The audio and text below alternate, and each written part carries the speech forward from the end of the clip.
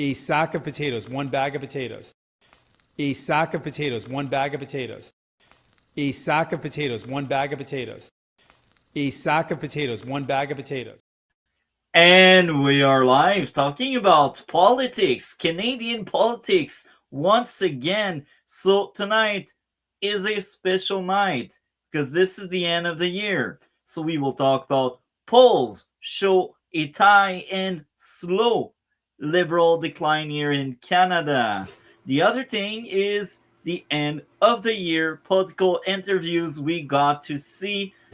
There's another one that's more recent with Mark Carney, but we won't really cover that one. We only cover the first one with Rosemary Barton, because the second interview with Carney that really happened like in the last few days, it wasn't that great because Global doesn't push back much. It only pushed back when it's a conservative on. Now the other thing that's kind of special tonight, we will be talking a little bit about Canadian politics because we will hear a true leader in my books, and this is JD Vance. But we will keep that last because I want to finish this stream on a very high note and a great note. With that being said, this is a very long intro. How are you, Dragon? Good. Just survived Christmas. Had to fix an AC, and then just resting up for the next year. So that's all I've been doing, and just figuring out how to do. Other than that, just another week. Time is going by a little bit quicker. Now, I will say, like, your stuff is not like. First off, by the way, you basically have. I mean, the U.S., I'm not saying it. I kind of dread next year because next year we have midterms. So, midterms for us, it's going to be along the lines of, look, basically it's going to be an evaluation on if Trump's standing. So, again, it's probably going to be a bloodbath for everybody involved. So, and that's interesting. Because it's a thing that's actually, because bear in mind, we're actually dealing with because a lot of our stuff deals with the fallout from all the Epstein documents being released and everything that goes along with it. And hopefully there's a Mark Carney appearing on these documents. No. Anyway, with that being said, I don't use my face cam for once because I look like a mess. Anyhow, this is the end of the year, so let's get into some polling data. We have 6 polls that we will cover, and I will do a deep dive and get your feedback on these. So let's start with the first poll. I will screen share the first poll.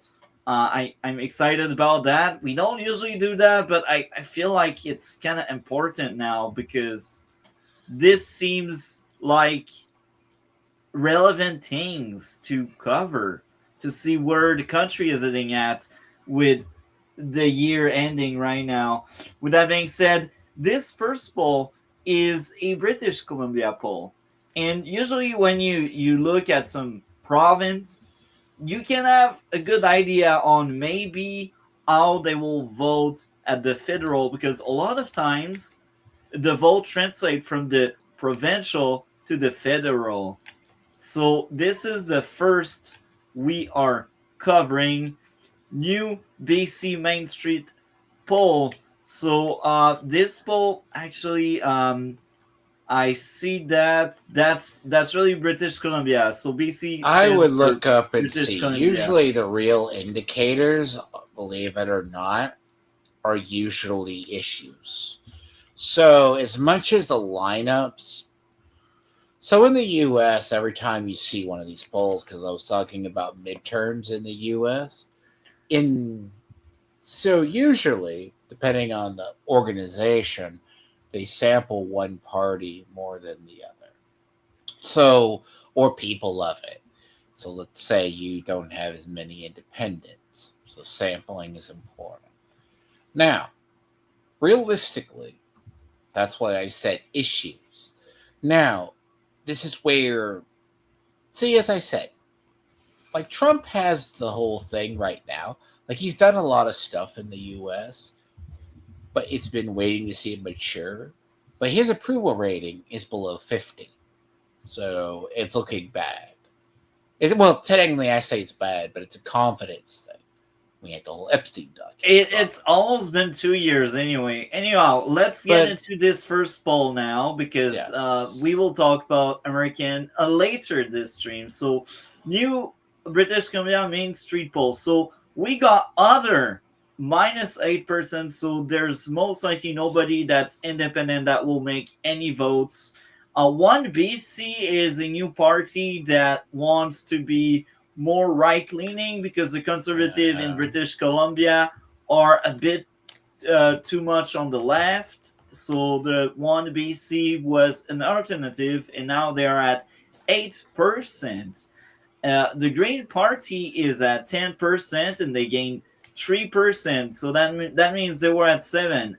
And it's kind of funny because right now the NDP stands at 41%. And as of right now in British Columbia, they do have the NDP in power. And David Eby is the prime minister over there. And he is, let's put it that way, he is very friendly to China, and he hates pipelines. So that gives you an idea. Like it's like Mark Carney, but just for British Columbia. So the downside itself is, let's assume, what is the issues current? Now, that's why I ask what the issues are. Because the issues, so liberal people in the U.S. they can basically say what they want if it's coming down to the issue voters. Because when I look at a poll like this, I see it's very close, because you have conservatives and NDP, Green, and it depends on how they actually do it. Now, in reality, is it, and this is where it's in their sampling, what does it favor? Now, I'm assuming that the 1BC, you might have it if those break, or the other 8%, they'll break into wherever. Because remember, if I have not said this about U.S. politics, usually we have independents and libertarians. They break for a larger party that has an influence in the area. It never matters whether conservative or liberal. So the idea is that's neck and neck. Now, I wouldn't call this the best sampling unless you're thinking issues and the other. Now, NDP, and I will also let you know that because the NDP is right now in power, even if they are neck and neck, because the NDP has more seats right now, that means the Conservative gets a lot of gains, and maybe, just maybe, they will form government just because they got less seats. So if they get higher percent in votes, if that vote is more effective, they may form government, which is very interesting. Now, who controls a province? That's NDP right now. They are NDP. So if they are neck and neck like that, it's really bad for the people in power. It's when you're in power, you want a small lead, because neck and neck like that, it's really bad. Well, I mean, that could either break either way, because clearly they don't have the true liberal. Like when depending on which riding they have their votes in. If conservative are able to secure riding that the NDP held for, like, for example, the last election, then the NDP will lose seats, and that means they will lose power. So federally, where's the last bastion of NDP? Federally they are destroyed. Like the NDP is a non-factor. You will see in the next few polls, because where's our last seats being held? there are 7 seats of the NDP. I believe there's 2 of them, but I might be wrong on that. I know there's one in Quebec because it's nearby where I live. Yeah. I know there's one in Alberta, surprisingly enough.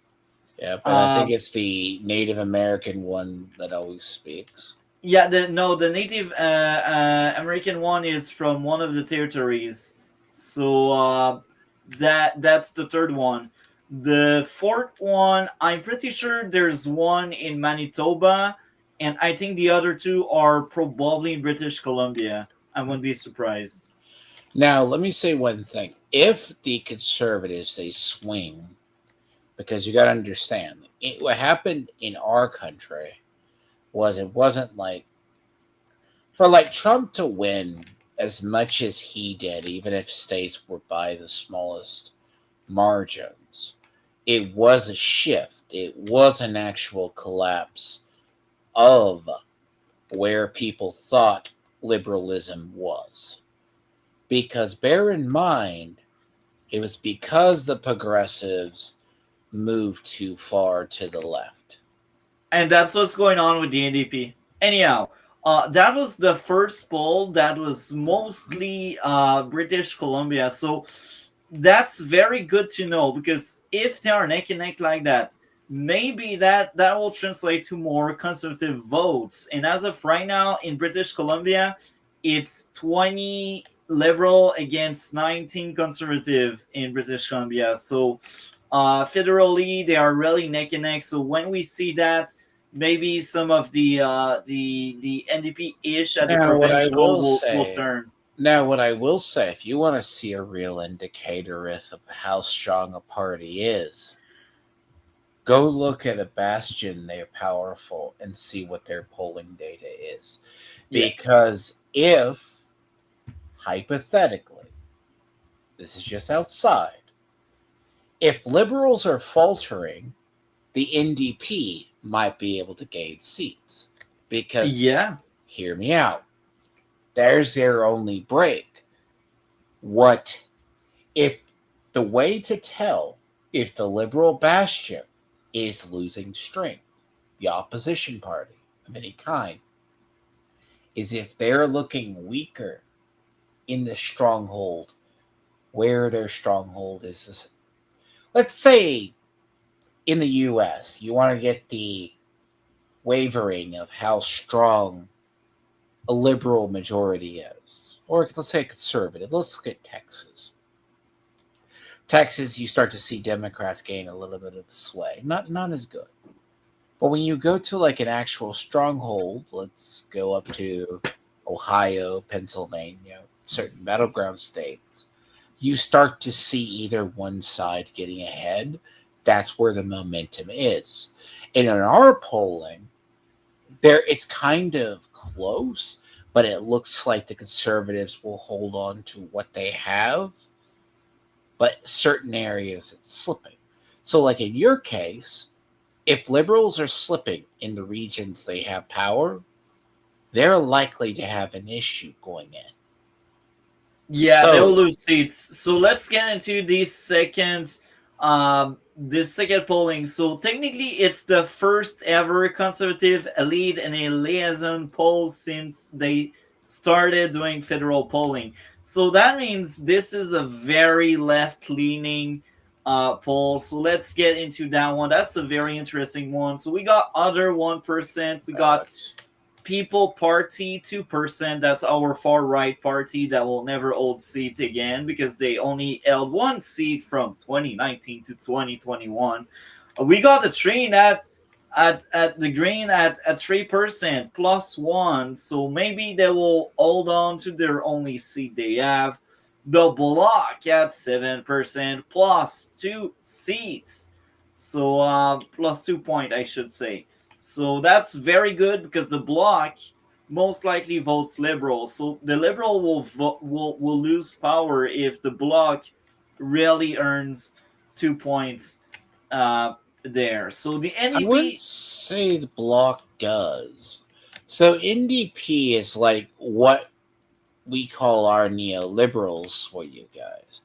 Bloc is kind of what the classic conservatives are, but No, they're the bloc are center left, to be no, that's what I honest. mean. They're classic. They're like classical liberals for you guys. That's what I meant. They're classical liberals, and with independent leaning, but their main goal is the territory they're in. Yeah. Now that if they're good at anything, they're good at questioning liberals, which arguably I say they're more, I would say, progressive. The problem is to turn around Canada, you have to push back against the elements that put it there. You're thinking it's just liberals that is the case, is the problem. I wouldn't say it's just a liberal position problem. It is a progressive problem. It is the social well, see, okay. So social progressives exist in all parties, one way or another. They took over the liberals here. You guys, they had a lot easier. You have to actually do that. Now, I'm assuming Bloc will hold its positions where they are already there. What is Quebec? So they're going to have that, or French speaking. But they siphon a lot of the liberal voter in Quebec, and if the liberal don't do well in Quebec, usually they don't really do well in the rest of the country, because Quebec is one of the most progressive province, regardless of outsider belief. And even like people in Quebec are so brainwashed, they don't see it and they don't really realize it. No. So let's keep talking about that polling data here. So we got that's too close to code margin of error. And then again, if it's honest polling, the issue itself is I'm assuming it's a down ballot vote.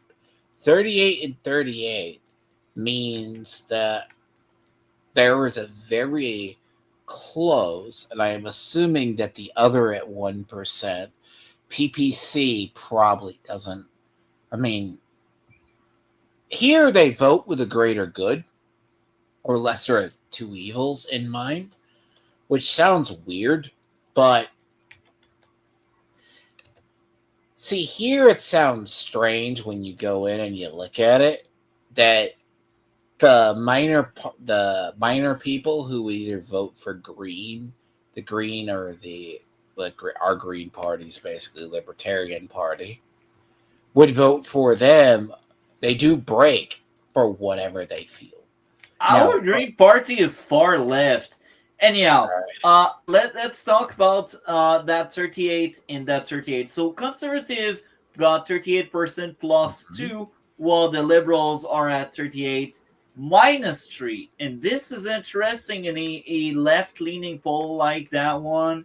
That means the liberal are really taking it. They are tanking.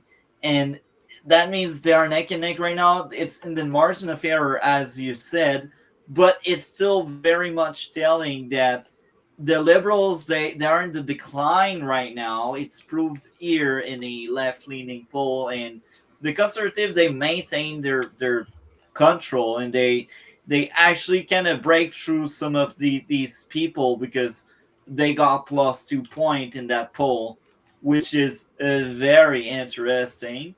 Now let's get into the next poll. So I will screen share the next poll.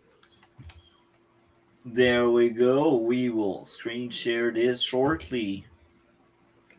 Okay, how accurate traditionally do the polls you're citing come out to towards the end? Depending which one. So the previous one we covered was okay. Nanos is not that great. That one is probably one of the worst we covered as of right now. But the previous one we covered, the liaison is not that great. So our best poll is Abacus data.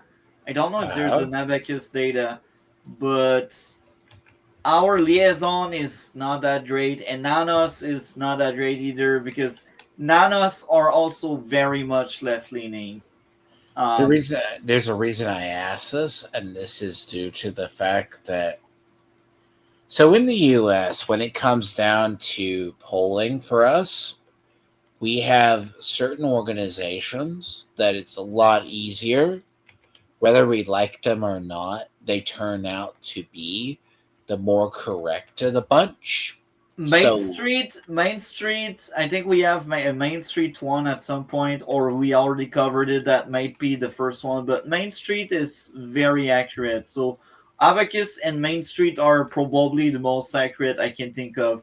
So Nanos again, far left leaning poll. So PPC 2.5, not going to happen. I'm sorry for the PPC fans out there. I know they exist, but that's not going to happen. It's just not popular being far right in Canada. Other 3.4 plus one, I don't know. Like last time we had an independent, he ran as a liberal before shenanigan happened and the CCP got involved because China likes to meddle in our election. Anyway, the next one, green 3.7. That one seems kind of accurate because this is what they do usually. Block 7.1. So they got plus 0.4 points. And this is actually believable. I like that one. The next one is NDP at 11.4% with plus 0.6 points. And that's also very believable based on the last election we had. And they still don't really have their official leader because right now it's the interim and they do their leadership race. I cannot wait to see the result of that in March at some point. So now this is where we get to the interesting stuff. The Conservative, 35.6%, they got a decline of 0.4.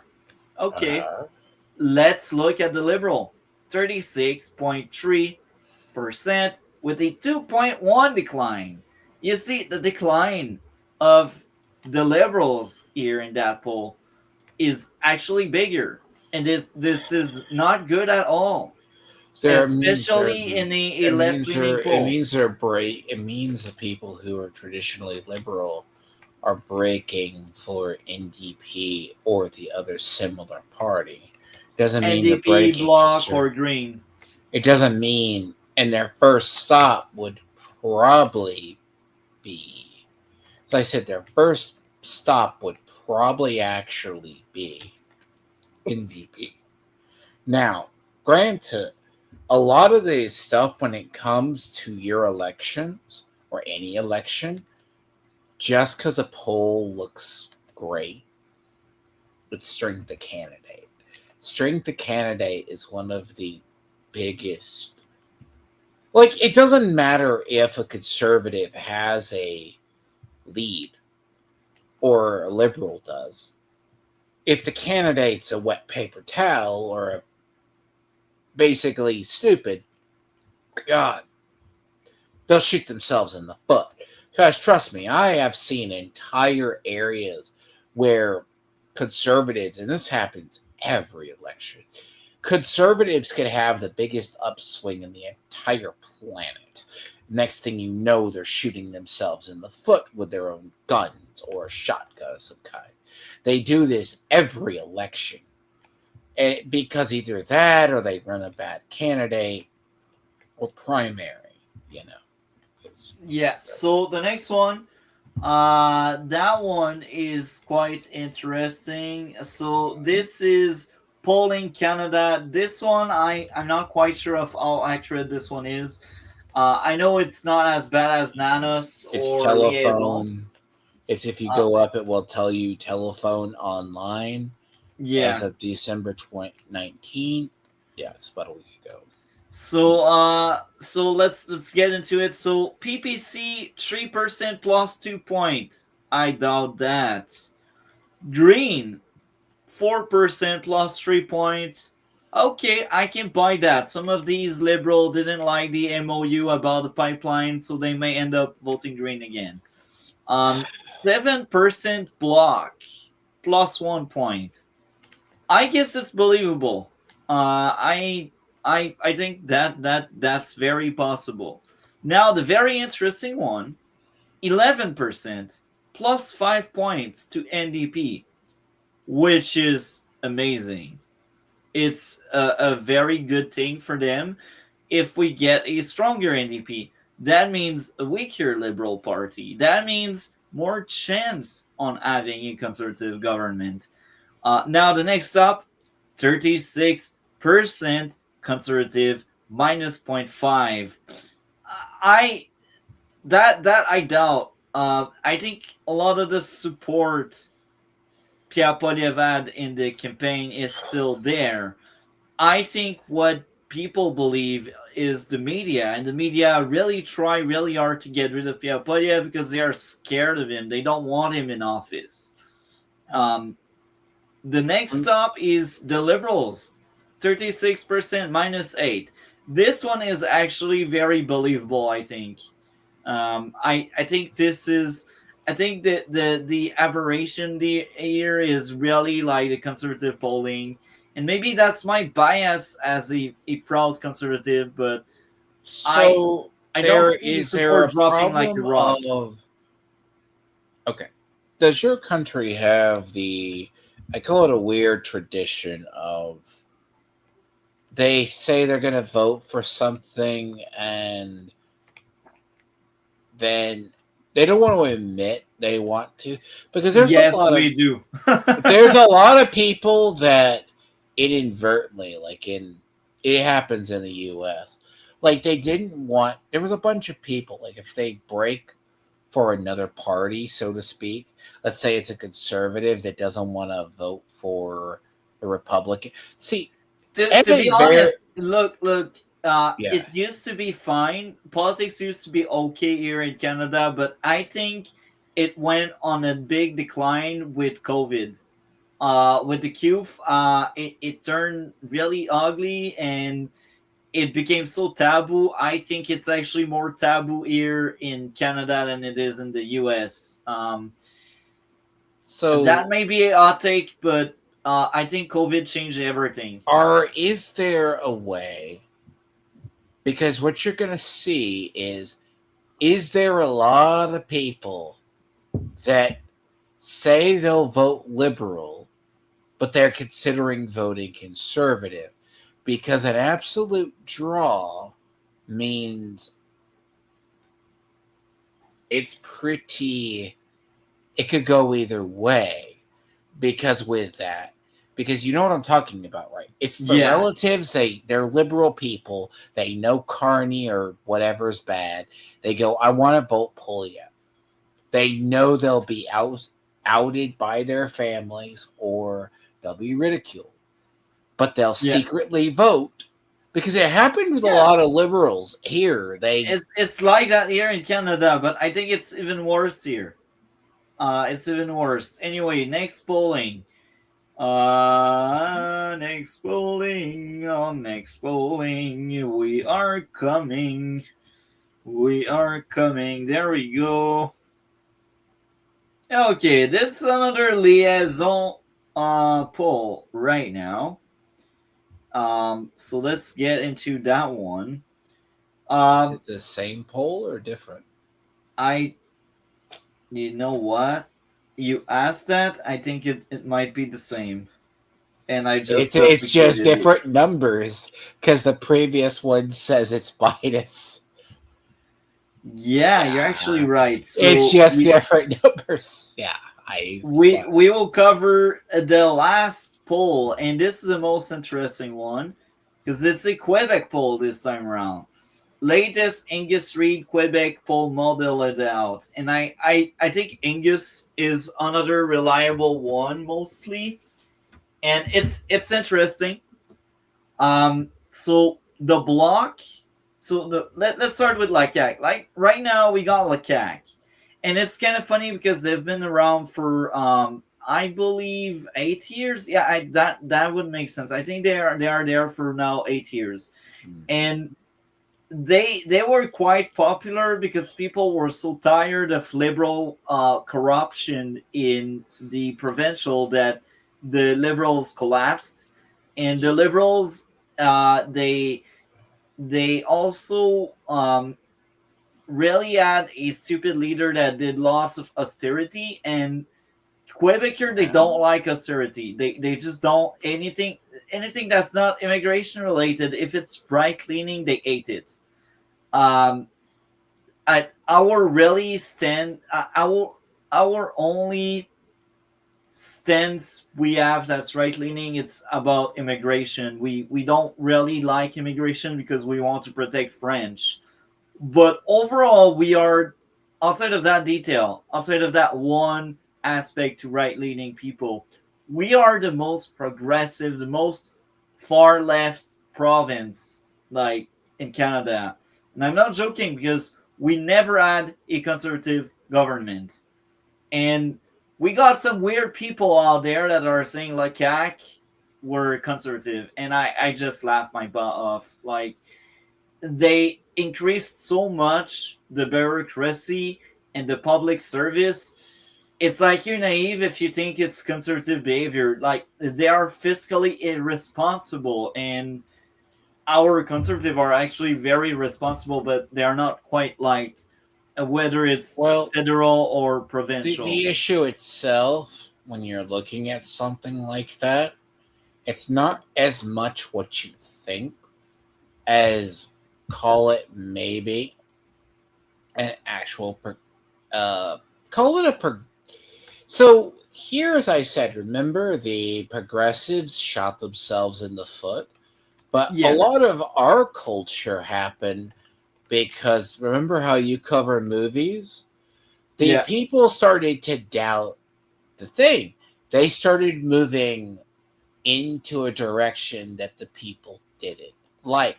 And when I mean usually progressives, I mean the people that are of the mind they're very liberal, or they want progress, or they're very much non-traditional.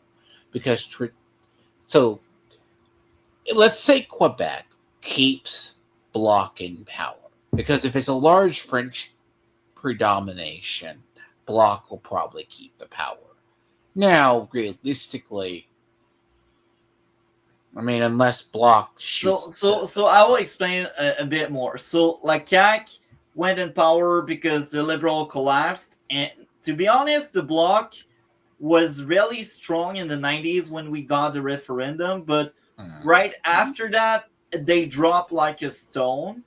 And then they came back in the middle of the 2000 as more like an opposition type government. And I think they actually had the term at some point just before the liberal took over and they collapsed again. But um, I'd say in the last 8 years, the bloc was dead. It was no longer really around in the provincial level. It was most likely like QS, which is Quebec Solidaire, and Quebec Solidaire is basically the NDP, but for Quebec.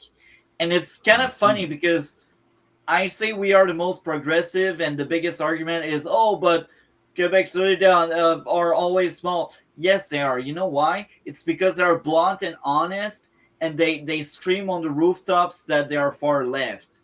And people don't like the idea of being far left. They'd rather like pretend they are in the center, or they are somewhere on the left of the spectrum. But really, like QS are very funny because they will never form governments. They feel like these college student party. It's nobody can take them seriously. It's like free stuff, everyone, free stuff. I mean, a lot of you got to It's- bear in mind, it is a. See, as I said, a lot of your people. Look, voter regret does happen. This is kind of what caused the changes in our election. Like, what looks. I'm not saying we have marks, so to speak. both parties have marks. People never understand that. Marks exist, and by marks I mean the nice, polite way of saying the usual people who will do or die vote for either one or be very lenient towards. Now, the problem itself with liberals, they'll always go, oh, so like just give you a little bit of history, not too much. So during when Trump won in 16, as an example, they still valued the white male voter. About 4 years later, they had not wanted the white male voter. They went more minority. Now, to their own detriment, but in some places it was still closer. Now, your government, depending on how they do polling or how they do it, every party has a particular way they campaign. Now, whether they read polls correctly is usually the ultimate indicator, if that makes sense. Yeah. Because just because somebody says, sure, but now the modern Democrats here, and this is what's going to be interesting for us, is everyone, they want to claim that all Republicans are MAGA. That's not the case. The funny part about this is Democrats still have the white male problem. Yeah. Let's say Bloc has an issue. They can't betray the French. If they even try, that's probably going to be bad, and those people will break away. I will tell you this. So LIAISON rose to power after the liberals took a turn toward the right. And again, we are the most progressive. So when we say our government that's center left turning right, we don't like that. We vote them out. That's exactly what's going on. And so LIAISON took power. They were center left, and sometimes they would be really in the center, which was kind of surprising. And in the last 2 or 3 years, they turned right and they dropped like a stone. But because they had a majority, they didn't get quite ousted out. However, a lot of the people that were far right, or a lot of the people that were more like in the center, which is kind of surprising. Anyway, a lot of the people within LIAISON decided to do floor crossing. So they were bleeding parliament member, and eventually LIAISON was like, you know what? We want to privatize our electricity, because electricity is a public thing here in Canada, or in Quebec, I should say. And they dropped so hard like a stone. It was massive. I think this is what ultimately destroyed LIAISON. There was also, at the same time as that thing where they want to privatize hydro, they created a law that's anti-union, and people hated this crap. So they're like, you want to privatize the hydro, and now you attack the unions. And it's hilarious because the unions, they are so big in Quebec. I feel like every week someone goes on a strike. That's to give you an idea how I believe it. I've heard it from Mandalore before. Like, your male people don't get paid. And look, it's not that U.S. is anti-union.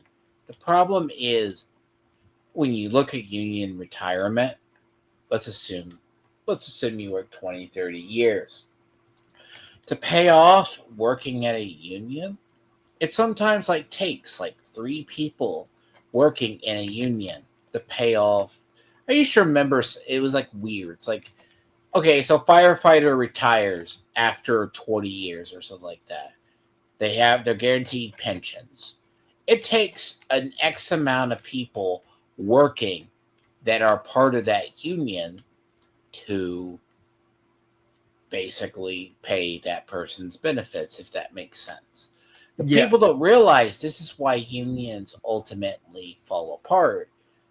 Unions fall apart because the companies, to maintain them, there's an upkeep cost. Now, here we do have unions in areas like our postal union. Yeah, the thing, if they go on strike, it's not as bad, but we have alternatives. But in reality, yeah, but like, this is the thing. Principally liberal people, if they're quote unquote liberal, are principled.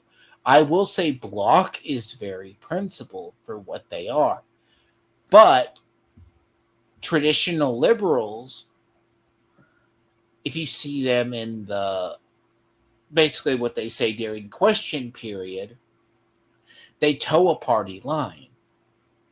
NDP are like, who would I compare them to? They're like the neoliberals here, but they're also like the honest, super far left progressive types that will question the authority of their party at the risk of showing they're loony. So the concept itself is they're honest, but I mean, that might appeal to voters if they want to change. And Yeah. again, it's going to come So- down to the candidate down ballot.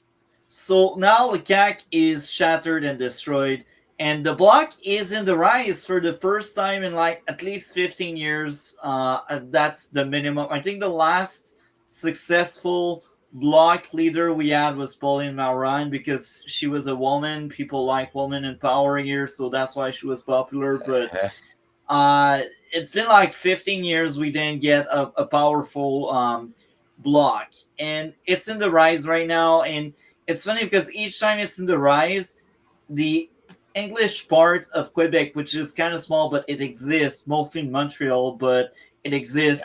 They don't want Quebec to separate, so they always go for the safe vote of the Liberals. So that's why when we see a rise in the Bloc, there's also rise in the Liberal. And usually the Liberal and are connected between the provincial and the federal, and that's very rare.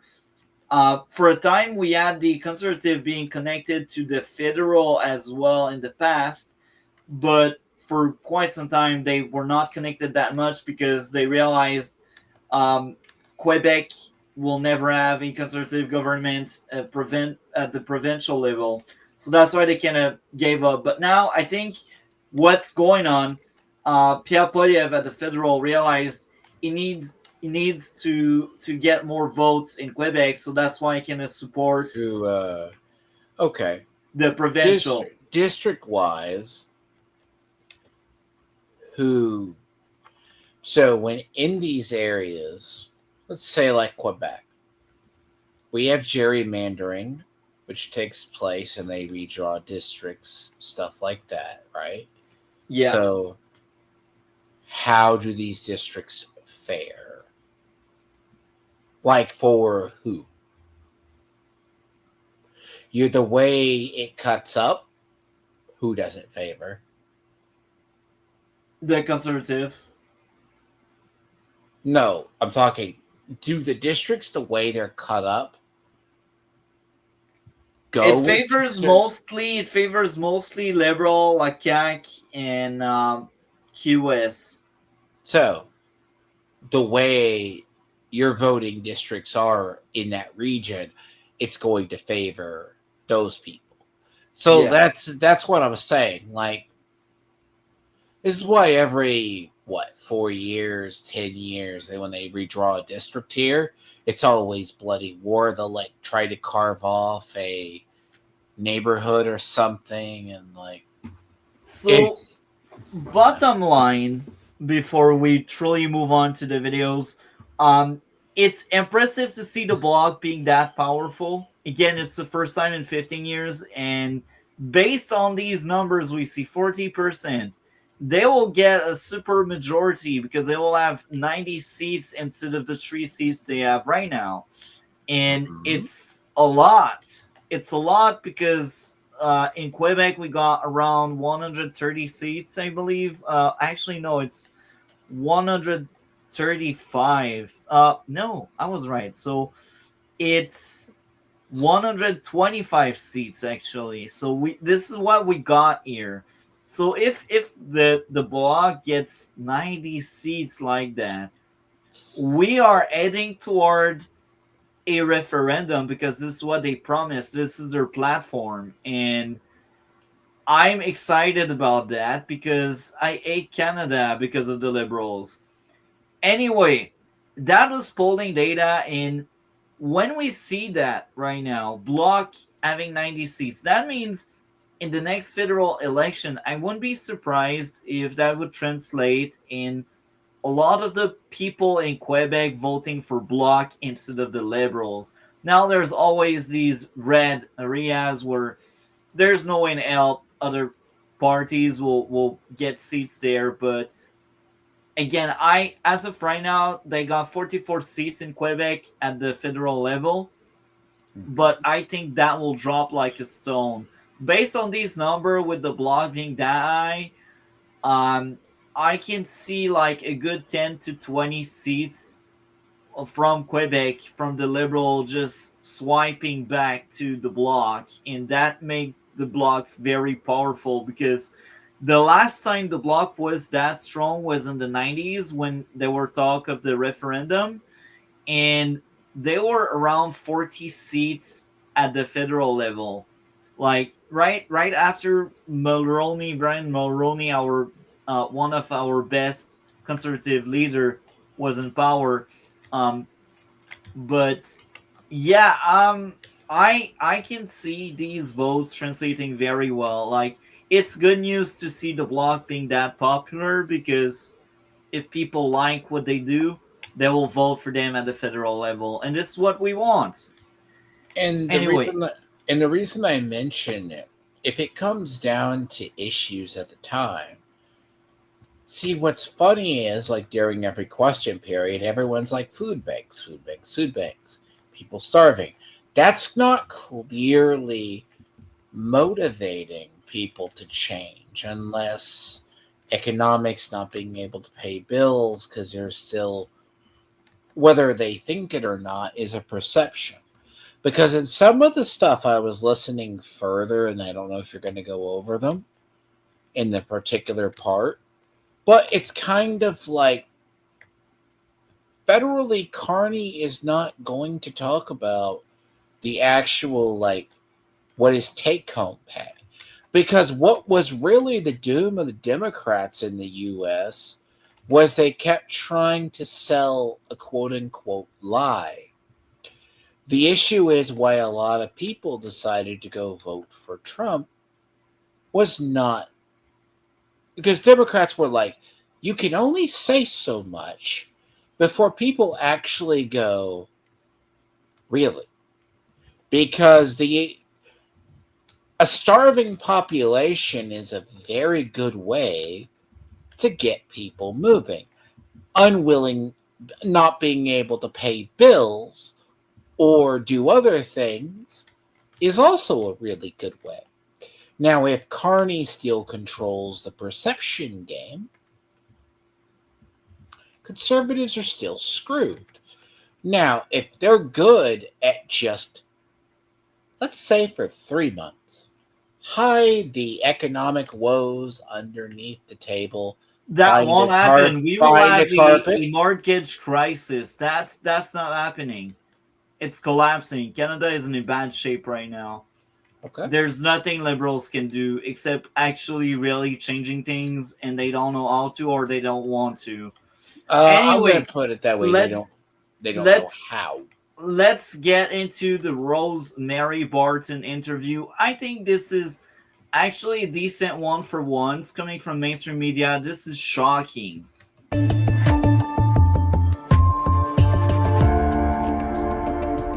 Hi there, I'm Rosemary Barton. I'm Chief Political Correspondent here at CBC News, and I'm at the National Gallery in Ottawa at their most recent exhibit, Winter Count, Embracing the Cold. I sat down here with Mark Carney for a wide-ranging interview about trade, a potential pipeline, and his leadership.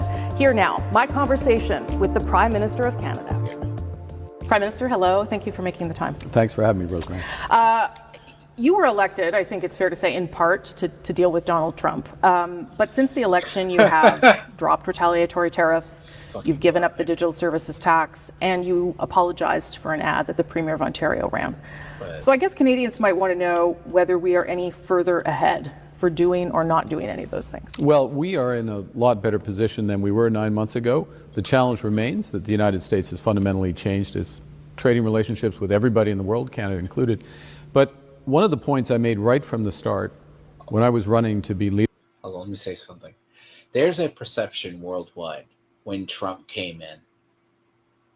So when he talks about tariffs, people don't understand there's a difference between tariffs and... So tariffs is a scary word for saying to fix a trade imbalance.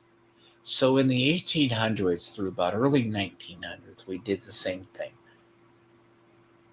In the modern era, so countries do this to another where there's a trade imbalance. So fun fact, China has been doing this to the rest of the world for 30, 40 years because a large majority of manufacturing. But not only that, I will also add that because you spoke about China. China is having worse tariffs on us than the USA because our canola is at like 100%. It's crazy. It's nasty. It's disgusting. That's why it's kind of like here, like the trade war. It's not like a trade war, you think, because the problem is why they haven't gotten a deal. It's not because of Trump's being a bonehead for once. It's because Carney is being a dumbass. Because when he has come to our White House, this is just, but take a look when Zelensky comes or something. Carney couldn't humble himself before Trump. I'm not saying, it's kind of like you come with no bargaining chips. Now, it's coming from you, an American. I like it. So the thing about this is, I'm a very balanced individual when it comes to understanding. Trump's been trying to get a deal out of Carney. Carney cannot talk straight with us. But like, okay, aluminum and he talks bauxite crap mine. When he comes back. When he comes back from the USA, he's like, yeah, Trump is a jerk and that kind of stuff. But like but that never happens. We basically go every time he's come over, and this is like the real accurate stuff. He basically comes over and says, "Will you drop the tariffs?" And the problem is, okay, Trump is, what can you do for me? What can you do for America? Now, the trick is with this the trade imbalance, fixing it with China. When we started doing taxes on Chinese goods, we've recovered probably 40% of the trade deficit with China. Now, we're still hurting. We're still in the red like Europe is, if that makes sense. But we're not the largest to complain about when the liberal people say, well, it's Trump's fault. Yes, I will admit, Trump joking about annexing Canada to the 51st state was the stupidest statement. I already debunked that crap. So first of all, I will debunk that. If you guys really annex us, we should not vote. Because if we vote, this is the end of the Republican Party. It would be bad. I know it would be bad. That's the first thing. The second thing is the freaking debt. It's crazy. The third thing is you guys are all about freedom and liberty. If it's a peaceful time like right now, you won't annex anyone.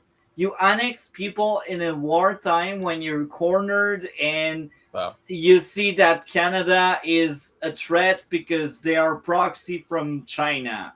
Like, this is when you would annex us. But right now, we are just the annoying neighbor. And you're like, Yeah, honest. I will try to do something with you if you want to, but obviously Canada doesn't want to with the I'm Liberals not because saying a large. Okay, what's funny is if if the Democrats really went with annexing Canada, enough of the liberal voter influx would actually put them. It would be the equivalent to bringing in a shit ton of immigrants that are always going to vote Democrat. Now, yeah, I'm not saying that the. It's just we have our own problems with New York and California. But like the funny thing is, enough people during the election where I think Poilievre lost was he couldn't push back when see Trump has this tendency to be very hyperbolic, and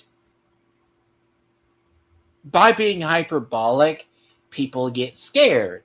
I think what Poilievre should have done is embrace the Donald Trump persona the media was giving him and say you will never annex us. Um, That but would have been the good one, but just a perception if he was going to be a Trump ally. Now, the big thing is, even if Poilievre, I think if Poilievre got in there, it would have still been tough negotiation because part of everybody who's renegotiated a trade deal with the U.S. Now, the little fun fact is they had to give us, or we did it to solve issues. Like, prime example, we used. So the leading buyers, the reason why like the Ukraine war is starting to wind down is we put sanctions and trade imports taxes on India and China because they're the leading buyers of crude oil from Russia, which they've been using to fund Ukraine. That's the type of stuff. That's not pure economic warfare. That's just saying, okay, you're getting something out of it. But a large part, when you want to fix your economy and it's an export, use your resources. But we got a freak, a green zealot. Leader of the Liberal Party and then running Yes. in the general election is we need to control what we can control. We can't necessarily control Donald Trump. I think everyone's the figured that red out. tape. Or the United States of America. What we can Look at the control is what we face. build here See, at this is home. what he tells Look at the progress Canadians. we've made. It's One not Canadian true. Economy Act.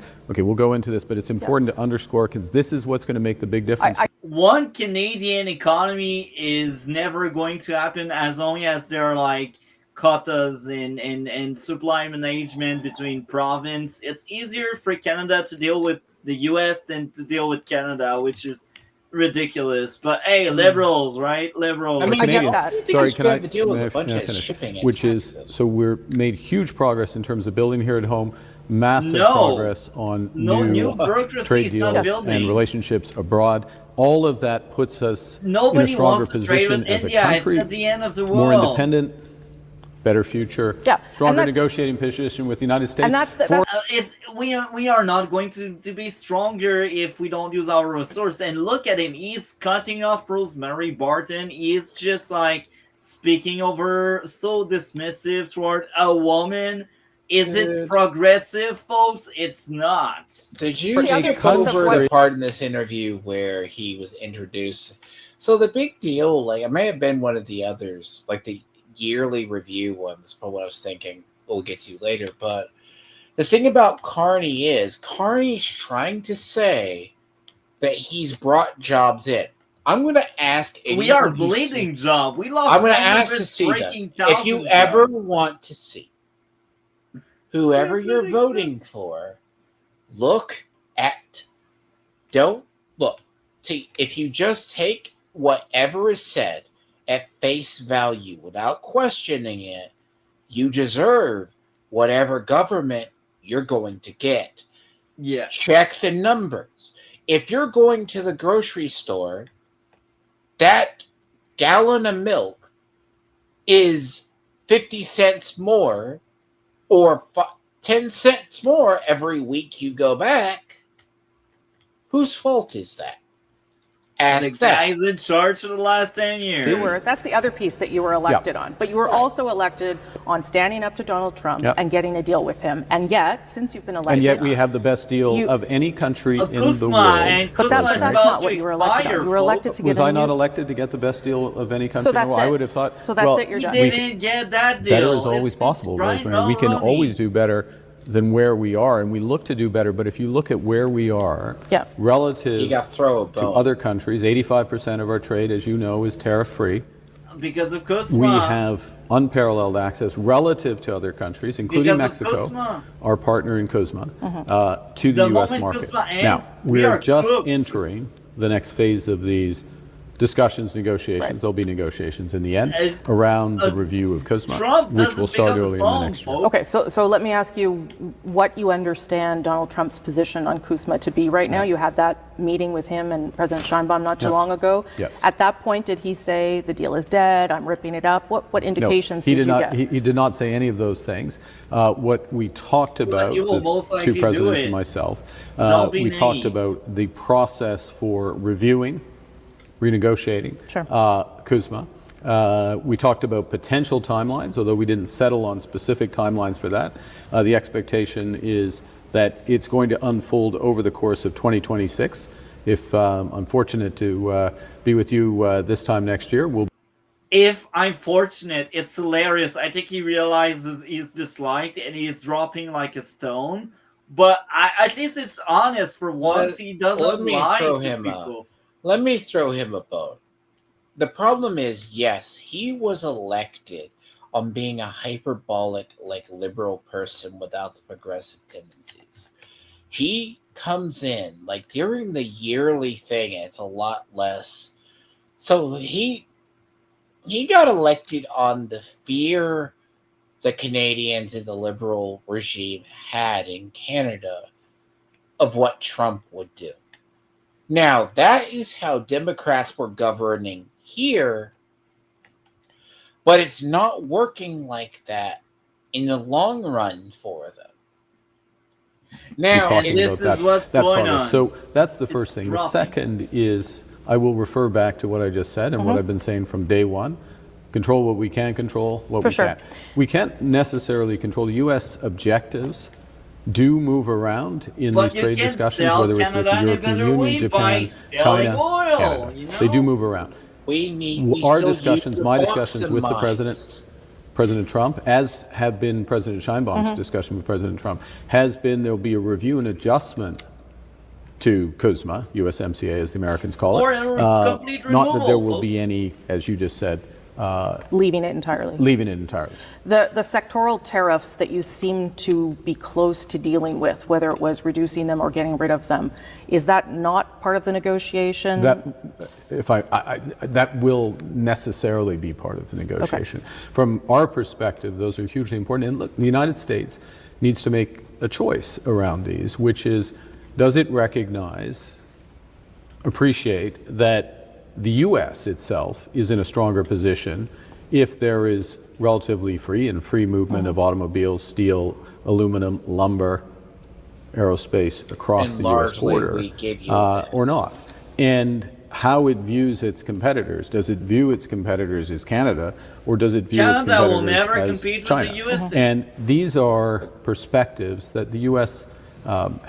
Takes different views on at different points in time, and the Kuzma discussion, that review discussion, will be part of it.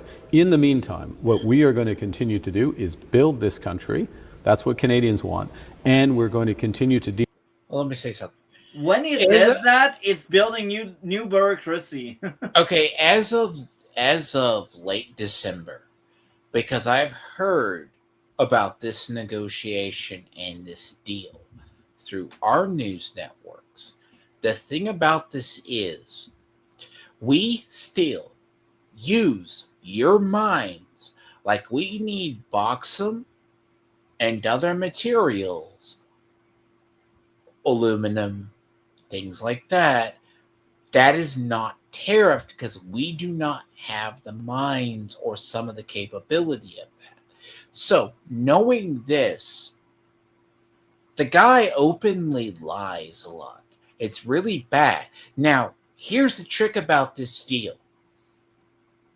Mexico is suffering because they have massive civil war problems.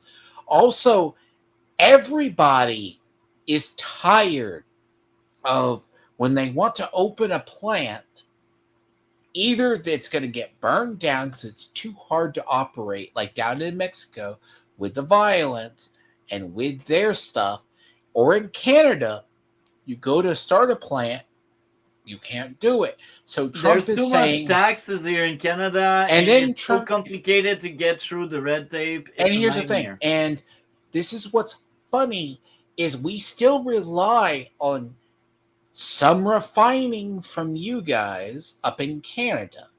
We can't do that here but Trump is trying to get the incentive to get our manufacturing sector back on. That's why a lot of people who were manufacturing cars up in Canada and down in Mexico moved their plants back to the U.S. Because it's better business. It's an actual cheaper. free market. Yeah. Keeping our trading relationships abroad. It's coming at the Both cost of of those jobs things are in your good in and of area. themselves, but both of them put The us in a other stronger areas. position with the U.S. We are in a stronger position today with the United States than we were at the start of the year. No, but only because he because doesn't That's talk to us okay. anymore. Not only because, but because of what you're Let's trying still talk to to do you. inside the Canadian economy, not Just- because of anything that you've gotten from Well, Donald we Trump. did get what we got. We didn't get is in anything. August 1st, is the president confirmed More that lies. 85% of trade being tariff-free, the best deal It's just luck. of any country Look, it's the with the weirdest United thing when States. he comes down here. He just That's- repeats having the same best deal is crap. pretty good, No, Rosie. when he Now, comes down as I here, said it's like a a moment ago, wallflower moment. it can be better. And he has to It's sit in, like the obviously, scolded Canada's child interest off for in it the to be corner. better. We will do other things at the same time. We think it's in the Didn't U.S. do interest as anything well, for but the 8 U.S. will make that choice. months. They will. It's their decision in terms of how much they want to have an integrated auto industry, which they have had for my entire Sure. life. They're taking a different path right now. We'll fight hard And I to heard change that somewhere opinion, but that at the Trump same time, says we don't we'll want create your new cars, opportunities. Canada. You seem to get along well with the president. Well, okay, I wonder Trump whether can you say think that that, but matters. do we have the whether that manufacturing personal relationship plants that you've to developed make? is helping at all. Doesn't I'll refer help. back to we have the best deal. That's a starting point. That's I think Stop repeating my the same view lie. is that the U.S. respects strength. The president respects we are strength. He weak. respects people. He sees that in you? Well, it's for him to answer. He wants to be a great man like me. That's what he said in public. You No! was Good line. poking fun at I him. enjoyed it at least. He was mocking him. And so being direct That's the trick. with him and what our objectives the are most and how we see it, uncomfortable that's laugh. important. But also Carney he doesn't respects, get it. He he takes respects anything face that value. the He UAE is wants so to invest stupid. $70 I billion can't believe or it. intends to invest $70 billion in Like, Canada. I think he is very respects that smart we are when it comes launched to, trade like, negotiations with scamming India, that people, have but a I think on a rapprochement people-to-people with China, basis, that we are deepening our Carney defense just partnership sucks with Europe, at that. that we are That's his increasing our defense kryptonite. spending, bringing it towards that 5%. Dealing with people. Yes, he does respect those steps that we've taken. All of those steps are in Canada's interest. All of those steps are in Canada's See, interest. this is so what yes, I'm they saying. respect You it. need to You start talked about looking China at there, their so that is also policies. part of, I What think, do your your response to what is politicians happening with do? the United States. You. As you said, India and China. This past spring, though, you said that He China thinks if is you Canada's get money biggest from security India, threat. but Does to that bring mean the that we are jobs from taking India, a risk you by need to aligning import a lot ourselves of further Indians. Wait, economically this is or an otherwise? actual very good question. So we will go back a little bit. This past spring, though, you said that China is Canada's biggest security threat. Does that mean that we are Good. taking a risk by aligning ourselves further economically or otherwise because of that? Because it is, in your view, our Everywhere. biggest security threat? Well, a couple of points here. One is never have all your eggs in one basket. We have too many eggs in the American basket. We would like to So let's be maintain with the that threat. relationship and grow others, but we absolutely need to grow others. And I that like this the S answer is a from capital S at the end of others. So it's India, He's talking it's, about it's China, diversifying, yes, it's European but Union, he it's does the it in the UK, wrong it's mannerism. Thailand, it's Philippines, Right. it's in Africa and beyond. It's Mercosur, the group of all of which we're working on. First point. The risks, and then the question is how deep is the relationship, and how clear are the It's so guardrails deep. They around meddle that in our relationship? election. And there are You let them areas, do that because you artificial benefit from intelligence, this. critical minerals, defense, where clearly the security threats are such that we would not have a deep relationship with China in those areas. We would not have deep relationship with many But countries. they in own those a mine areas. here There's in certain Canada. partners. European Union is one, UK is another. Yeah, where it's we not would. unusual We they have a would strategic question for our country, how deep those relationships are in those areas with the United States, given our deep integration already with the United States and given the shifting trading relationship. Coming up, We need the investment now. Yeah. What the country, it's not about me, what the country is getting out of it is action. more from my year-end interview with Prime Minister Mark Carney.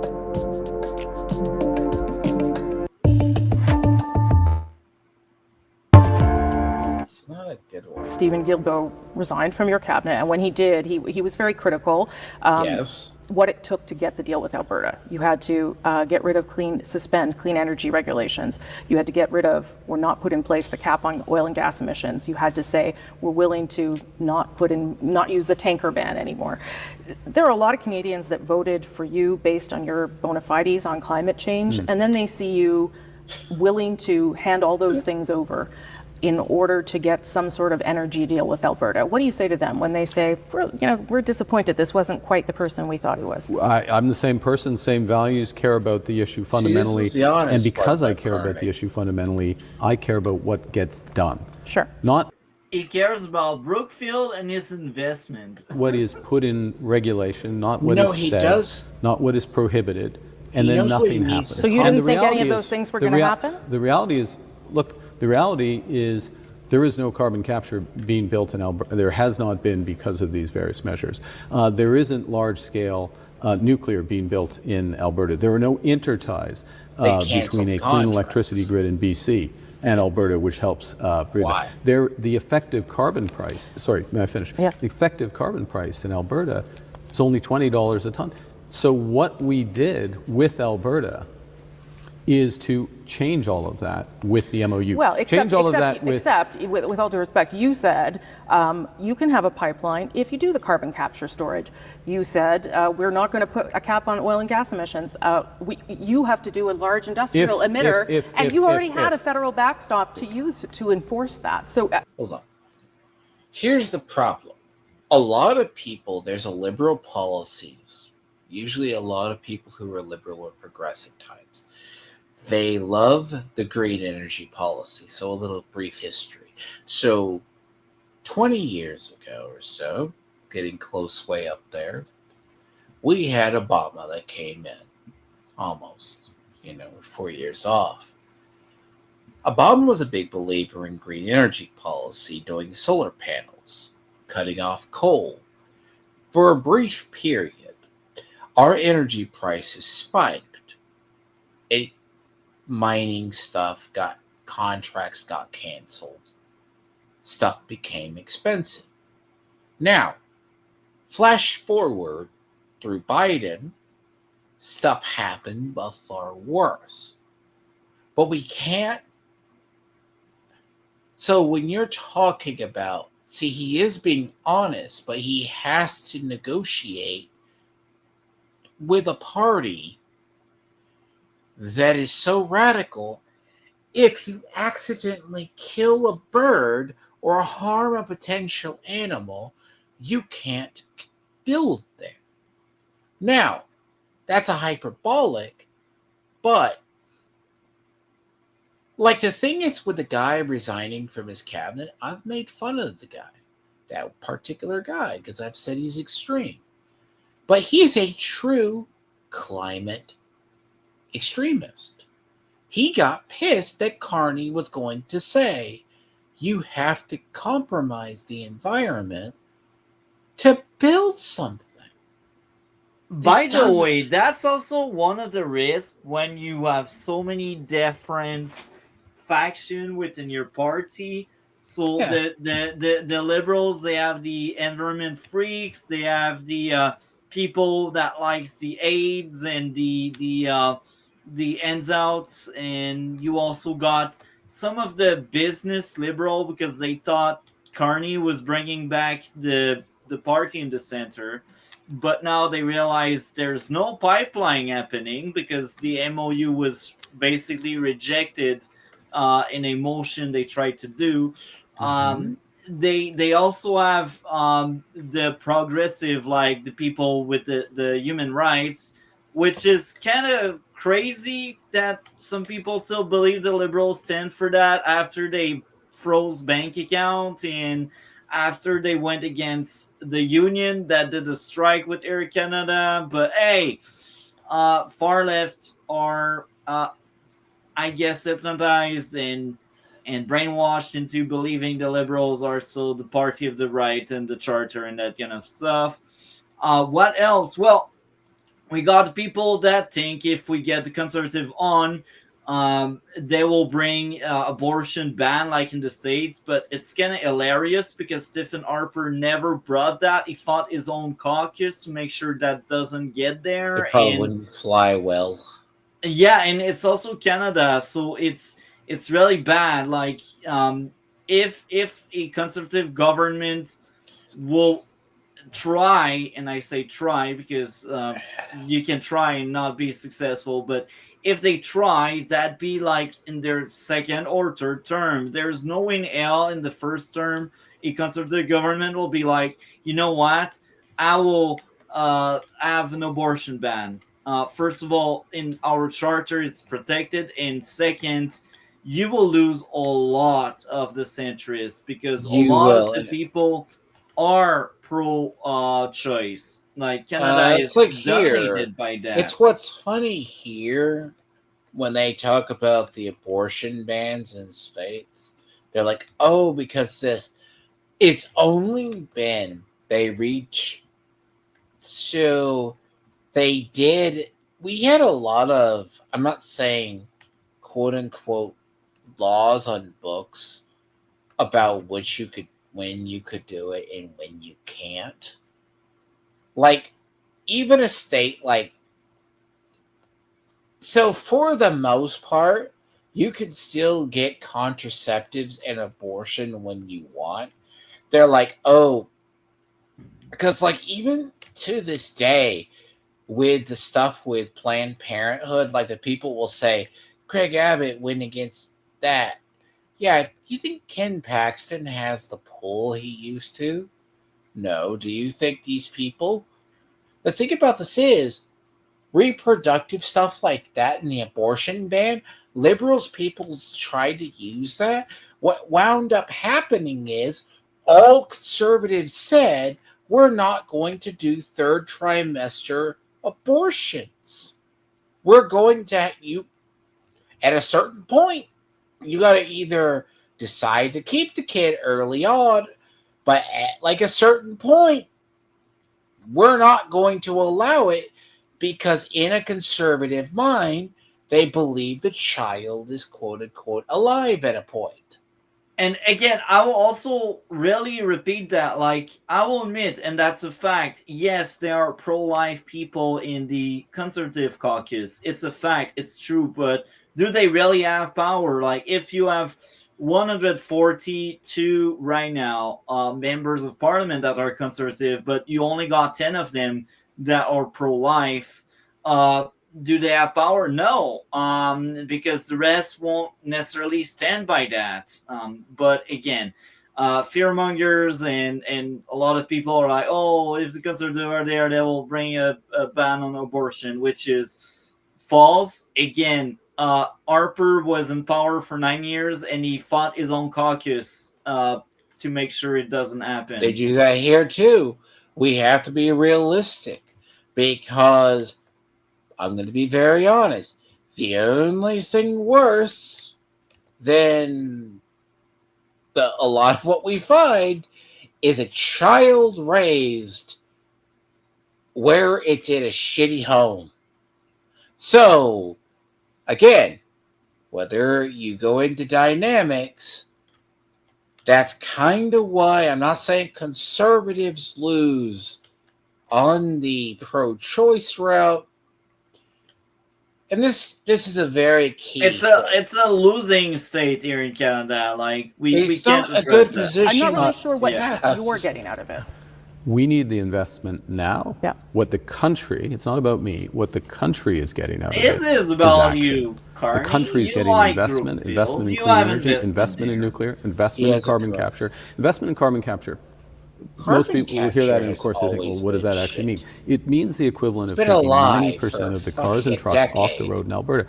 These are major investments. EV vehicles is a damn scam We have too. too much regulation, not enough action. We're meeting But on a he day won't change when it the because he results likes of the previous regulation. He climate likes plan centralized power. He project likes are to pick being and released. choose And the winners and fact is losers. we're not going This to meet is our the new targets under idea a of climate the plan that liberals had all right the now. things in it that you said. Yeah, but we need to. Well, it's hard we to it's a see need to favoritism. get. We need to get going. You, It's You hard to play ball understand with the how we're government. moving things, policies, you're right. that are not going to get us to the targets, It's and not. potentially building another pipeline will get us there. Rosemary, what gets us there is doing things and saying didn't that we do won't nothing do things for and 8 nothing months. happening. Okay. Does not progress. That we've had. You won't build that Here's damn pipeline. here's a funny thing about when you talk about doing something like a pipeline, right? A pipeline takes time. You got to, and this is something I've always found with like energy policy. Let's assume, hypothetically, the bill to build that pipeline goes through. You got to appropriate the land. You got to appropriate. It takes, like, I remember in the 2010s, they were talking about having alternative fuels or whatever. Take this as an example. It was going to take 10 years of exploration. Yeah. And To I'll start- also add this. Like, Carney keep interrupting and cutting off and speaking over Rosemary Barton. It's a disaster. That interview won't help his numbers. That it hasn't worked. And- This government Oh, is 100% focused on doing things. Let me say this, the last part. The thing is, there is a scare tactic amongst liberals. They go, we can't build pipelines. We can't build a plant. So they kill it in its infancy or the building stage. And this is what Carney is doing. That's why it's so The funny complicated. part is, under him. it takes 3 years even to lay a foundation for it, because you need to do the lands, you need to do the surveys, you need to Yes. start how you're going to do it. But there's been such fear mongering over pipelines or energy policy amongst liberal types, even if, and I'm not saying eco freaks, or I call them the eco terrorists of sorts, they have scared people so badly and done misinformation. It's hard to get any energy policy in extreme areas. And they're like, because everyone thinks, they really do think, just because a pipeline's done, it's going to destroy the land and it's going to look like a polluted landfill within 6 months. No.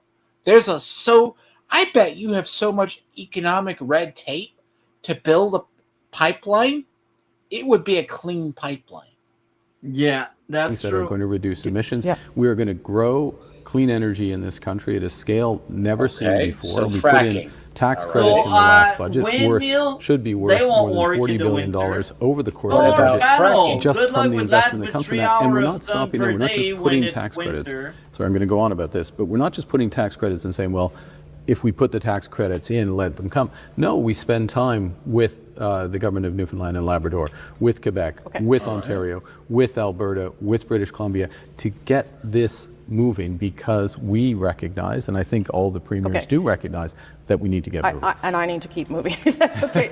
Stephen Guilbeault also said that he really believed that this deal was in part because of your concerns around the rise of separatism in Alberta. Is that fair to say? Alberta will separate I think it's at the end of the incredibly year. important. I'm It's part telling of the you. responsibility of the Prime the end of Minister, whatever Prime 2026, Minister, Canada is to good. work with provinces, to work with Indigenous peoples, to work with Labour, to work with all All Canadians words, no action. for common objectives. It is important to You work with can't Canada. appease Look, everybody.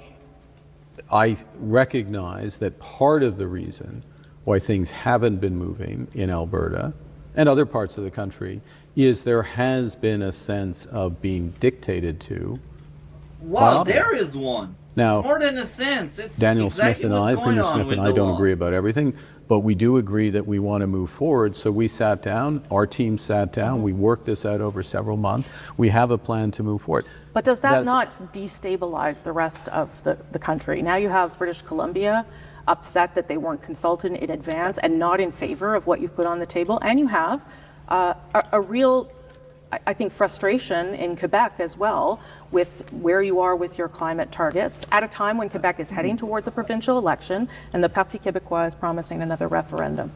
One piece of a broader puzzle. The MOU is one piece of a broader puzzle. I will point out the Prime Minister, the Premier of Quebec, as did the Premier of Ontario, as did the Premier of Nova Scotia, as did the Premier of Saskatchewan, as did the Premier of Manitoba, I can go on, all supported the MOU, all supported the MOU. The MOU creates the possibility of many things: investment in nuclear, investment in air ties, investment in data centers, investment in carbon capture, yes, and a potential pipeline. Now we start those discussions with British Columbia. After 8 months. British Columbia, with whom Way too long. Well, we it was are, going to still take producing time. the world's first, I will cut him zero some carbon slack on copper that. mine. That we're It's still creating gonna a take northwest time. corridor in British Columbia of clean energy, a conservation area the size of Greece, and unlocking the world's lowest carbon LNG in the same time. Next video. If you do ultimately lose an Hold on. That is the most bipolar, schizophrenic policy set ever that he's talking about doing. Because I know most of you probably didn't catch it.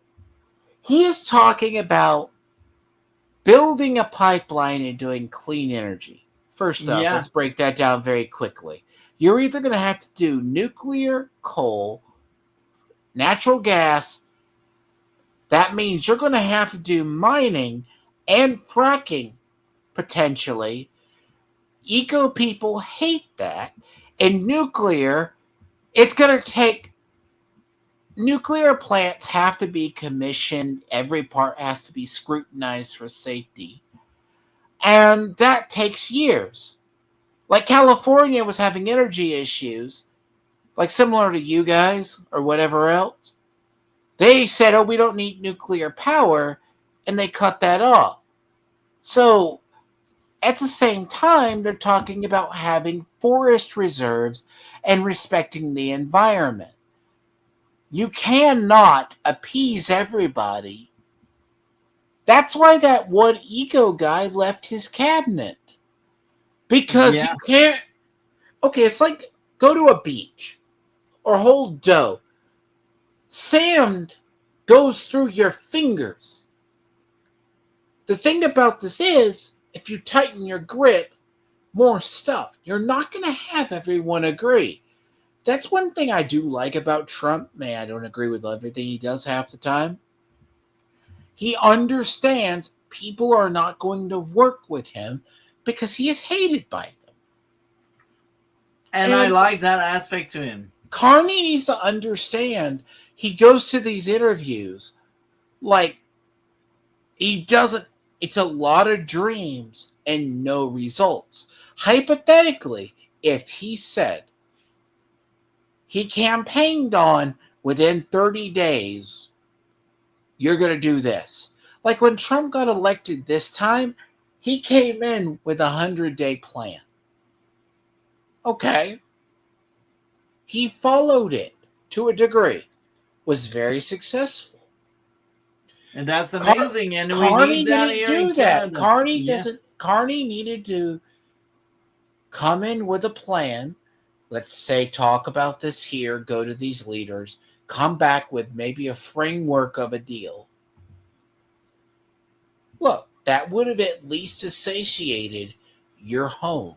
And part of the reason he doesn't have a trade deal or some of these deals, at least a trade deal with the U.S., is he's afraid to throw his balls on the table and bring home a losing deal that's going to make him look weak at home. And clearly, Rosemary says you're not doing enough, and I'm assuming she's a far leftist. Who she is a far leftist. and the Liberals form a majority. Will you stay on as leader? That'll be up to the members of our party, because our party is not run by backroom deals in Ottawa. But you'll be at that convention no matter what. Yes. Conservative leader Pierre Poilievre says the future of his leadership will be in the party membership's hands come January. Our Sunday strategy session is here to talk about that, the year that was, and what could happen next year. Kathleen Monk is a former NDP strategist and director of communications to the late Jack Layton. Corey Tonight was Ontario Premier Doug Ford's campaign manager and former director of communications for Prime Minister Stephen Harper. And Scott. It's funny because the previous guy that was apparently working with Stephen Harper, he works right now with Doug Ford, and he is good friend with Doug Ford, and he really wants Doug Ford to replace Pierre Poilievre. So from the get-go, we already got two persons that are kind of far left, and that guy also hates Pierre Poilievre. So we got like a crew of people that all hate Pierre Poilievre, and that will all criticize how bad of a leader he is. This is our mainstream, folks. Reid is a former communications director to Prime Minister Paul Martin. Hi, everybody. Very nice to see you today on this last edition of our Strats for the year. Corey, I'll start with you. I think there have been lots of questions over the past few weeks around Mr. Poilievre's leadership because of these floor crossers. How do you think the party membership is going to reconcile the idea that it is what he's focused on in his leadership that brought the party to these new heights, but at the same time appears to be a liability in other areas? Well, the membership and people who voted for the party and then the people who are going to vote at the convention, those are all three different groups of people. So I don't think the most recent floor crossing will really factor in a ton into the leadership vote, in that the delegates have already been selected, prior to that happening. So that voting pool is already set. And it usually biases itself towards the incumbent leader. So I don't foresee any problem for Poilievre at the vote at the convention, but that doesn't mean that he's out of the woods with respect to caucus. If we look back in history as to how leaders tend to get deposed over time, and I guess John Rustad would be a good recent example of that. You can win a lead. So John Rustad was the conservative leader for British Columbia, and he got ousted because nobody liked him in his party, and that's who he's talking about. You're only as good as your last election. And then hold up. So usually in the U.S., how it goes, like if there used to be like a guy named Michael Steele. Now you'll find him lurking around MSNBC. Last I checked. Sometimes around CNN, black person head of the RNC. Now, hypothetically, it's like I heard something say Trump was the head of Republican Party. That's because he was the last presidential candidate. Poilievre's problem is, okay, they will depose him if he fails to deliver on elections. Because you're only as good as your leader. So if he failed to deliver on an election, that would likely be his head. So this is what a lot of experts are like, well, there's a floor crosser.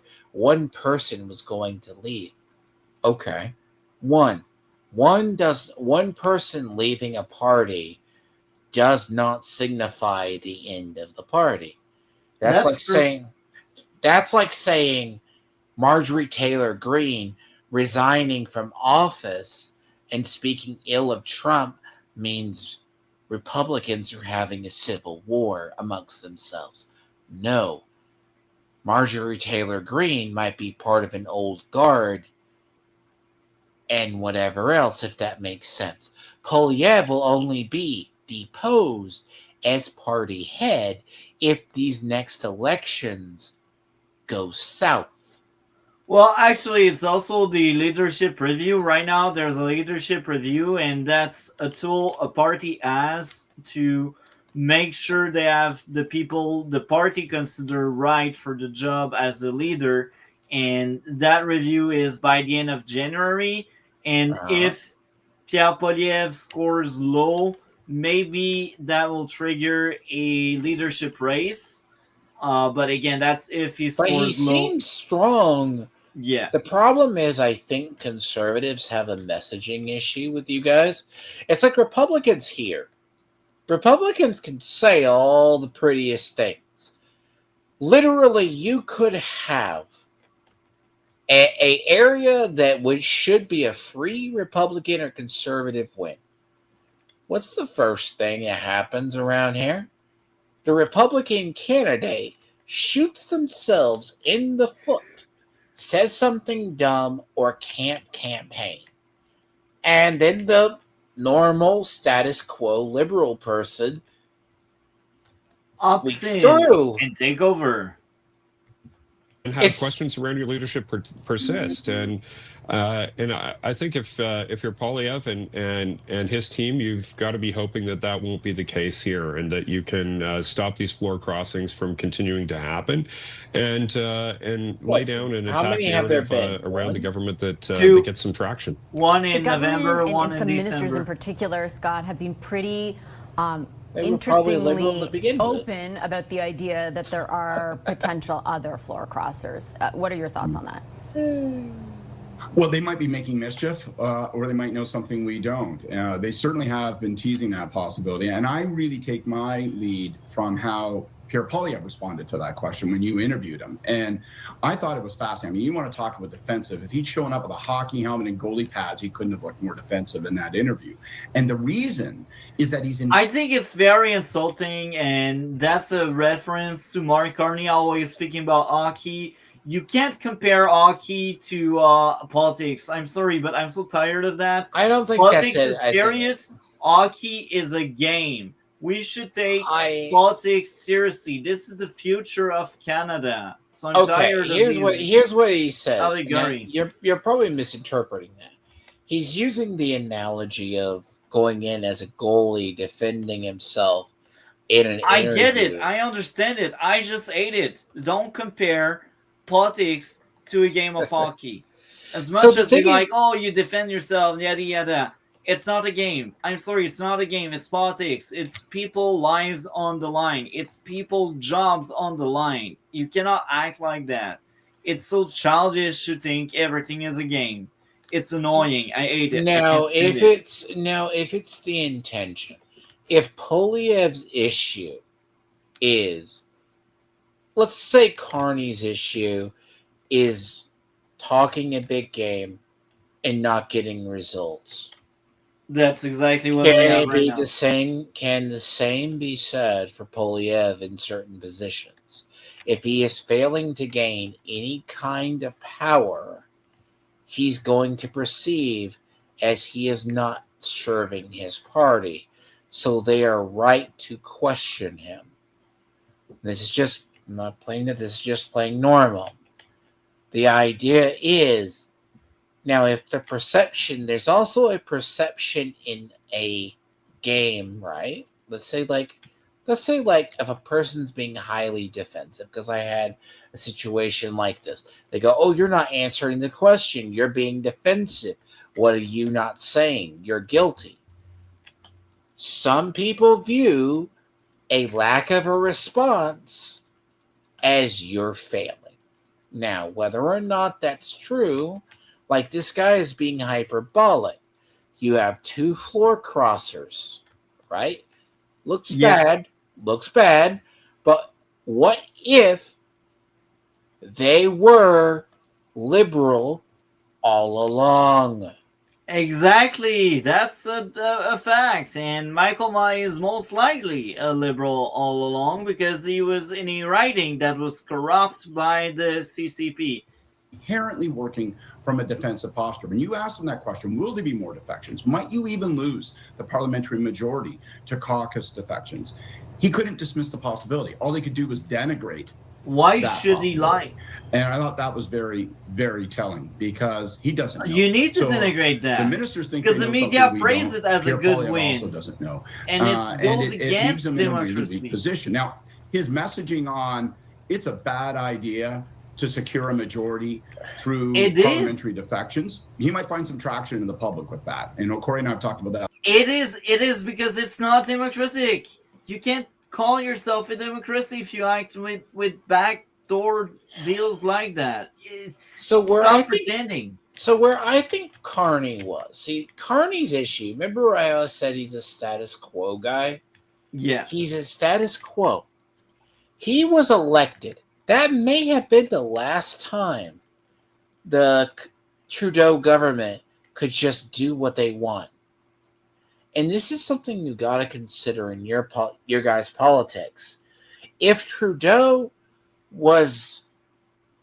Carney was put in power as a status quo for the Trudeau era, what's left of it. Now, is he being ripped apart by these same metrics? Probably. Because the confidence that he had isn't there. Poilievre can talk good, but he needs to deliver election results. I Pure agree and with that. simple. Well, we don't Now, the agree, problem with but I Carney... think there could be some traction as people go, Yes. that sounds wrong to me. But nevertheless, it leaves Poilievre as the mayor of Losertown. I mean, he's literally talking on air Perception about the he's possibility of not losing the doing majority. After, as you pointed out in your interview, he lost an election he was supposed to win. He lost his seat, which is supposed to be a lock, and now he's losing members of his own caucus. And so this is not a confident, forward-looking leader at this point. He is, by definition, in a defensive posture, talking about Polls why are it's neck to terrible neck. if more terrible We things showed happen it to early him. in the stream. This guy needs to get some W's in 2026. Well, the thing starting is, with that these leadership people review, don't because see it's all that. bad right now. I They do I think said that it could go lie. either. I said the it could fact go that he either is taking way. questions, and in particular from the mainstream on this, that he is still fighting. Like he does still want to fight to lead the party. For sure. And these next 6 weeks are going to be crucial, where he lays out a plan of where he's going to take the party going forward. Because the problem with the Conservatives is they have really great polling numbers, but it masks the larger structural problem about Pierre Poilievre's actual viability. Last year at this time we were talking about Trudeau, and people were frustrated. There was flags out in the street, right? And people had fatigue with Trudeau and wanted him to go. But there weren't the floor crossers, right? There were members of his cabinet who decided to resign, who decided to leave, but there weren't people who were actively jumping from one party to another, and that's the problem that Pierre right now is dealing with. Even when they're at 40 points in the polls, as their polling numbers are great, but it really does mask the challenge that it's not. So the numbers are telling it's neck to neck. But what did you remember I said with the polling numbers like that? It can go either way. Well, yeah, but my issue is now they want more than what they were given. And it's unfair. That's an insult to democracy. Again, that's disgusting. And they try to spin it and defend it. It's about motivating your base and having committed voters say that they like the leader. His negatives are high, and he needs to actually think of a campaign to actually broaden the base. And I really do think it's a question of viability. Is he viable as a leader for the Conservative Party if they want to form government? Have Canadians, Canadians said they saw Trudeau, they didn't like him, they had enough of him. But now the question is, they know Pierre Poilievre, and will they ever actually vote for him for Prime Minister? Kathleen brings us down, Corey, memory lane a year ago when Justin Trudeau was still Prime Minister for a few more weeks. When you look back on this year, what defines it politically for you? Well, I think probably the biggest story of the year is, you can frame it one of two ways: the Liberal resurgence or the collapse of what looked like an absolute certainty for the Conservatives. It's hilarious. We are 6 minutes in, they don't bother mentioning NDP, and the NDP utterly collapsed. Their leadership is in pieces. They were forced into making a leadership race, but yet let's keep shooting at the opposition because it's a in quote functioning democracy, right? It's disgusting. Like the media, they should hold the power accountable and not the opposition. But it's Canada. We are a banana republic. This is what's going on. I will say there's probably a lot of people. See, the problem with your election, it's similar when I say our midterms happen. Do people actually really think, Carrie, Trump has no opposition to anything he does? They think all Republicans rubber stamp because that's largely Democrats projecting. Up there, your stuff is so divided They don't like what Carney's doing because liberal leadership knows Carney. Problem with Carney is he goes abroad, then comes back home, and he either tries to spin a lie or cover up what really happened. He has issues. He never dealt with his stuff prior. If you go abroad and say, oh, evil bad man, and you just, it's like you're sitting in a room talking to Trump, and it's just like, okay, Trump's trying to get the ink on the deal. You go back and you go, oh, Trump told me he was going to do this. That's one thing about why Trump doesn't like Carney. Carney goes home and says something entirely asinine. I think I have to go back and look at an article I pulled. This is what he was doing. Carney himself is saying, oh, I will have a deal. I'll have a deal. And the liberals are holding him to his promises 100%. And they're not seeing results. In the election Poilievre is promising, but not delivering results either. That's why those But polls, it's also harder as the opposition leader. Let's be honest on that. I think that's the biggest story. It's like probably, if we look back historically, the biggest reversal of fortunes in Canadian political history. And, you don't see that very often. That's the biggest, I think that's the biggest story. And to Kathleen's point, what we're seeing now is not a polling problem for the Conservatives. It's a polling problem for Poilievre. Yeah.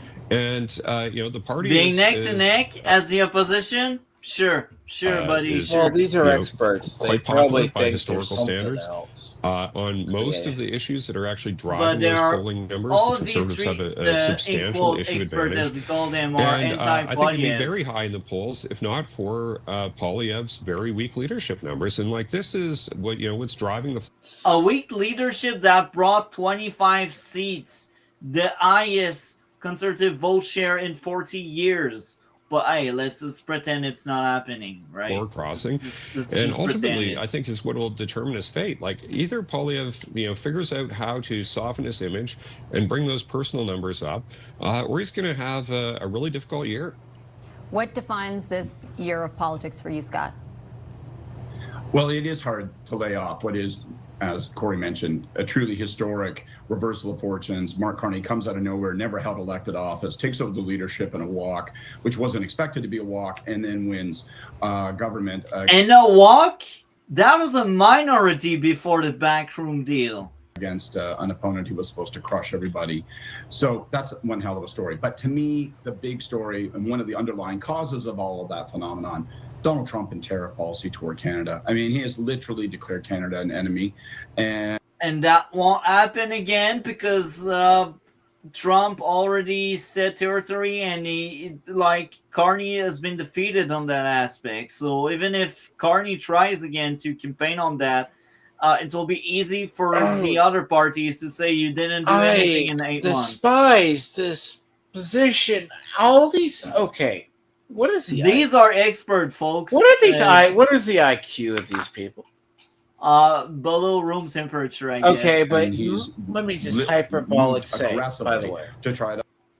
Let me say this. So in the U.S., what's funny is happening is whether you're famous in Hollywood or you're a politician, TDS, Trump derangement syndrome, is a thing. There are people, so much so, and this will be the funny part about our midterms, they go, Trump has accomplished nothing and Trump hates Canada. I have never heard out of Trump's mouth or policies within the last 6 months, we hate Canada. Never. We keep hearing Canada hates the U.S. But what's funny is we hear Canada has an issue. Certain Canadian leaders have an issue with us, which is more or less one-sided. It's a and I'm not saying when I hear, I pay attention to the news. It's like Trump wants a deal with Carney. It's Carney that doesn't want a deal. But Carney doesn't know how to close the deal or not to be an ass milquetoast. Like, the times he comes here, he's like a milquetoast on a wall. He's always asked, how close are we to a deal with Canada, whether it be manufacturing? And it's all come down to the same thing. Carney needs to start talking. Now, I don't know if you hear that up there. That's what we have seen down here. Even liberal people don't even defend Carney coming down here. They stopped talking about the trade deal with Canada because it's stupid.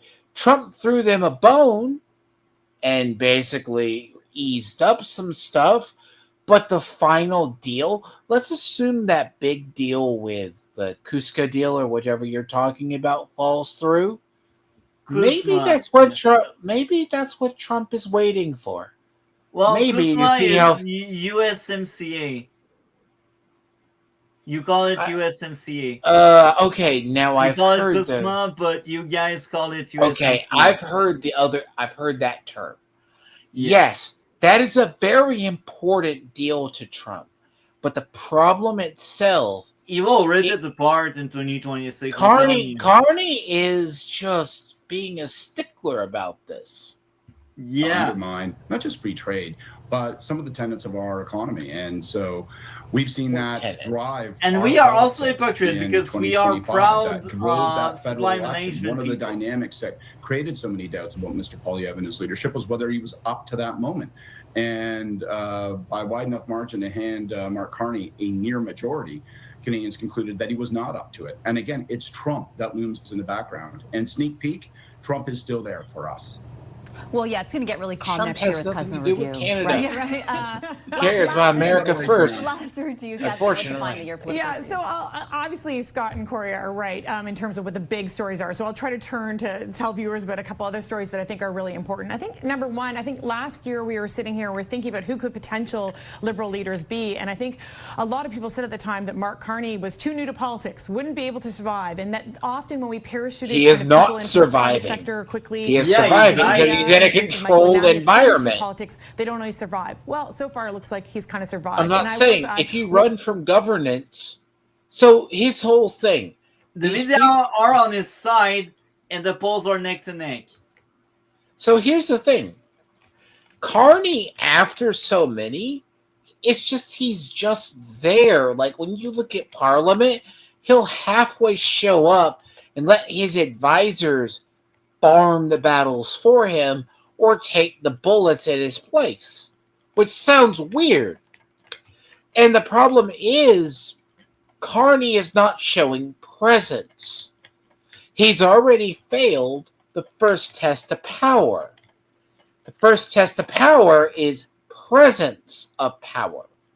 Yeah, I agree. And the thing is, if Poilievre was the prime minister and he talked to Trump, he may say, I want Canada first. Trump would go, okay, I respect this. But Poilievre would have the position. He has the presence to project power. Carney doesn't. Carney also only likes controlled interviews. Obviously important to me. 10 years ago, New Democrats had over 100 seats. In this last election in April, they went down to 7. Haven't been that low or even near that low in over 3 decades. So that's a story, and it has actually created almost a polarization of politics in Canada, and whether that remains in terms of two parties or whether it continues they have to diversify, be as I think about Canadians truly want. A multi-party their system side of the is kind of the aisle question that I'm looking at for 2026. Well, that leads us right the into problem. Our next segment. After a short commercial break, we're going to ask each of our panelists what the big... So let's move on to the third clip. So the inherent problem, right? Mr. Poilievre, good to see you. Thanks for taking... Why? You have to be honest why your party failed. So about after a period, like during the Bush era of politics, Republicans were doing okay. Neocons finished off what left of the Republicans had in power. And everyone acknowledged that the neocons were one of the leading causes of why the Republican Party collapsed. You know what we did with the neocons? We got rid of probably a majority of them. Now, funny part is, the first part of accepting you have a problem is acknowledging you have a problem. Liberal people, I mean, the Liberal Party, it took time in the U.S., but they're not quite there yet. Your Liberal Party needs to admit they have a messaging problem. Yeah. And now let's get to the next clip. So I will explain what's going on. So we had a first version of that interview with Global News, which is another far left news media that's funded by the government.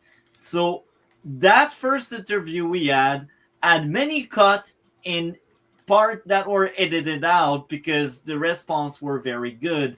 The backlash was so bad because independent media went on it, and a lot of people flooded the comment section saying, why did you cut that? Why did you cut this? So they were pressured and aided so much that they decided to upload the full interview. So we will get into the full interview. See, here, before we get into this, let me say this. There was something during the presidential election we had here, when 60 Minutes after the election, where Kamala lost, they were all trying to hide how bad Kamala's candidacy was. They was like, oh, why would you cut that out of the interview, right? Next thing you know, people sued. People don't know, like, the media transparency. The problem is interviews. I'm assuming you guys still have more media trust up there than we do. Yes, and I that's part of the issue, and it's crazy because like the edited and cut version was like 16 minutes, and I think the original is like around 23 to 25 minutes, so like almost 10 minutes were cut out because they don't like Pierre Poilievre answer, and it's disgusting because my tags are going through that propaganda. No, that's too much cutting off. A lot of when we see interviews cut, it's like a couple of minutes. Likewise, and Merry Christmas to you. Thanks. You too. 20. My approach is yeah, that's exactly what I'm saying. So 25. So they really cut out 10 minutes. And I will Mr. also Poilievre, say good this. to see you. This week, Mark Carney went on Global News and he got interviewed by her, and she was so soft on him. It's like, I try to be nice with you because you're my boss, and now you'll see she is a viper. I cannot stand her. So let's get into it. Hi, Miss Sparkle. Welcome. You can join us and we can roast that fake reporter from our government subsidized media that pushes liberal propaganda to prop up the government. So let's get into it. Thanks for taking time with us today. Likewise, and Merry Christmas to you. Thanks. You too. 2025, let's talk about it. It hasn't been the easiest year for you. The Conservatives did receive 41% of the popular vote in the last election. You have a lot of loyal support right across this country, which I'm sure you're very proud of. Mm-hmm. But you didn't win the election, and you didn't win your own seat. Disgusting. That would be a big blow to a lot of people in your position. Have you reflected on what went wrong? Well, I have reflected, and you're right. It is a big blow to a lot of people who voted for, in record numbers actually, voted for affordable food, affordable homes, safer streets after 10 years of inflation and rising crime. And so we always reflect on how we can continue to inspire those 8.3 million people, a record number, who voted for us, but how we can inspire even more. And so my message for the year to come will be one of hope. I think people desperately need hope. Hope that they can afford groceries, hope they can afford homes. And many have put hope in me in the past, but we have to keep inspiring them so that more will do so in the future. What I meant with respect was a big blow to you personally. Have you reflected on what went wrong in the campaign, in your own leadership? Well, yes, I have reflected, and obviously, I think my goal in one of the... So I will also add this. She really wants to push the narrative that Pierre Poilievre has weak leadership, because this is what the media keep pushing, because they want him out in the leadership review. So again, it's so disgusting. It's like a media angle attack that's only there to prop up the liberals. Let me give you a hypothetical. What if let's say Carney's idea of stability is to have controlled opposition. Do you know what controlled opposition is, Multi? Choosing who fights you off in the next election. So, and Poilievre is far too independent. And he's too strong for Mark Carney to be that. So he's a thorn. If, let's assume, liberals want power, even if they don't have a majority, you have a less vocal person. They're trying to scare his own party into not having him as a leader. Now, I'll be very honest, that's going to say a lot about conservatives if they choose to get rid of him. Yeah, and I think we are cooked if that happens, and they deserve to lose the next election if they really... if they do that, that's probably a bad time. You don't betray a leader. Yeah. So. Especially a leader that has a neck-to-neck polling data and... Adjustments that we need to make is that people know that I'm a fighter, but they need to know what I'm fighting for and who I'm fighting for. You know, I'm not fighting for the sake of fighting. It's for fighting for the people. I think that's perhaps the reputation you've developed among people who didn't vote for you, certainly, that you oppose for the sake of opposing. And so what I have to do that's the job of the opposition, is show them who I'm fighting for and what I'm fighting for. I'm fighting for that single mother who's anxious as she walks down the grocery aisle because... And I remember seeing the cut version. He cut that single mother line and everything that will the prices follow. Are so high she wonders if it will empty her bank account before she empties out her grocery cart. I'm fighting for the young guy I just met in Montreal a couple days ago who says that his house on his street where his dad bought a home for $100,000 in the 90s now goes for $1 million, and he doesn't believe he'll ever be able to move out of his home. I'm fighting for him. I'm fighting for the mother who wants to get treatment for her son who's addicted to drugs. I'm fighting for those people. So it's but I feel like you were fighting for those things in the last election, and those people. Yes, but it didn't work. Well, we did get the biggest. Now it didn't work was where they picked up the cut, and it's kind of funny because we had like at least 45 seconds, probably a full minute. They just edited out because they didn't like that Carney, or I should say that Poilievre fights for the common people. The pleb from the media perspective, and the freaking Carney elitist garbage we have in power. The problem is that's such a condescending question. I say this from a person who sees a lot of political stuff from both sides.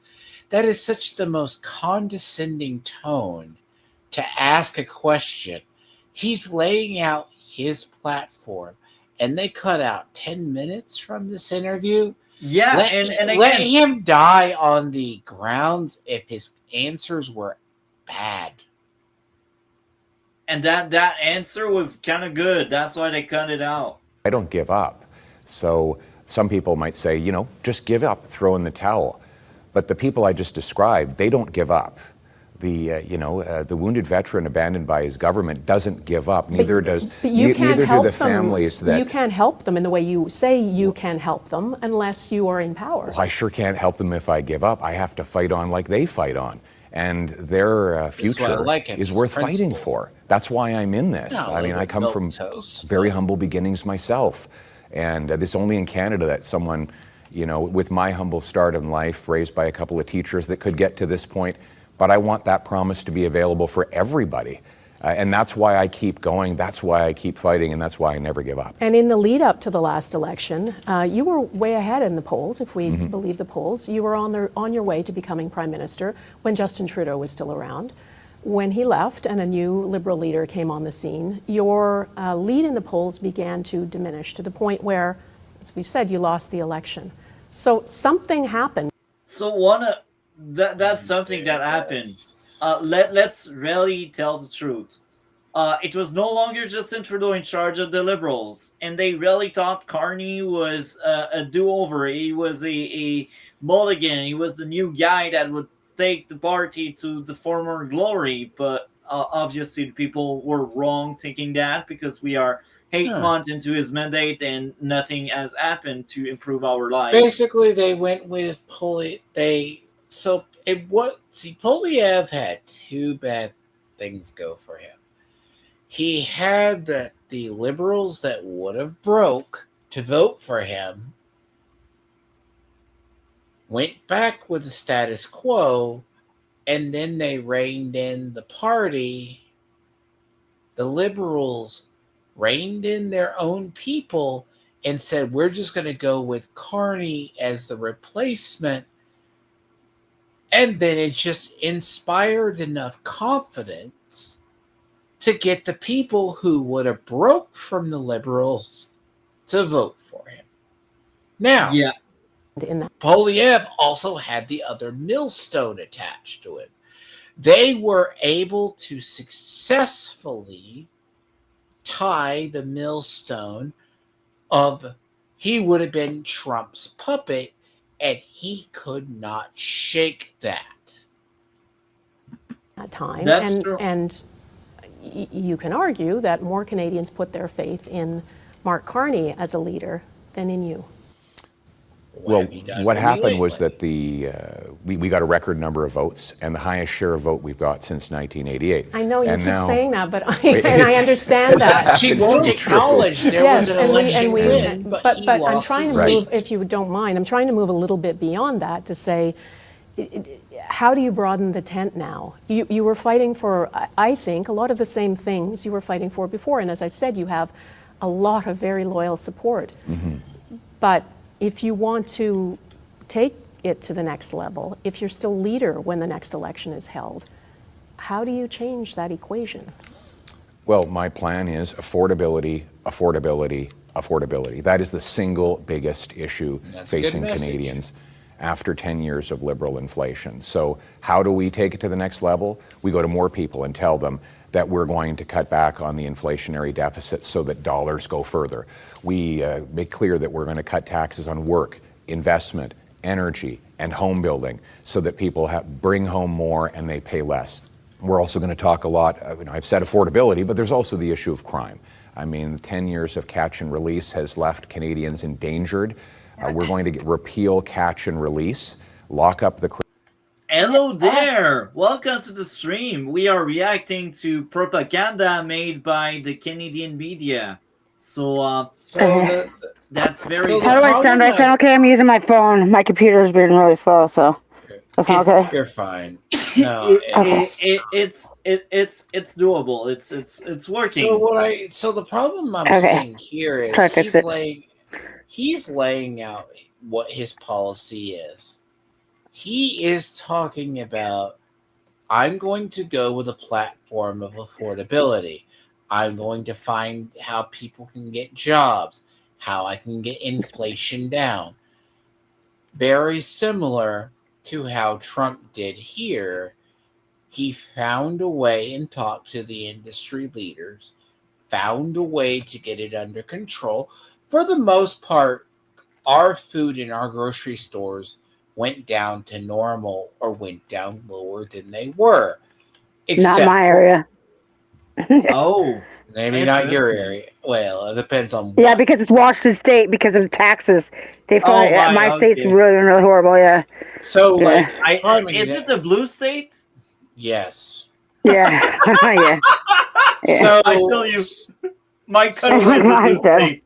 So the thing about, like, a lot of when you see, let's say you go to the grocery store I'm at, beef and chicken breast went up is prices. That's still the expensive stuff. Everything else went down. That's a good thing on saving. So but that won't happen in Canada under Carney, so let's play more. Criminals and make it so people feel safe again in their communities. There's immigration. We'll be talking about the fact that immigration is still out of control and the government is allowing criminals and false refugee claimants to come in and undermine our security and drain our taxpayers. So those are all issues that we need to talk about in order to broaden our tent and win the support of Canadians for an affordable, safe Canada under a Conservative government. Is it possible that in the last election, many Canadians just thought you weren't the man for the moment and that it's your leadership that's the issue? Well, my leadership got us a record number of votes. I know you don't like me. No, you said it. I think that's the fourth time. It is a fact, though, right? And I think we led on all the issues. I think it's bad journalism if you're using your bias. Inflation. You're interviewing with bias. I think it's bad journalism. I'm blocking. You see, I agree with you, and it's funny because most media here in Canada is just like that. They have their bias. They have the bullet point. All about pushing the liberal agenda. That's why I was saying we are covering propaganda. Well, here's the thing. It's like, let me say, like Dev was talking about a little bit recently, but Dev is a diehard statist. So he does follow this a lot. But he was pretty much, I think, what today was like, Dev was like, whatever happens with Trump, let Trump burn. It's like, it's too early. It was too early. Did you listen to his morning sip where he was being pegged and berated by Naomi? It was too early. I was asleep when he had it. But seriously, there's times like Dev. Dev is your resident Canadian Americans get to see. He likes the status boot. He basically cannot admit. He goes, yeah, people don't like Carney, but I don't like Poilievre either. Conservatives aren't doing the right messaging. Affordability is not the right messaging. Amazing. Let's play more of that now. He's very biased, and he doesn't want to admit he is biased. No, he won't admit he's I want them to steal ideas. I would say that they have stolen the carbon tax. That was the first thing that Mark Carney asked, and then as you wanted. Right. He's stealing my words, but not the deeds. So let's go with the carbon tax. $500. So he did back down and reverse himself and get rid of the visible part of the carbon tax. But we still have an liberal industrial carbon tax on farm equipment and steel and all the things it takes to build a home, driving up housing and food costs. And who's paying? He's also bringing in a new fuel tax that started this year, but it's going up to 7 cents a liter next year. So yes, he steals my words because he knows my ideas are very popular, but he doesn't actually put them into practice. Or let's take crime. He claims to agree with me on bail, but he's blocking his own bail bill in the House of Commons, and so criminal. Because he wants the censorship to pass through first, and because the same people that introduced bail reform that didn't work are still right now in the government. Let me give you the alternative. I think if Poilievre has really good positions and policies to pass. Even I recognize that, but he has a perception problem. If the perception on stage is you're not strong, no one's going to go with you. And the problem himself is now she is going very hard at him using those words against him. Now, the issue itself is he has to find an election for his party to show he can be a leader. Now, the thing is, his policies are good for the average person.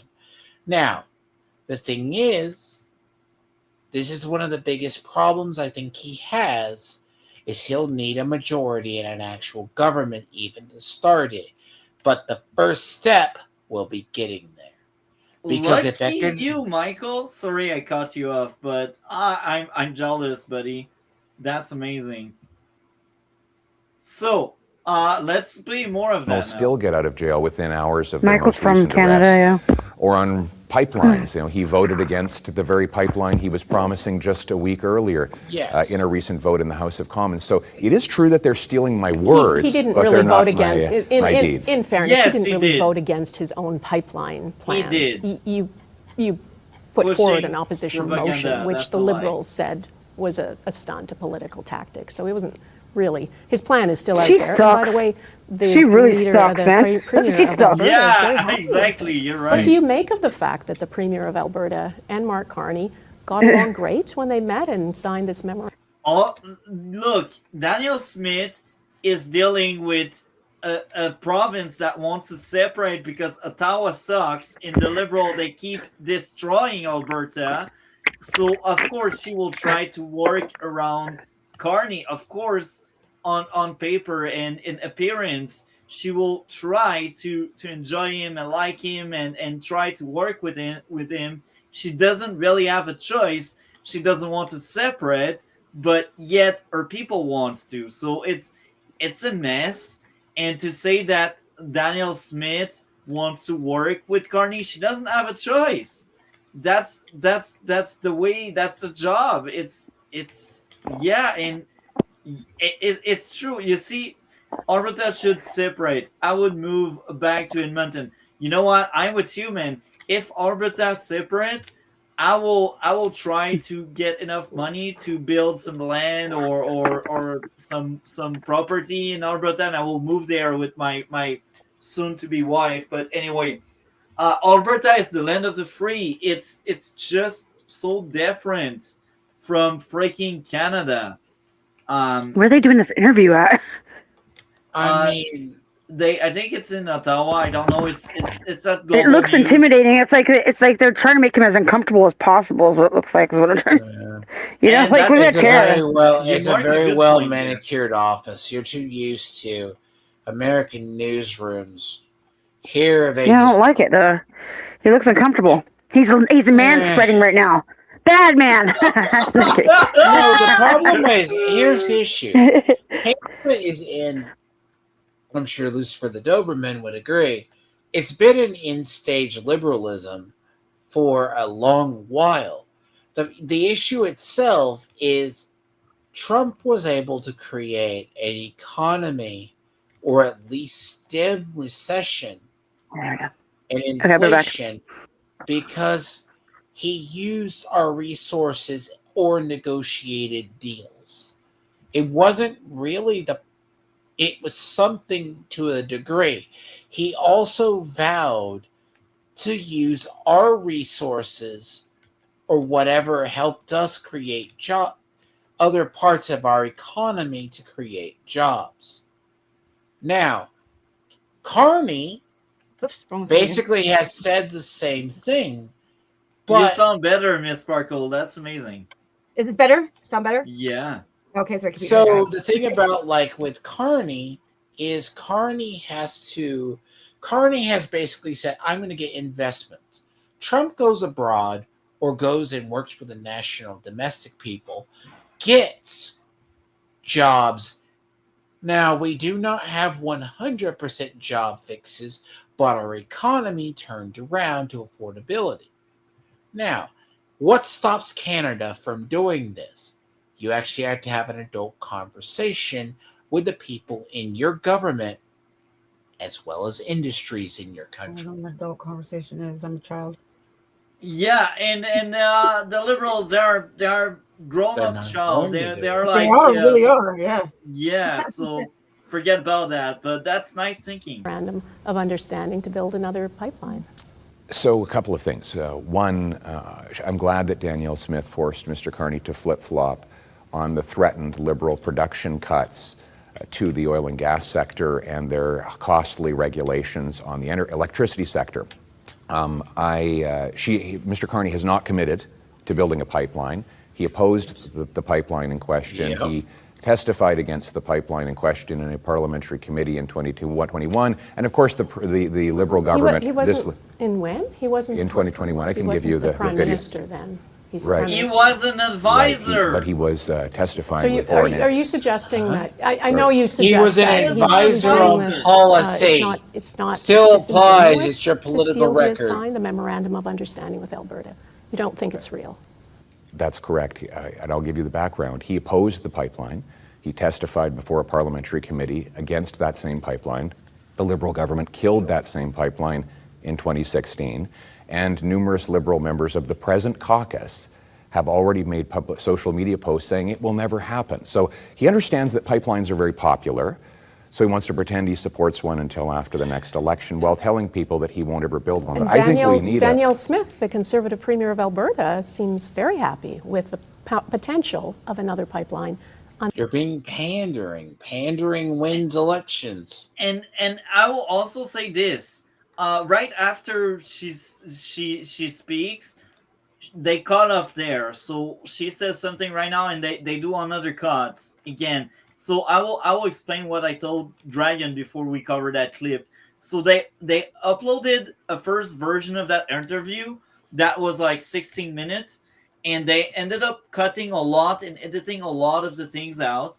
And there was so much backlash, so much hatred that like 2 days later they uploaded the full interview, and it's like they cut off straight up like 10 minutes of the entire footage they had because they didn't like what Pierre Poilievre had to say, and they were like, if we let him speak, like the swing voter won't like Carney, and they will like Pierre Poilievre more. So it's I don't really think that's it. I think the problem is, okay, I ask you this.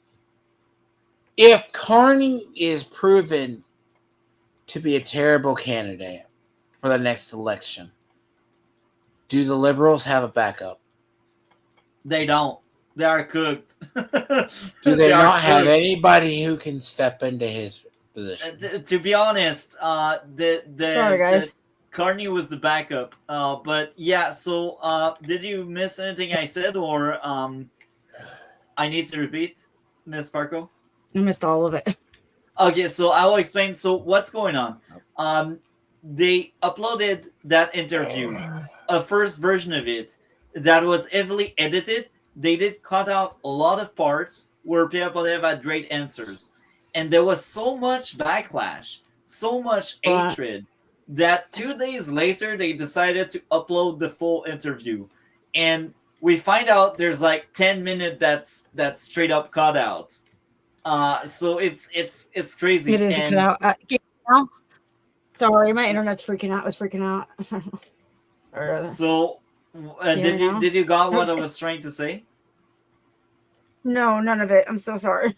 Okay, well, it was just freaking out. So what happened is last week we we had that interview, and they edited the interview. They cut a lot of response Pierre Poilievre had, and now there was so much backlash. So many people were angry at the very bad editing that they were like, we want the full interview. We want the full interview.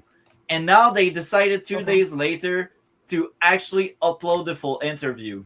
And when you look at the length of the footage, they cut out 10 minutes because they didn't want to give too much good example of Pierre Poilievre's leadership and action. So you see right now she's asking something, and in the first video, the answer that will follow what she's saying right now was cut out.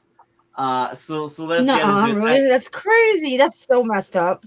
They did that. They really cut out 10 minutes because they were like, I don't know what he says. Yeah. They don't want the swing voter to break out of the propaganda. Under Mark Carney. Well, I want to see the reality, and she said that under my leadership we'd be well on the way to getting the pipeline done. Right, but she you just didn't said win that the the other election. day. Well, that's why I need to win the next one, and then we can actually get some projects done, because this pipeline will be fantastic when it happens under a Conservative government. $30 billion a year in overseas exports, less dependence on the Americans. What's the pipeline? About What is the pipeline? What is he talking $1,800 in about? benefits per. So basically, Alberta, they have a lot of oil. They want to use the oil. But because we got Green Zealot in charge, they don't want to build a pipeline. Alberta wants to separate. What's a pipeline? What is a pipeline, though? Pipeline, it transport oil and fuel and natural gas. That's a tool that export our resources. And because Alberta is pissed at Ottawa because Ottawa has been blocking them for like 10 years now, they're like, we want to split. And there's that independence movement that's rising. And Carney is like, you know what?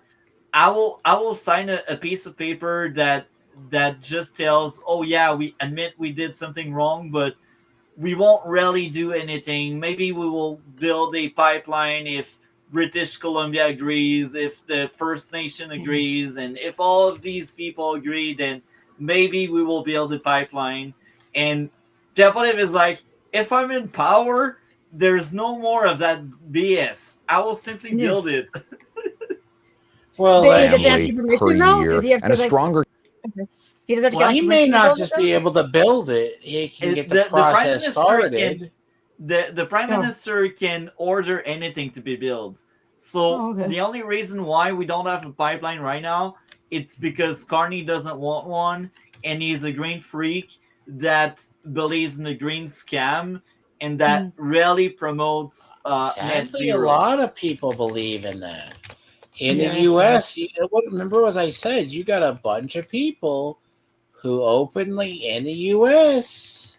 but literally will believe a pipeline. You open a pipeline, you pollute the end result. Alberta will get the F out. That's as simple as that. Canadian dollar, which will make our lives more affordable to buy homes and food.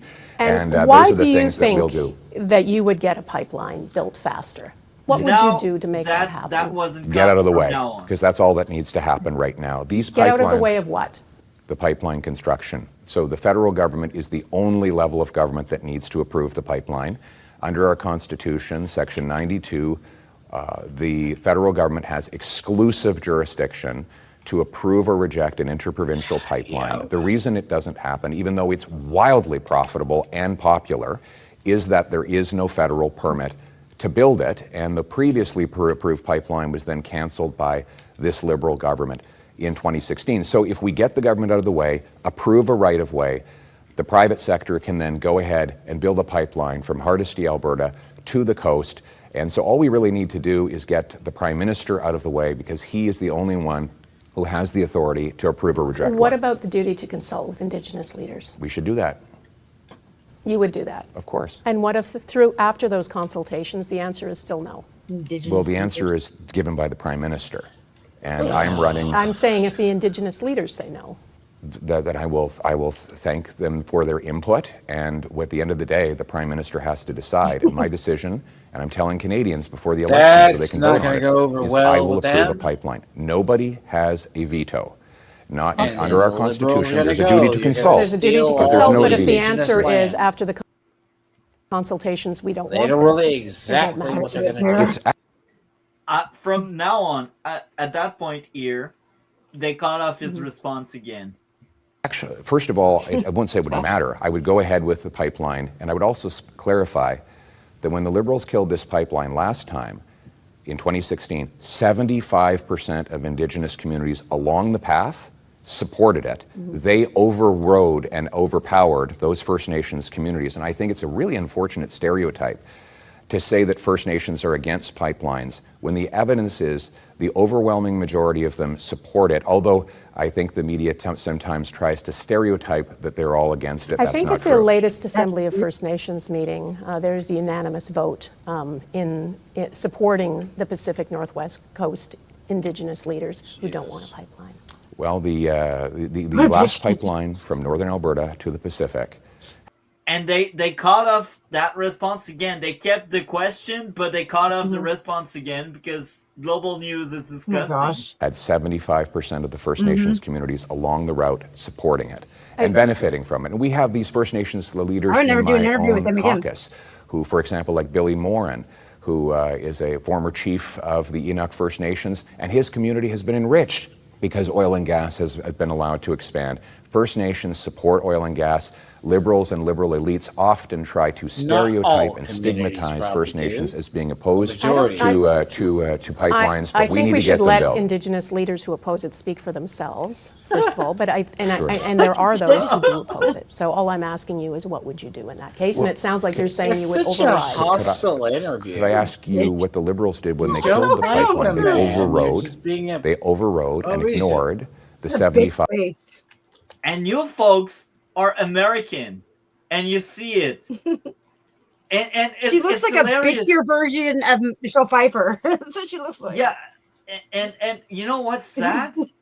Canadian, they don't see it. They're like, oh, she's just doing her job. It's like, folks, don't you see it? No, don't you see it? 5% who are in favor, who were in favor of the project. So those who want to kill projects, they're consistently trampling on First Nations people who would benefit from the jobs, from the revenue for clean drinking water and for schools that would result. Liberals consistently use these as excuses. We don't need more excuses. We've had 10 years of blocking projects, making our economy more dependent on the Americans, driving down our dollar and driving up the cost of living. We need a prime minister who will take a clear stand and say, let's get out of the way and let's get building.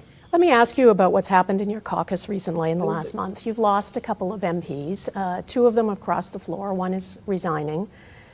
Does that send any signals to you about your leadership?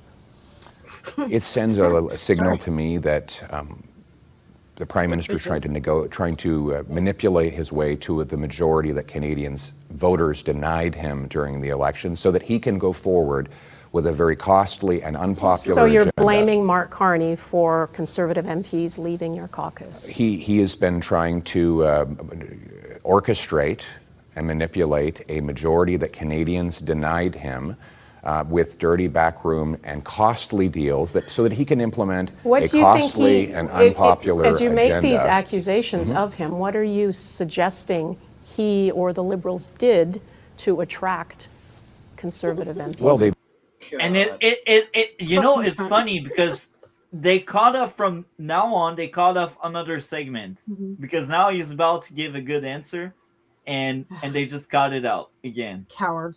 They've been telling Conservative MPs to help form a costly majority government so that he can go ahead with a very expensive and unpopular agenda that he would never be able to do if he faced the risk of an election.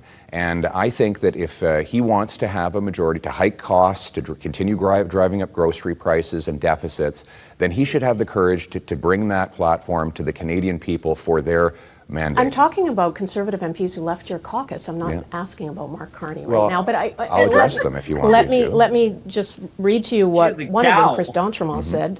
He concluded after leaving the caucus, this is from his statement, that there is a better path forward than being under your leadership, and he wants to be part of leading solutions rather than opposing everything. And in an interview to you, he said being in caucus... They kept the question she's asking, because felt a lot but they will caught the answer a lot of the time like being in a frat house rather than being in a serious political party. What do you make of that? Well, what I make of it is I look at the words that he said about only weeks earlier about the Liberal government. He said that Mark Carney's grocery price inflation was, quote, inhumane, and that Mark Carney had broken his promise to be judged by the prices at the grocery store. So you're happy he's gone? And then he went against the words that he spoke and the voters who elected him for an affordable agenda. And then you have Mr. Ma, who said also that Mark Carney had an irresponsible deficit that was driving up the cost of living and making life more expensive for his constituents. And now they've chosen to help Mr. Carney add those costs on the backs of Canadians. I think at the end of the day, they should respect that their constituents voted for our Conservative plan for a more affordable and safe country, and that's what they should respect. Do you hear nothing in the statements about leadership and the statements about how you're running your party? Are you absolutely confident that there isn't potentially a fracture in your caucus? And they kept the question, but they said they will call the answer again because that's that there may global be news. others who feel this way too. No, they're I'm literally confident in my saying to leadership him, because he's tone the deaf. agenda that we're leading on is the. Hold on. What they're trying to do is set up the narrative. First, the narrative about him was he was too Trump-like. Now they're trying to set him up as he's unempathetic to the cause and plight of his caucus. Sir, you have had two people cross the floor. Okay. It happened. Now, Poilievre is blaming. Now, she is trying to rein it in and say, are you going to take responsibility and for maybe it's your leadership that they crossed the floor? And he's like, it was probably due to Carney making a backroom deal. She goes, are you sure it's not your leadership style or your direction of your caucus? No. Let me just make an it simple. affordable life, a safe Listen, country. that's what she says. And they also caught him when he's answering it. A united nation right across Canada, and that's what those candidates ran on in the election. That's how they were elected, and that is the agenda that we should move forward with. Right. Okay, let's move on to another topic I want to ask you about, which Railroading. is something that world leaders now have to deal with. Many of them are dealing with every day, and that is President Trump. He is a unpredictable leader. I think that's fair to say. People are not exactly sure if they're on solid ground when they're dealing with President Trump. If you were Prime Minister, do you think you would be able to have reached a deal with him on tariffs? And how would you feel sitting across the table from him, trying to renegotiate NAFTA? Imagine yourself in that room. No. Well, I would feel a great responsibility to defend Canadian workers and consumers. That's because they want to settle him with Trump. I would live out that responsibility by think getting a fair deal for the Canadian people, the aim of which is to remove the unjustified American tariffs so that we can sell our goods into the U.S. market, in exchange for which what we offer is a good, reliable Canadian partner for minerals, for energy, for international security. What would you do differently that Prime Minister Carney has not been able to accomplish what he wanted to do at this point? And of course, she asked a good question, right? But they won't keep the answer. Well, there's two things I would do differently. One is how I would manage the domestic economy. There's a lot of things we could do now. I'm talking specifically about the negotiations with President Trump. First of all, Mark Carney has made unilateral concessions, getting nothing in return, going directly against his promise. He said he would have a deal by July 21st. Still no deal. So you would stand up to President Trump. So I'll give you an example. I can continue to be bewildered as to why Mr. Carney would have dropped our legal action against the illegal American tariffs on our softwood lumber. And since Mr. Carney backed down on softwood lumber, President Trump has tripled the tariffs on that, destroying our forestry communities. This is after Mr. Carney promised elbows up. So he went from elbows up being his single biggest promise in the election to saying just the other day, who cares? And backing down to get nothing. He has apologized for that. He has apologized, but he he apologized. apologized. Wow. For the fact that since he became Prime Minister, not only has he not achieved his promise of a deal, American tariffs have doubled on autos, aluminum, and steel, and tripled on lumber. Again, what I'm asking is not to go over Prime Minister Carney's record. I'm asking you what you would do differently. You know, the Ontario Premier calls President Trump a tyrant. Is that language you would use? I would focus on the business relationship. We got to get a deal at the end of the day. We're right next door to the biggest economic force in the history of the world. My focus is on getting a deal and the best possible arrangement for the Canadian people, defend our sovereignty, reopen markets. That's Prime Minister Carney's objective too, to get a deal. I'm sure it is. So it's about approach. It's about approach. Why is he sucking that guy's dick And it's so about hard? dealing with someone who is unpredictable the way President Trump is. Absolutely. So do you stand up to him the way Ontario's Premier is and call him a tyrant?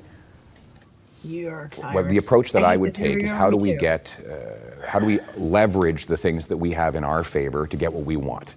And That's let me the give you some correct examples. answer. And We what could have be I said? producing and selling more of our Leverage oil to what the you're United States. good at. You know, it's funny because a lot of what he said in the last like 1 minute and a half was actually cut because these are great answer and Noble News didn't want to publish good Leverage answers. what you have. What did I say, Multi, before? Yeah. Leverage what you have. But you see, they cut it out because they don't want the people to see the true Pierre Poilievre plan. America, we could be opening up and selling more of our minerals at market prices so that we enrich our workers and our communities while allowing the United States to develop its industrial base. We have the potential to produce more electricity than almost any nation on earth to power AI data centers, and we're a secure partner for that so that the United States doesn't have to worry about the security of its data. Those are all things that we have as negotiating chips on our side that happen to benefit Canada anyway.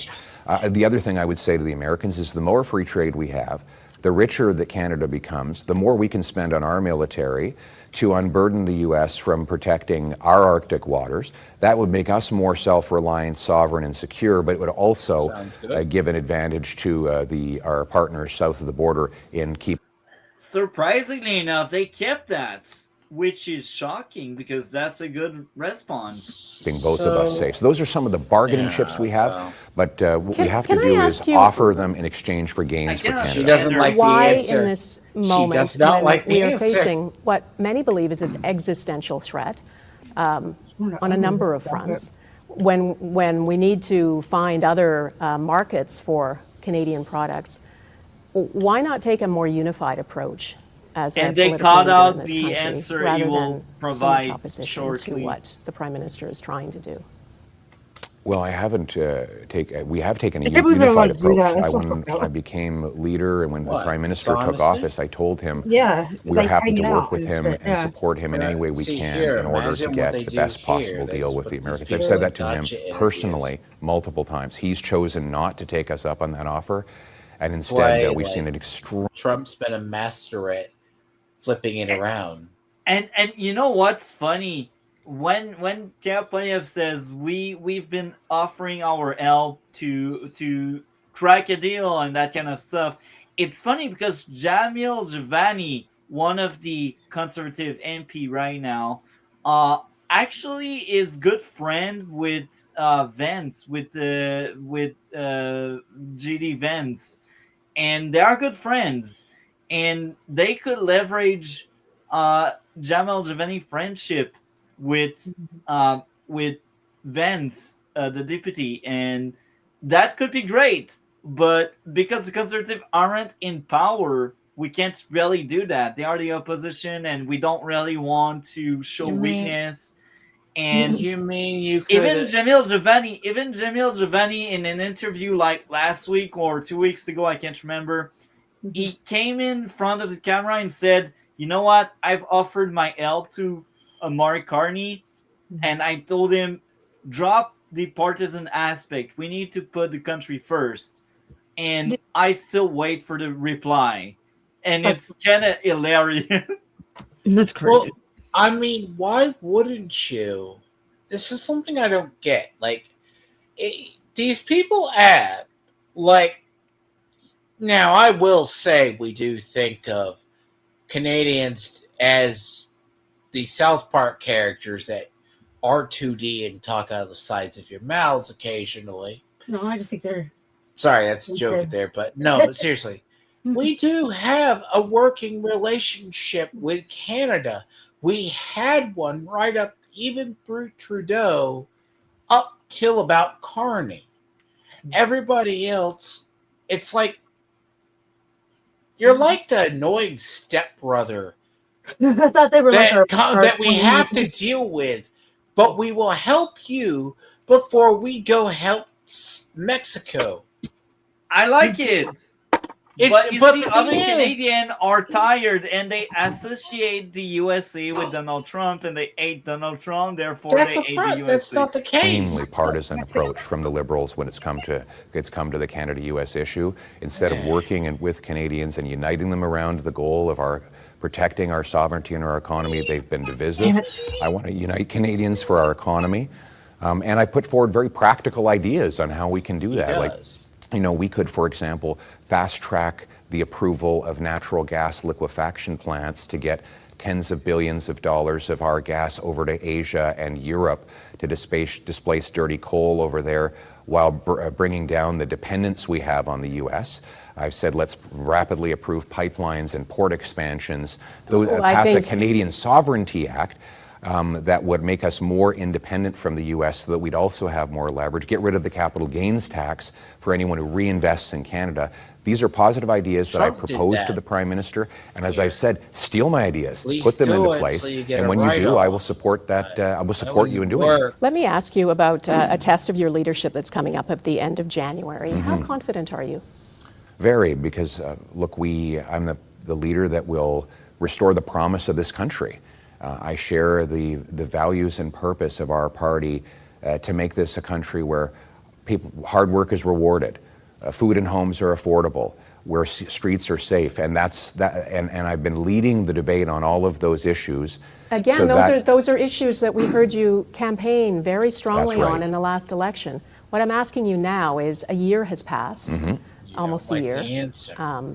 In January, it won't be quite a year since the last election. Do you feel you have to do something differently? What did you say, Ms. Park? She's not like this with the other side. She's interviewed. That's a very bad confirmation bias. Yeah. Yeah. Okay. Just making sure. Or it's the same messaging as the last campaign. Well, like I said, I think people, they know that I'm a fighter, but they have to know what I'm fighting for, my why. Why is the most important question. But people will be watching this. If people who didn't vote for you will be watching this and say, hold on, didn't he just lose 2 of his MPs to the Liberals? Yeah. Didn't his popularity rating, if you look at the polls, is much lower than Prime Minister Carney's? Is he the guy you want to have as the leader of the party?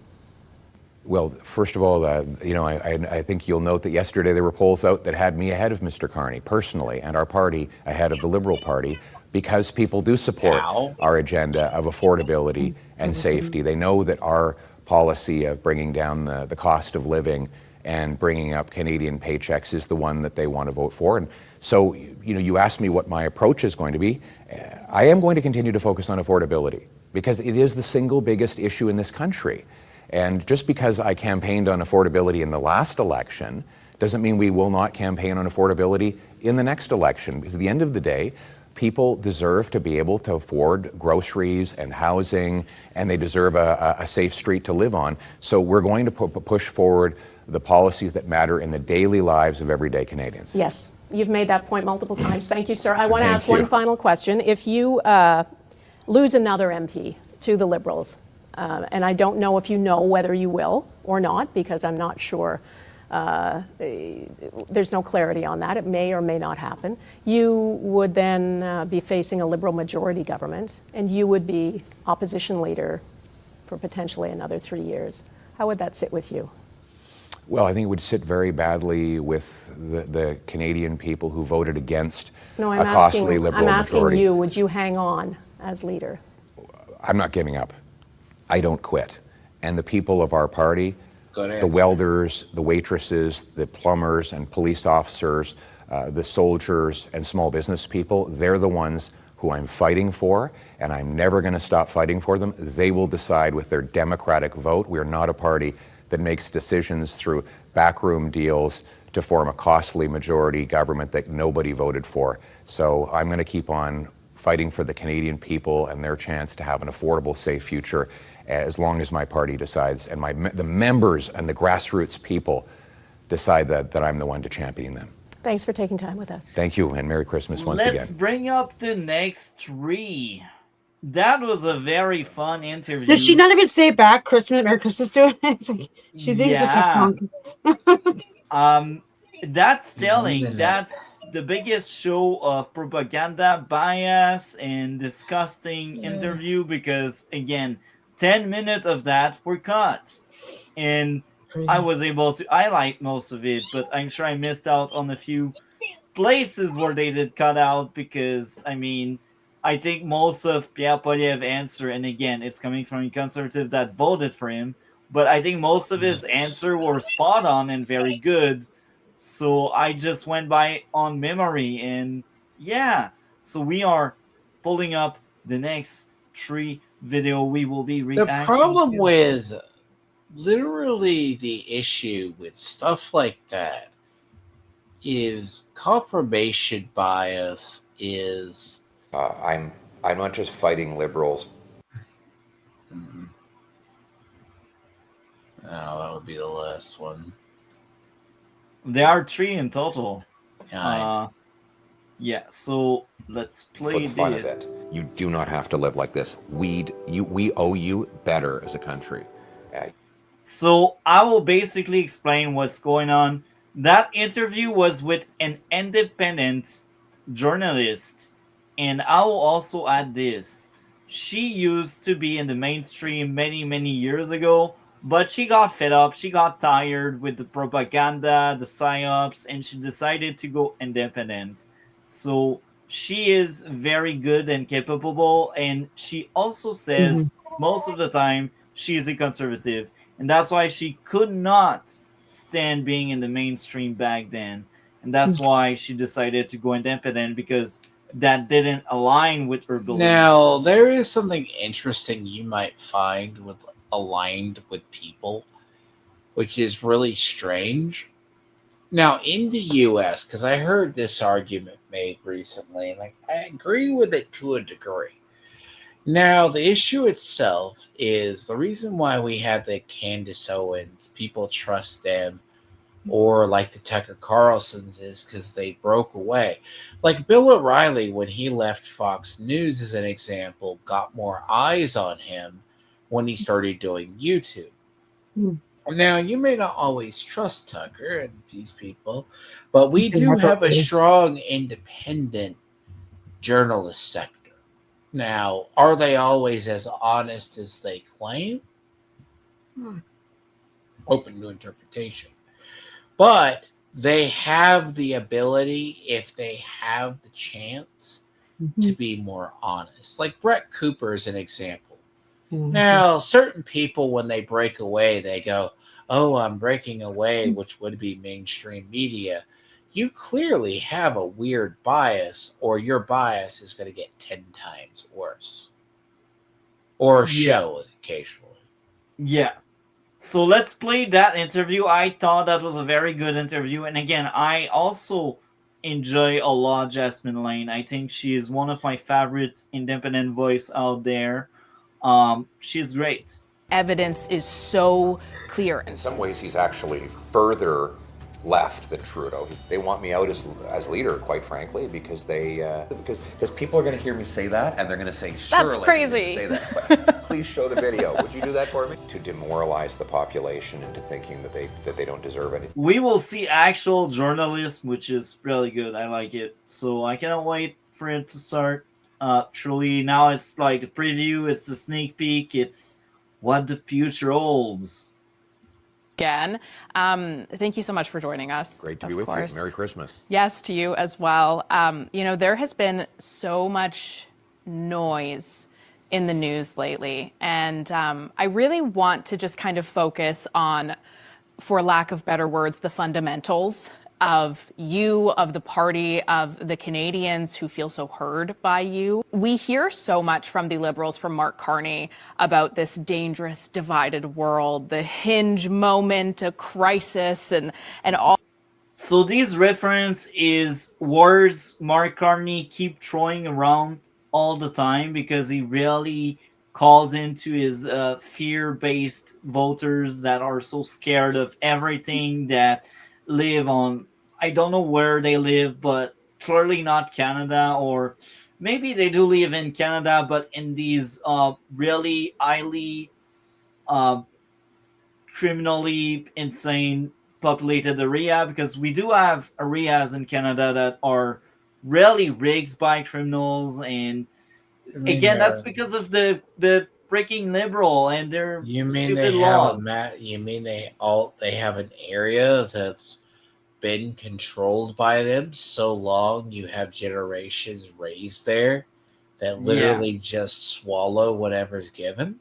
I mean, that's just no. That's the thing about it. We have areas we literally have areas like that in the U.S. Like if you break your people that they are afraid to leave their home, they will vote for you again. No, there are two. Yeah, I don't think that's how it works. So the problem with a lot of elections, right? So like, the day a Republican wins New York City, that will be something. That would be like a all of miracle. these changing times.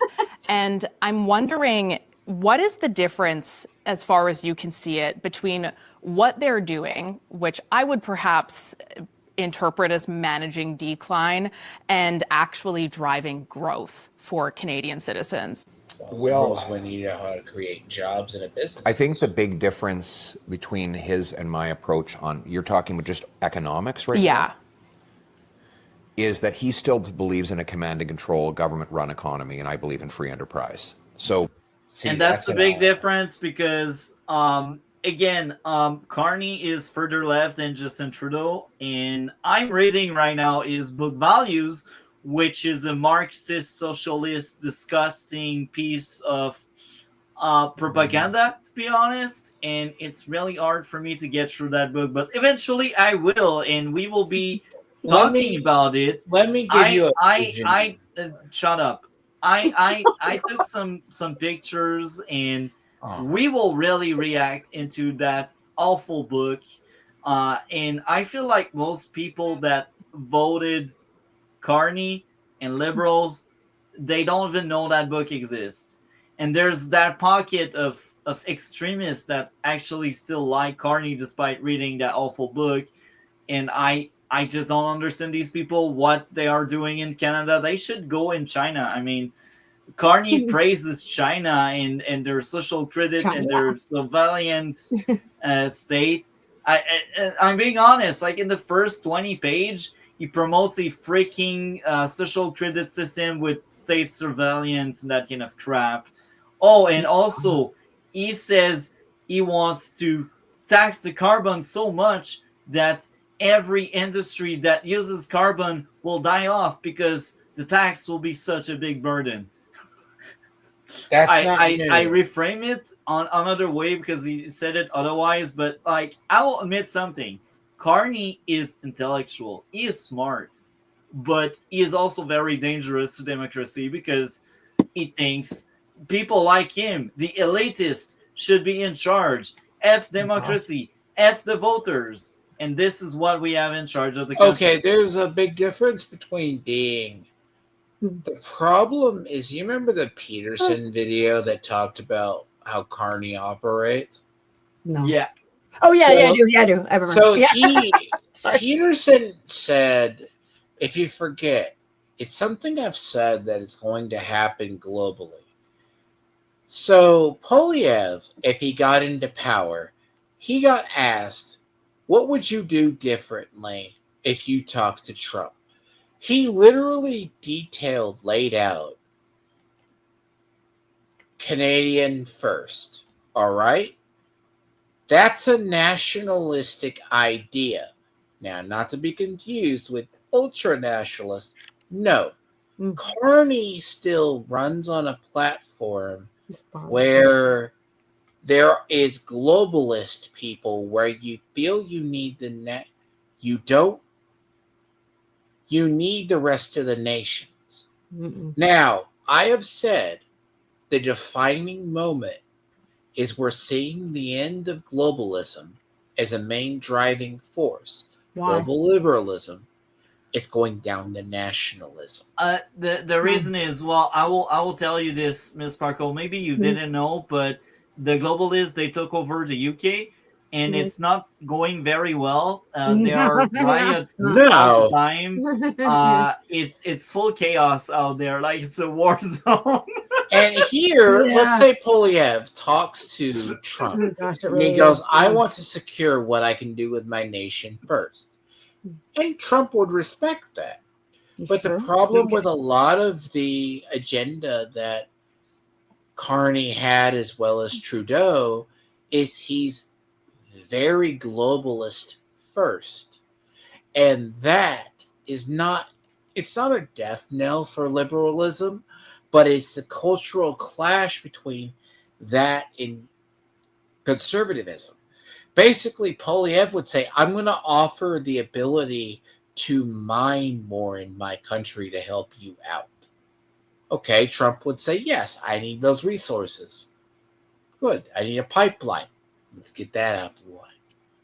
But again, so in the UK, it's falling apart, and like most countries that were pro net zero, they realize it bankrupts them, and It like kills your shit. the grid cannot withstand like all of the green energies. So like we got blackout in Spain, and we got blackout in Venezuela. And they're like, "Yo, guys, maybe we should What's the stop with the green stuff." What is the WEF? What is World Economic Forum. okay? So, Okay. they are So there's this thing globalists. too. So, shut up, Dragon. I will explain. So they are like a big body that's full of globalist elitists, and they are basically trying to push for regulation and laws for years. They are behind like the United Nations, and they really have their grip on pretty much everything, and they praise China and that kind of stuff. So yeah, that's the WEF for you. Like, I think they are the biggest insult to democracy, and the sole fact that they had their grip on the UK for so long is just outrageous. Like, the UK should stop calling themselves a democracy at that point. They are cooked. I cannot wait for like a true like pendulum shift where people really riot enough to burn down the parliament there. The uprising. Yeah. Yeah, the uprising. But yeah, this is what happens next, and you see, this is why I take so much attention now to Canadian politics, because we are heading toward the same path the UK does. Oh And gosh, it's scary though. It's really bad, and we are lucky because like the Conservative, as of right now, and if they are smart, they will be in power soon. But like as of right now, the Conservative are really strong and against the idea of the WEF. So we are lucky enough we have that. Well, in the UK, I feel like both sides, the right and the left, they both played really well with the WEF, and that's why I turned to crap there. At least here in Canada, we have the two different, seemingly different parties. But again, it doesn't mean every Conservative is not a globalist. Maybe there are plans. Maybe there are some Conservative that could agree, but I feel stupid, but I don't know really what a globalist is. so a globalist is someone that thinks New World Order. It's No. basically someone that thinks there should be only one government, and that's the elite, and we break No. all the barrier between countries, and What? So, no, globalist traditionally, Miss Sparkles, is in an aspect of nationalistic people believe you use the power of your nation to advance your nation. People who are globalists usually have a globalist agenda. they think other countries. They believe you need they believe you need a community of nations that interlink their economies together to actually succeed. That it's been the quote unquote part of what you think the liberal world order has used globalism at least more effectively to spread stuff and keep economies they're basically intertwined by trade. Somebody does manufacturing, someone does this. But that system's been breaking down. when that system breaks down, it goes back to a national level. That's what we've been seeing. Like Trump is arguably shook that up, especially because he said America first, and I want to bring the jobs in manufacturing. I want to bring the U.S. He's a nationalist. Against that, though. Yes. Elon Musk doesn't want to hire more Indians. So. Yeah. It's a separate story. Is that there is a control room where there are all these brainy bureaucrats and politicians who turn knobs, push buttons, pull strings, pull levers to run the economy from the center. That is, of course, been proven to be an absolute disaster everywhere it's been tried. It always leads to impoverishment and corruption and a tiny group getting fabulously wealthy because they have their hands on those levers and they always use them for themselves. Versus my approach, which is a free enterprise economy where people get ahead through voluntary exchange, work for wages, product for payment, investment for interest, where consumers buy the things they want and then businesses have to fight like hell to win their sales. And that is the fundamental difference. So you look at Good night. Look at his approach Good night. on Thank you very much. resources, for example. He's keeping in place basically all of Trudeau's anti-development policies. Yes. C-69, the industrial carbon tax, and the list goes. So C-69, I said it many times. I will repeat it because I know Ms. Sparkle is not familiar with the terminology. But C-69 alongside C-48 are bills and laws that were placed by liberals to really destroy the oil and gas industry. So C-69 is the pipeline ban. So by law, even if it goes against our own charter and constitution, we can no longer build a pipeline as long as C-69 is there. Now C-48, which is ridiculous as well, is we cannot have a tanker anymore. Yet American can use tanker in the same sea where we ban our own tanker. So we basically shoot ourselves in the foot to be environment to be green, basically, and environmental friendly. Yes. And again, we got ships from the USA that use the same sea where we ban our own ship from going to transport fuel and gas. This is how freak and how stupid the liberals are, or I should say, this is how much the liberals don't want us to be prosper. I mean, don't you have? I think I swear I've heard in the question periods, they talk about ships that are at the end of their lives, and the issue itself is like, oh, you're gonna break down a tanker. Now the issue itself, right, is you need those ships or you need a way. Because let's be honest, ships that are cargo ships have a life. They will die eventually. Everything does. Yeah. No, that it will, and you want the least of the problem itself is like pipelines. So U.S., the reason why we've been wanting a good pipeline to Canada is because along the West Coast, we literally have to ferry tankers up near Alaska to come get the oil and take it back down. Part of the reason we wanted the Keystone pipeline was because it would allow for us to get access to the oil from Canada without having to go from the West Coast or have a viable alternative to having to do ships, risking those ships doing environmental damage to the coastline. That's a lot of damage. Et cetera, et cetera. Right. That's exactly the God honest truth. But the problem itself is everyone's like, oh, we can't build another pipeline because it's going to be bad. Well. That's Canada for you.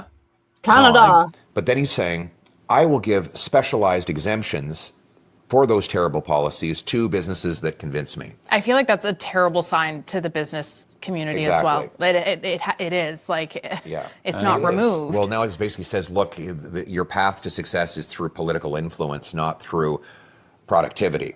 And so the same thing is true with the provinces. Like, I'm glad that he was Smith forced him to back down on the production cap and the electricity regulations that would have bankrupted Alberta.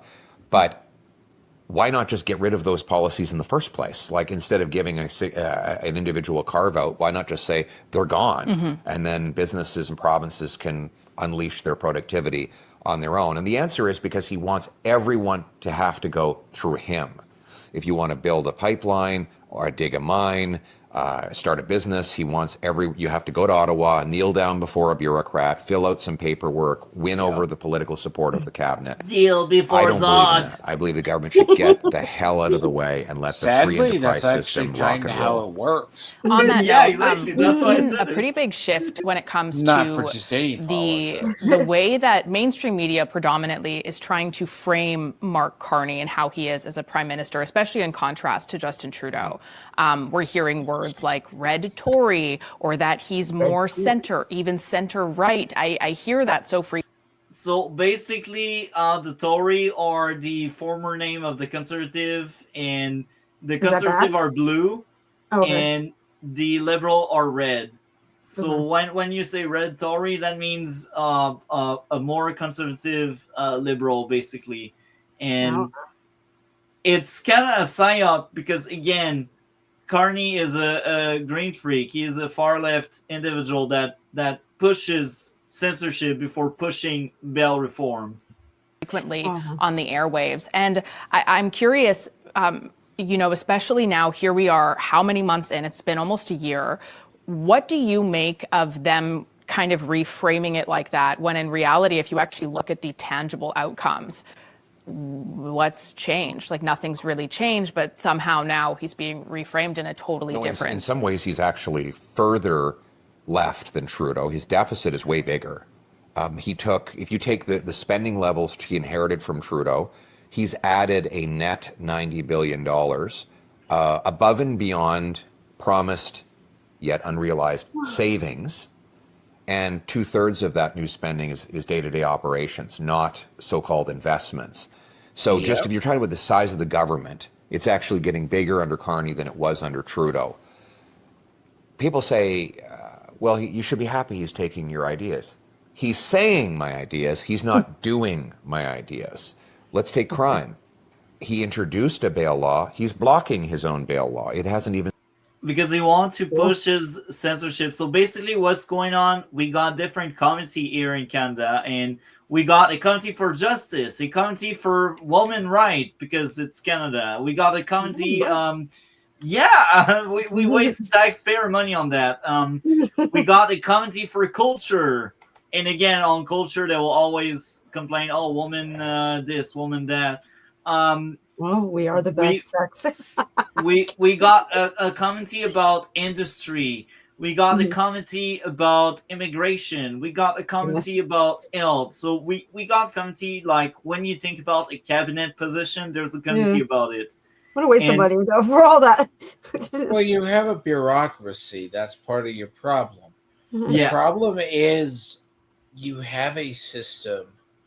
And I will interrupt you right now because I will already specify something. So these committees are actually needed. Maybe not the one about women's rights and cultural stuff, but like the Justice Committee is actually important because this is in the Justice Committee where they will talk about laws, about crime, about censorship, because the Liberals, they want to push for that.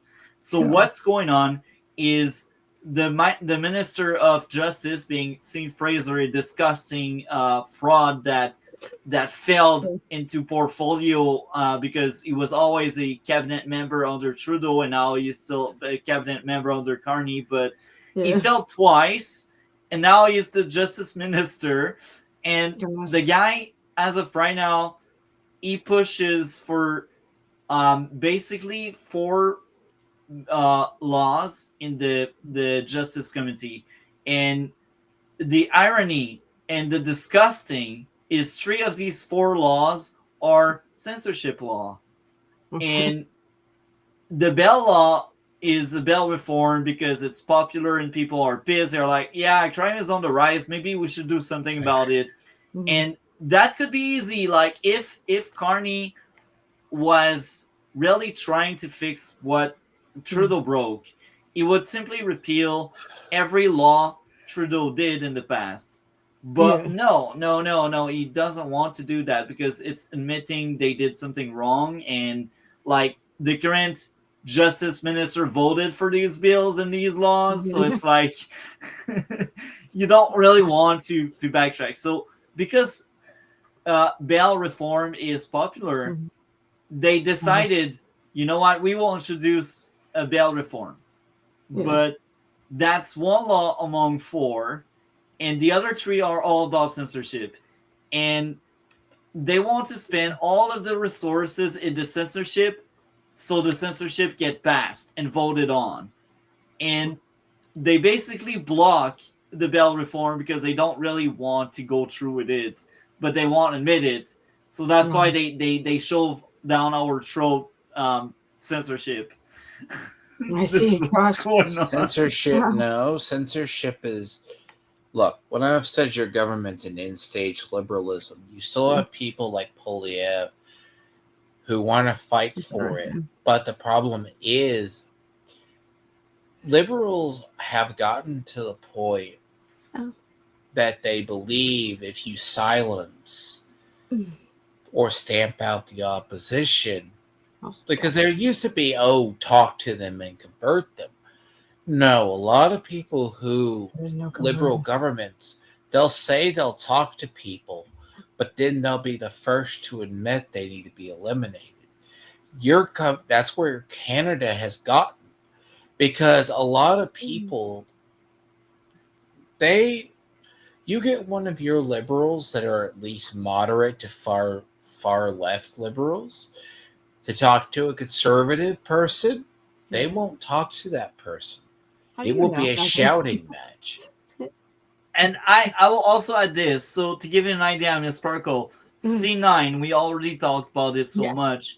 It's one of the worst bill ever. So I think it's last week or the week prior, we had a lot of clips about C9. And in one of the clip we had the opposition asking the government, will this bill affect the opposition doing the opposition job? Can you jail the opposition for criticizing the government? And guess what? The liberal silence on that was telling. Yes, indeed. So we are at the point here in Canada, if these bills about censorship passes, the opposition will be jailed. Oh my gosh, that's scary as hell though. This is Canada for you. Gosh. Had a minute of study in this Justice Committee, let alone become UK law went 8 months after he became Prime Minister.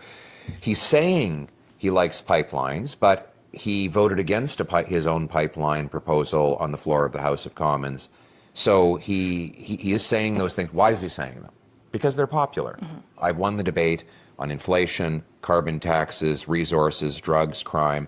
So instead of trying to fight those losing political battles, he's just going to pretend that he agrees while actually doing the opposite. And it's really quite devious as a bait and switch. What does real optimism in terms of policy really look like to you under your government? If you were to be Prime Minister, what does that actually look like in a way that isn't just messaging? It's tangible. What do you mean by that? So, as an example, if you were to say, oh, yes, well, we're going to be, we've introduced this new bill C5, so we're going to be reducing all of these hardships that are on certain industries as a result of us introducing this bill. But then, of course, we see as it plays out, it's not really actually making a tangible difference in all of the ways that I think many Canadians were promised it would. So what is that core difference between you and the current governing body of Canada, and what you would do differently to ensure that there was real policy changes that would have results that could be felt sooner than 5 years from now? You want to take the example of C5? So C5 basically allows the Prime Minister to circumvent his government's regulations on natural resource projects that he agrees with. I would just get rid of all those nasty regulations in the first place. Like, why have a bunch of rules you admit, and he has, are obstructive, and then allow certain businesses to go around them? Why not just get rid of the rules that are unnecessary by his own admission? In most cases, we don't even need a federal approval because provinces have a full environmental regime. And the federal layer is a total duplication. So why not just get rid of that duplicative process rather than giving special treatment to only a favored few? And I would get the government out of the way of investors, businesses, workers, consumers, and let the power of the free enterprise system produce more affordable goods, more higher wages, and ultimately, believe it or not, more tax revenues, not through higher rates, but through a bigger economy. That is the fundamental change that we need. There's no way. Just give you one example on the special projects. So I think he said now he's earmarking 12 or 13 of these special projects. Comes up and announces this list of dream projects. At any given time, Canada has 500 resource projects on the go. Yeah. He's had 12 that he says he's going to fast track in the last 8 months. It's not even a drop in the bucket compared to the size of our country and our economy. Not to mention many of those projects were happening anyway before he came along. So you can't have no one man, I don't care if it's Einstein, can run all of this from a control room. The job of the government is to make clear rules, protect the rule of law, have some basic environmental protections, and then get out of the way. And that's what I want to do.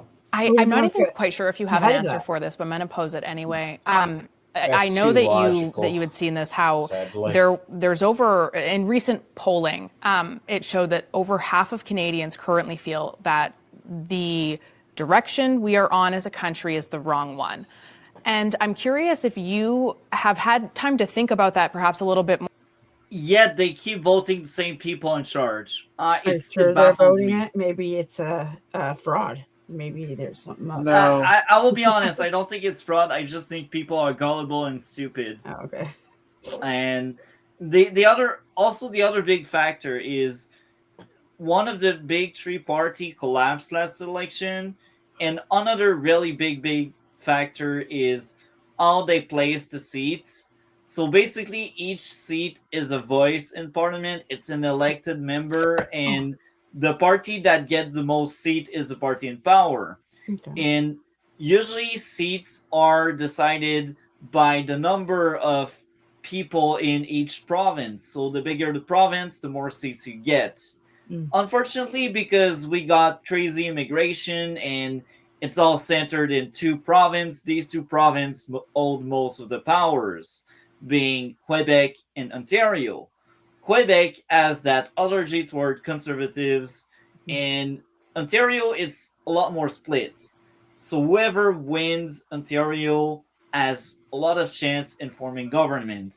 However, if you don't have enough seats in Quebec, you're kind of screwed. And this is what happened to the Conservative. They are unpopular in Quebec, and a lot of people are saying, oh, it's Pierre Poilievre. No, it's not. When you really look in history, the last time a Conservative was popular in Quebec was in the 80s with Brian Mulroney. And that's like 40 years ago.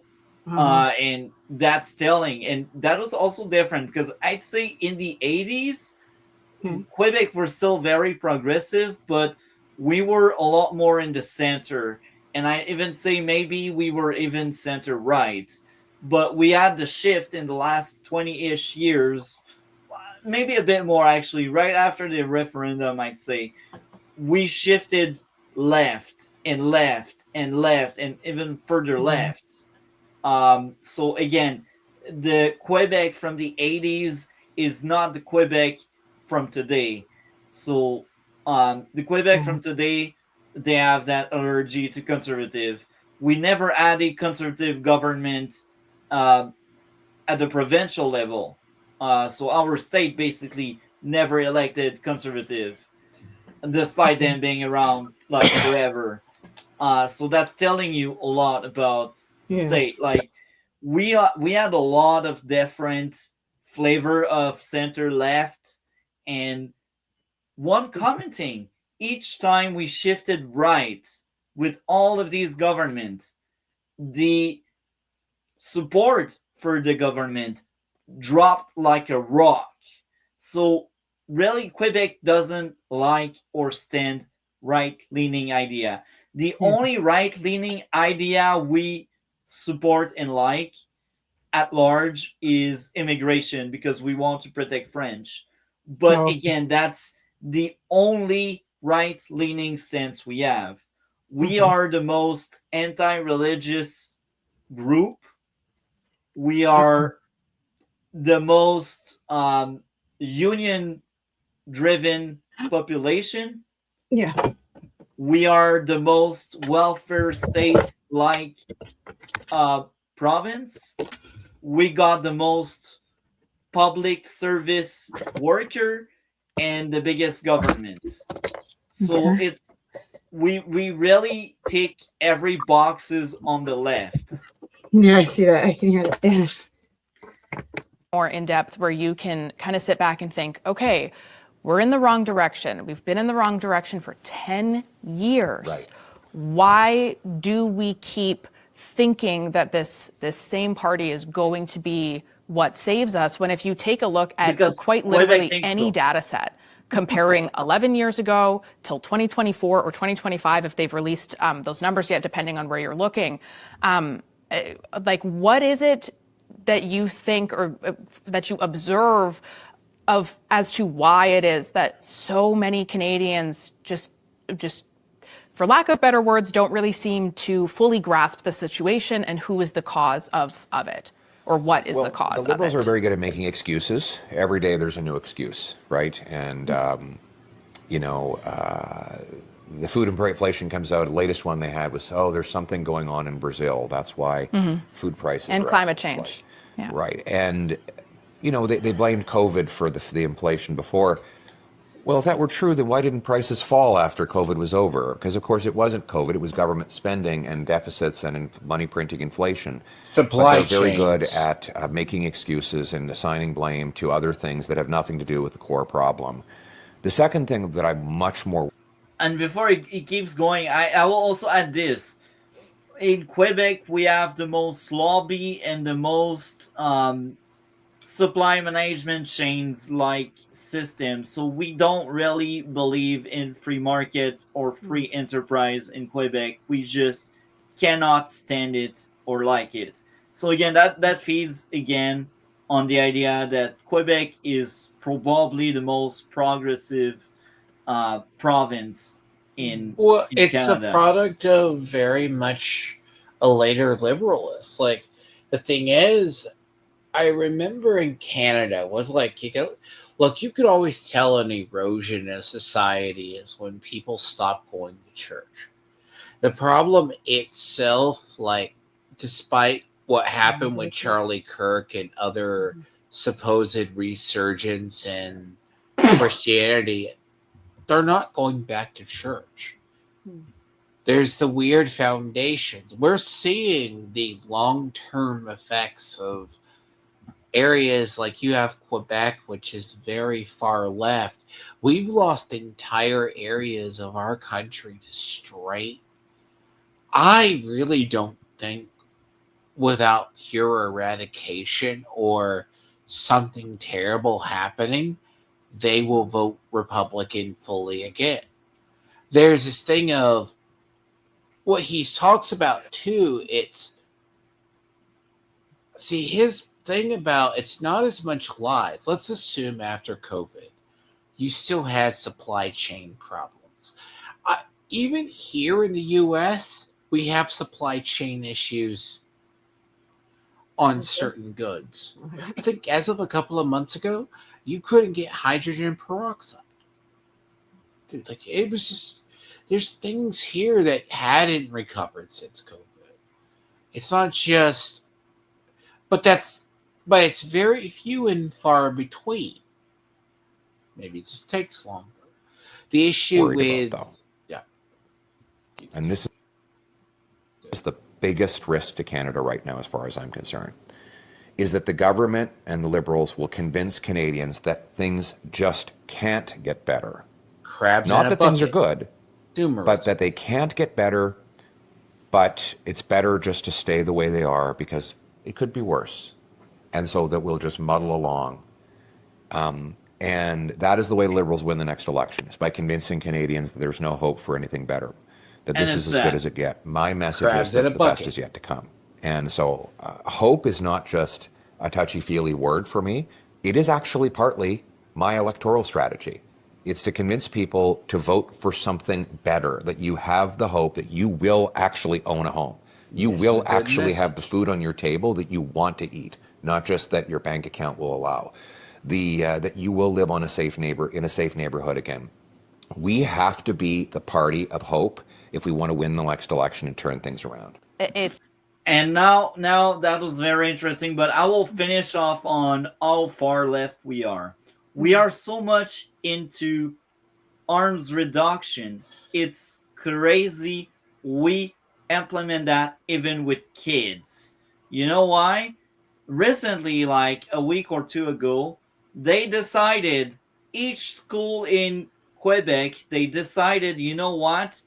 When they play outside, when there's a big mountain of snow, it can be dangerous. Therefore, we should reduce the size of these mountains to specific numbers.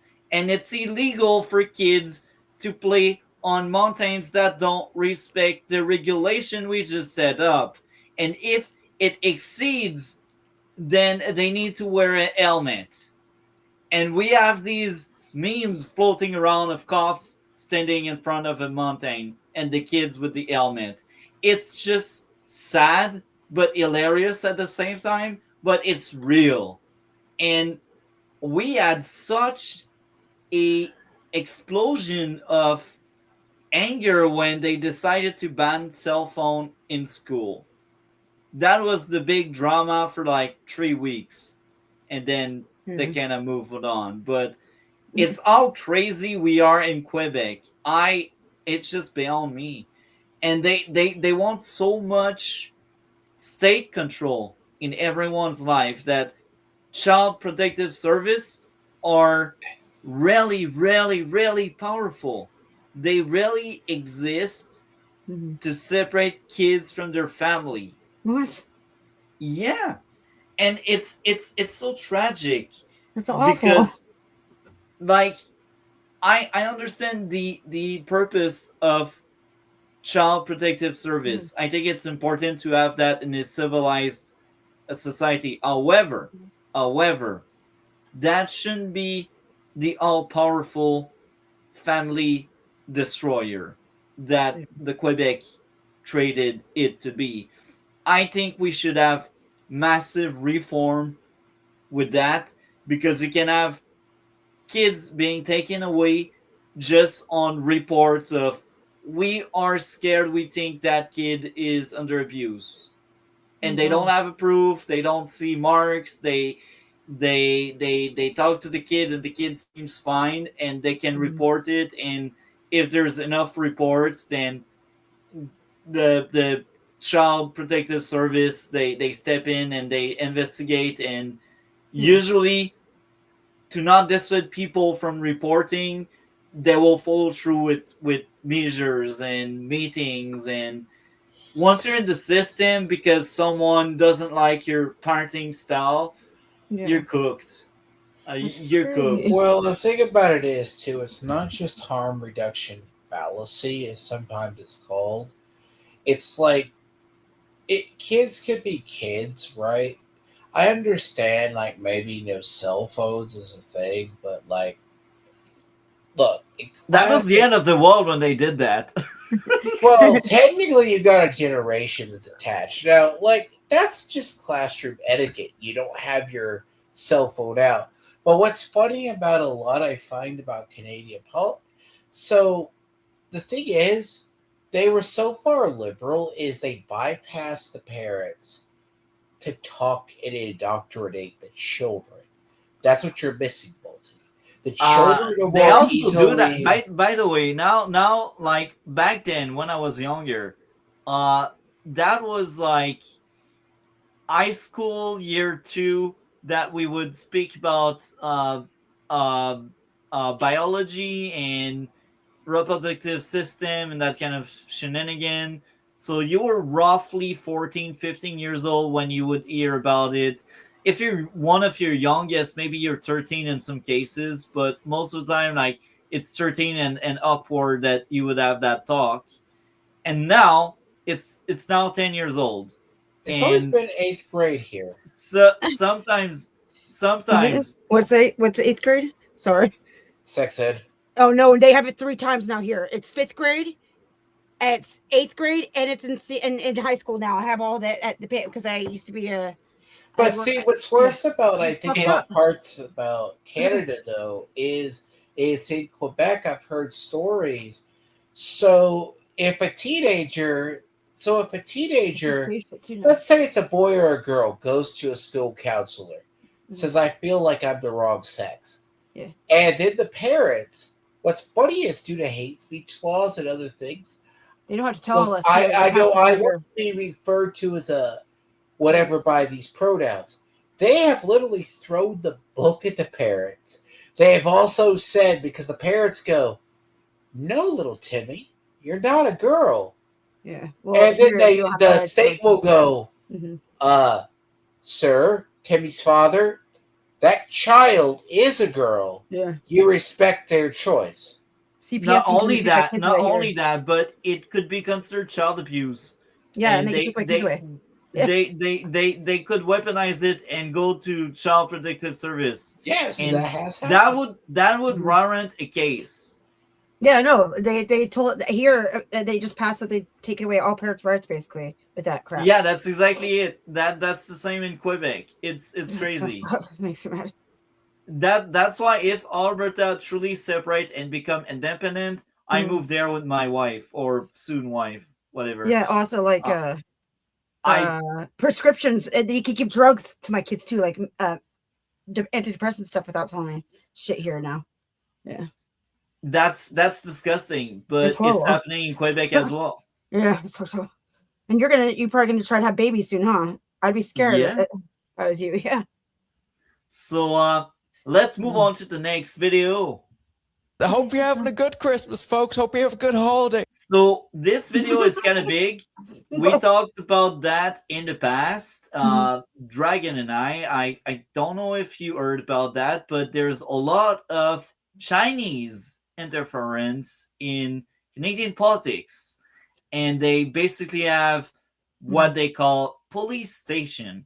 So these are monitoring places in strategic area in Canada, and they can basically spy on the people, and they can also spy mostly in former Chinese people, basically, and it's crazy. What is going on? Yeah, it's crazy. Like it's known that China is spying on us. Like, I will also tell you stories. Like, we had someone that ran for a Liberal Party in 2019, and what happened? He was in one of these riding that had a police station there, and the guy was born in China or Taiwan, I can't remember, and he moved in Canada when he was very young, and he decided to go in politics because it was very critical to the Chinese Communist Party, because it was like, yeah, they are bad.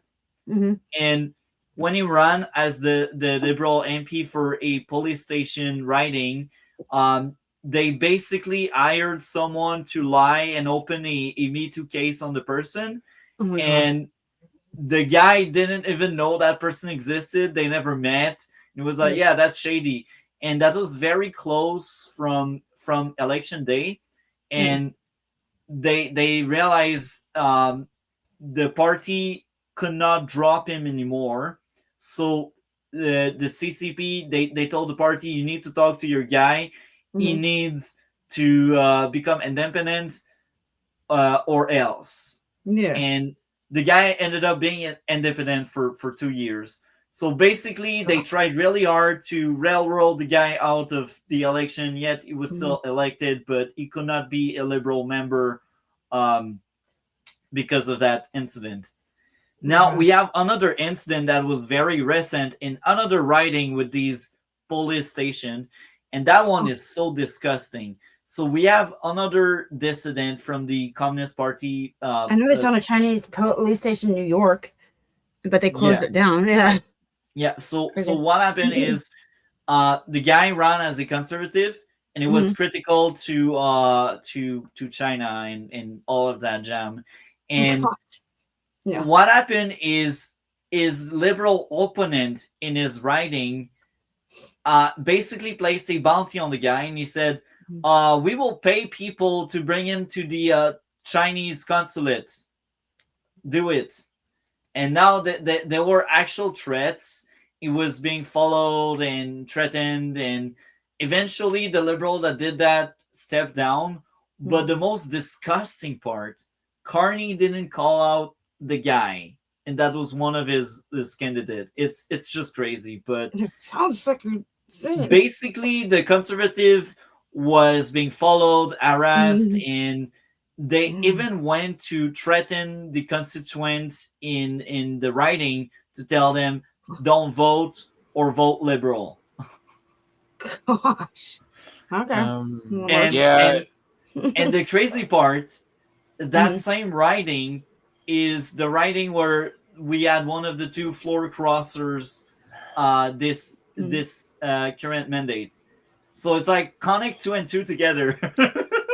Same riding. Yeah. So it's not unusual that you have government interference to a degree. It's kind of like I was discussing this, I think, last week with Multi. See the Sparkles. What if I told you the Chinese have secret police stations that, or areas like U.S. has them too? Yeah. Chinese nationals, like, you don't hear about Dr. it. Phil does they had a whole episode on it and showed all the places, and there's a lot in my state. Oh yeah, where they go, and it's like, and this guy just happens to be in an Asian and Canadian community that just. It's so tragic, disgusting, and crazy. So this is the premise. We got people threatened. Oh yeah, another case where one of the MPs of the Conservative, in the middle of the campaign, he was forced into stepping down because China had kidnapped his family. Shit's okay. You're laughing, but that's true. I know it's horrible. I don't know what to say. It's so like something crazy, dude. You're laughing. It almost feels like a movie. I'm uncomfortable. That's why I'm laughing. And you know what's the worst? The guy that replaced him still won the election by like 100 votes. And the prick from the Liberal was so pissed to lose because all of the cards were in his court that he did a court challenge to force a recount, and he lost the recount even more. Oh my god! He got clapped around not once, twice. Interesting. It's because we got another awesome guest lined up. We are pumped. You may have seen this man before. He's the man with the plan, the man with the cap, the man who talks to Sam Cooper on a consistent basis. He's the man who brings the knowledge and has gone. So Sam Cooper is a journalist that's been really being pushed in the mud by China because he is very critical to China, and basically he appears in a lot of independent podcasts because the mainstream doesn't want to touch him, because it's like if we bring in that will damage and tarnish the liberals, so we will pretend the guy doesn't exist. But yeah, so Sam Cooper is a regular guest of the guest we will meet soon. So the person we will see soon in that video is to some extent a friend to Sam Cooper, so they always have these very fun exchange about interference and crime in general. Through a lot in his life in the sector, the industry of journalism. We have the host of the Brave New Normal podcast, Jason James. There it is. A little too late. Thank you for having me, man. It's awesome to talk to you again, brother. We're going to move into the show, and that is the fact that there is obviously a lot going on. Jason, you've been kind of in the midst of doing a lot of, you interview a lot of interesting people, most of which that people know you most well known for to be is interviewing Sam Cooper. And you have a very unique perspective on China, unique perspective on the CCP and how they operate in Canada, not only because of your ties to Sam Cooper, but as well as you have your own experiences of seeing what's happened to people in your life. So do you want to just kind of, let's just refresh my audience here of the things that you've seen on the ground in your own life before we get into things that you've talked to other people about. Sure. Yeah. I mean, so I grew up in a town called Richmond, BC, which is 20 minutes south of Vancouver, just across the water. Richmond became the central focus for CCP operations. I always say mid-90s. A lot of people. So CCP is basically China Communist Party. Yeah, I know what the CCP is. It started way earlier than that, around Expo, when they opened up the borders and just started letting people in.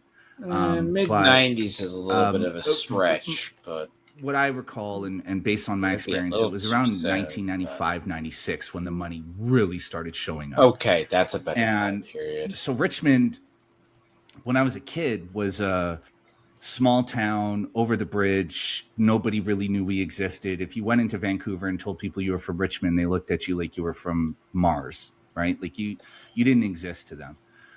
It was a place for lower income families, blue collar families, single moms. My mom was a single mom.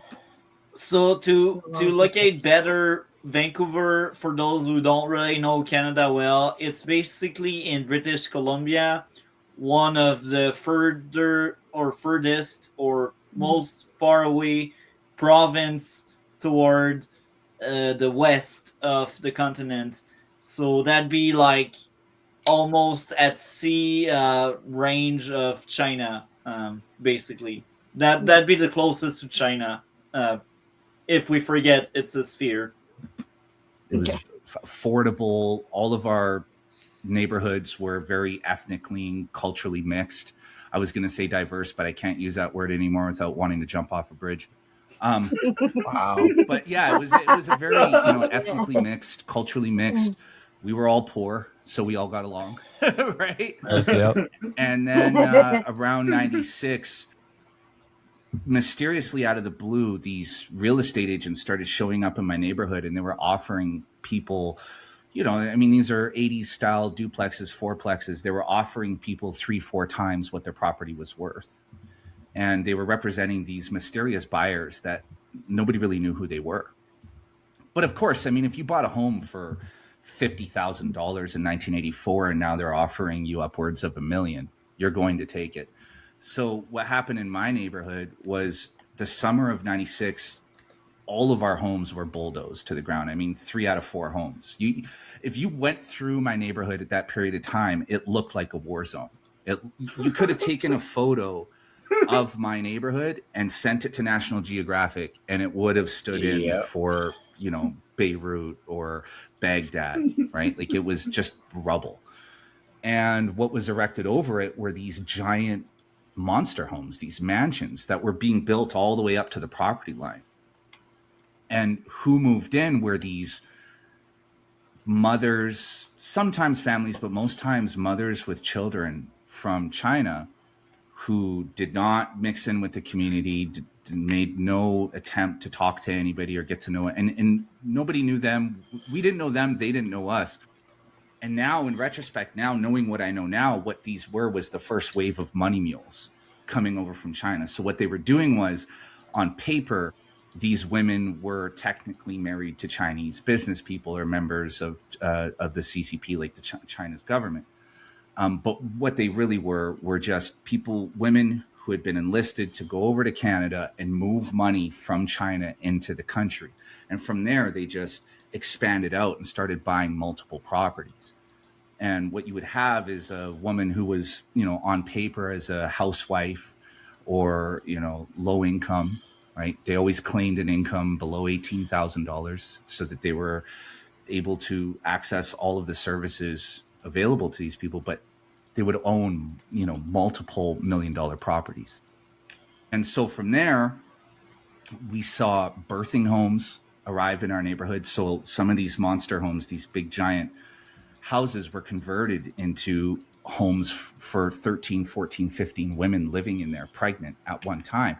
And what they were doing is they were having children in Canada so that they were giving birth to Canadian citizens. And of course, that is not insane, but that is a little far fucking out. We enter the X-Files, folks. Like for hot time. Yeah. Yeah. Yeah. So okay, so there's an idea that when China goes to invest, and this is where when you see a skyline of like New York City as an example, half the skyline of New York City is empty buildings owned by foreigners. Now, but the thing is, they would buy these properties. And I mean, that sounds insidious, like they would do that or to get people in. But to a degree, that's the extreme. You're talking like green card babies? Is that what's going on? Yes. Well, no, they're talking about they brought them in. They were already pregnant, and it's like in the U.S. Okay. Like if a child is born here, Yeah, they're a citizen. What's it called? I know what you're talking. Yeah, and they're birthright citizenship, which granted so what he's talking about is more the infiltration. Why would some Chinese immigrants want to go to a backwater Canadian town? Now, it's like, I would argue and say some of them are actually married to those people, but largely enough, they're operatives. Like, okay, if this was the mid-90s, they wouldn't be doing it as much. Now, early 2000s, late 90s to early 2000s, yes. Okay. So they went and bought these homes in this like little shitty town to move a couple of people in, and then start to move stuff in, or they can get people into a community. Like, and if you don't, I'm sorry. And what's crazy about the CCP is they basically consider every Chinese person as an asset and a tool, a toy they can play with as the CCP, and that's why even when they flee that regime, they're being followed and that kind of stuff. So it's kind of disgusting and really crazy. if you're a Chinese national who's the mother of a Canadian citizen, it makes it very difficult to deport these people and send them back. So that was the plan, was to have children in Canada so that they were Canadian citizens, thus cementing these women's ability to stay in the country and continue moving money for the CCP. And then from there, it was just, it was all out. It, the organized crime arrived, Chinese street gangs started showing up, which, to be honest, they weren't very effective because we held our neighborhoods down pretty well. But you started to see this stuff show up, and condo buildings erected over where 3 or 4 houses once stood, and then just money flowing through our neighborhoods, flowing into our communities, money most of which we had no access to. But so imagine it, right? Like you grow up lower middle class, or even below the poverty line, and you have all of these condo buildings and these $1 million homes erected around you, that a lot of them now at this point are empty, because now they've opened the floodgates. These women own 5 or 6 properties. They live in one, and then the other 5 or 6 are just sitting empty, and it's all money laundering moving through our town. So that was how I came in contact with it, because I was right there. You know, you'd go into a store that had just Mandarin signage, no English. You'd walk in and there'd be nothing in there. It's You'd Canada, go in to buy a folks. bottle of water, and there'd be nothing there. It's just an empty space. And that's Yes. what Richmond became, just an empty hole, a washing machine for Chinese money, right? Mostly CCP. Nuts. Wow. So from your understanding, would you, again, this is like, I understand the geopolitics, you know, as dates back as far as the 70s and kind of the development of our relationship with China and all of that. But I'm honestly, I'll be honest, I'm very elementary in my understanding of what's happened specifically on the ground in our country around these issues. So when you were talking about how, you know, this is what you experienced in your neighborhood in Richmond, would you say Richmond is one of kind of like the ground zero sites for the CCP influence in our country, or do you think that was just one of many? As far as I'm aware, through my discussions with Sam, and he and I, for people who are just meeting me for the first time, Sam Cooper and I have 30 plus hours of conversations out there, right? And I've seen most of it. I believe Richmond is where it began, and then it moved from there, right? So now what you have in Canada is you have 2 central operational hubs for the CCP and Chinese organized crime, which they are indistinguishable from each other. They operate in tandem, right? You have Richmond, British Columbia, and you have Markham, Ontario, which also happens to be the riding that Michael Ma represents, who recently crossed the floor from the Conservatives to Liberals. But in Markham, Ontario, you have the same scenario happening. You have a litany of underground casinos that also function as underground banks for the. I think in the next election, the Conservatives should really vet better their members, and it's kind of funny. I don't know if I told you, Dragon, last week when we talked about that, but apparently Michael Ma was seen in one of these events that promote the CCP, and he was celebrating there, and that was like footage from October or November where he was meeting officials that were part of that organization, and that organization is so insidious that they are in Canada, and they have that picture of the world map with 2 flags, the communist flag of China and Canada, and that flag of China is always higher than the flag of Canada, because they're like, we assert dominance, we control Canada, and it's so disgusting. I will be honest, I think a lot of what you find, so okay, take the U.S., parts of the U.S. I live near 2. We have 2 mega hubs, like outside of Dallas-Fort Worth towards Irving or down there.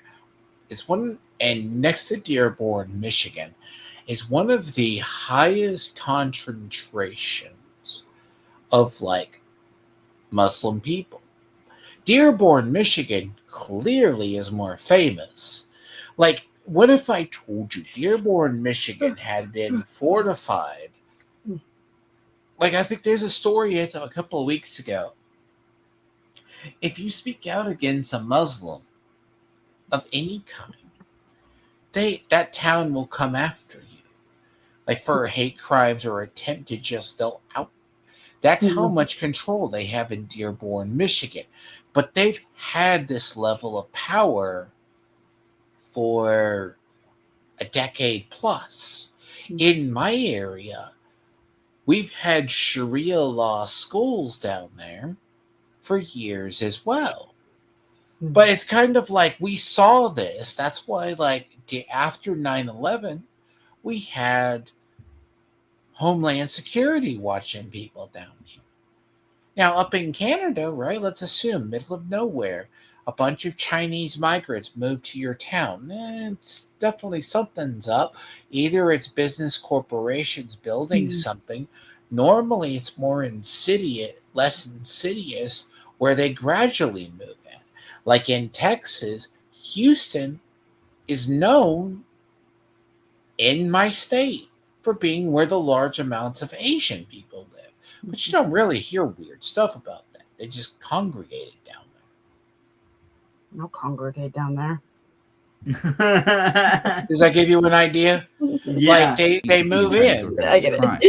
And a lot of these casinos are places where fundraisers have been held for liberal candidates. Potentially a former prime minister, maybe even being spotted inside of one. So that means the CCP officially supports the liberals. The people that have been in power for 23 years in the last 32 years. We know that Justin Trudeau was picked up on surveillance meeting. So here's an interesting story that your viewers might be unaware of. This blew me away when Sam told me about it, and just goes to show how in the dark we are in this country. The RCMP were conducting an investigation into a guy named Paul King.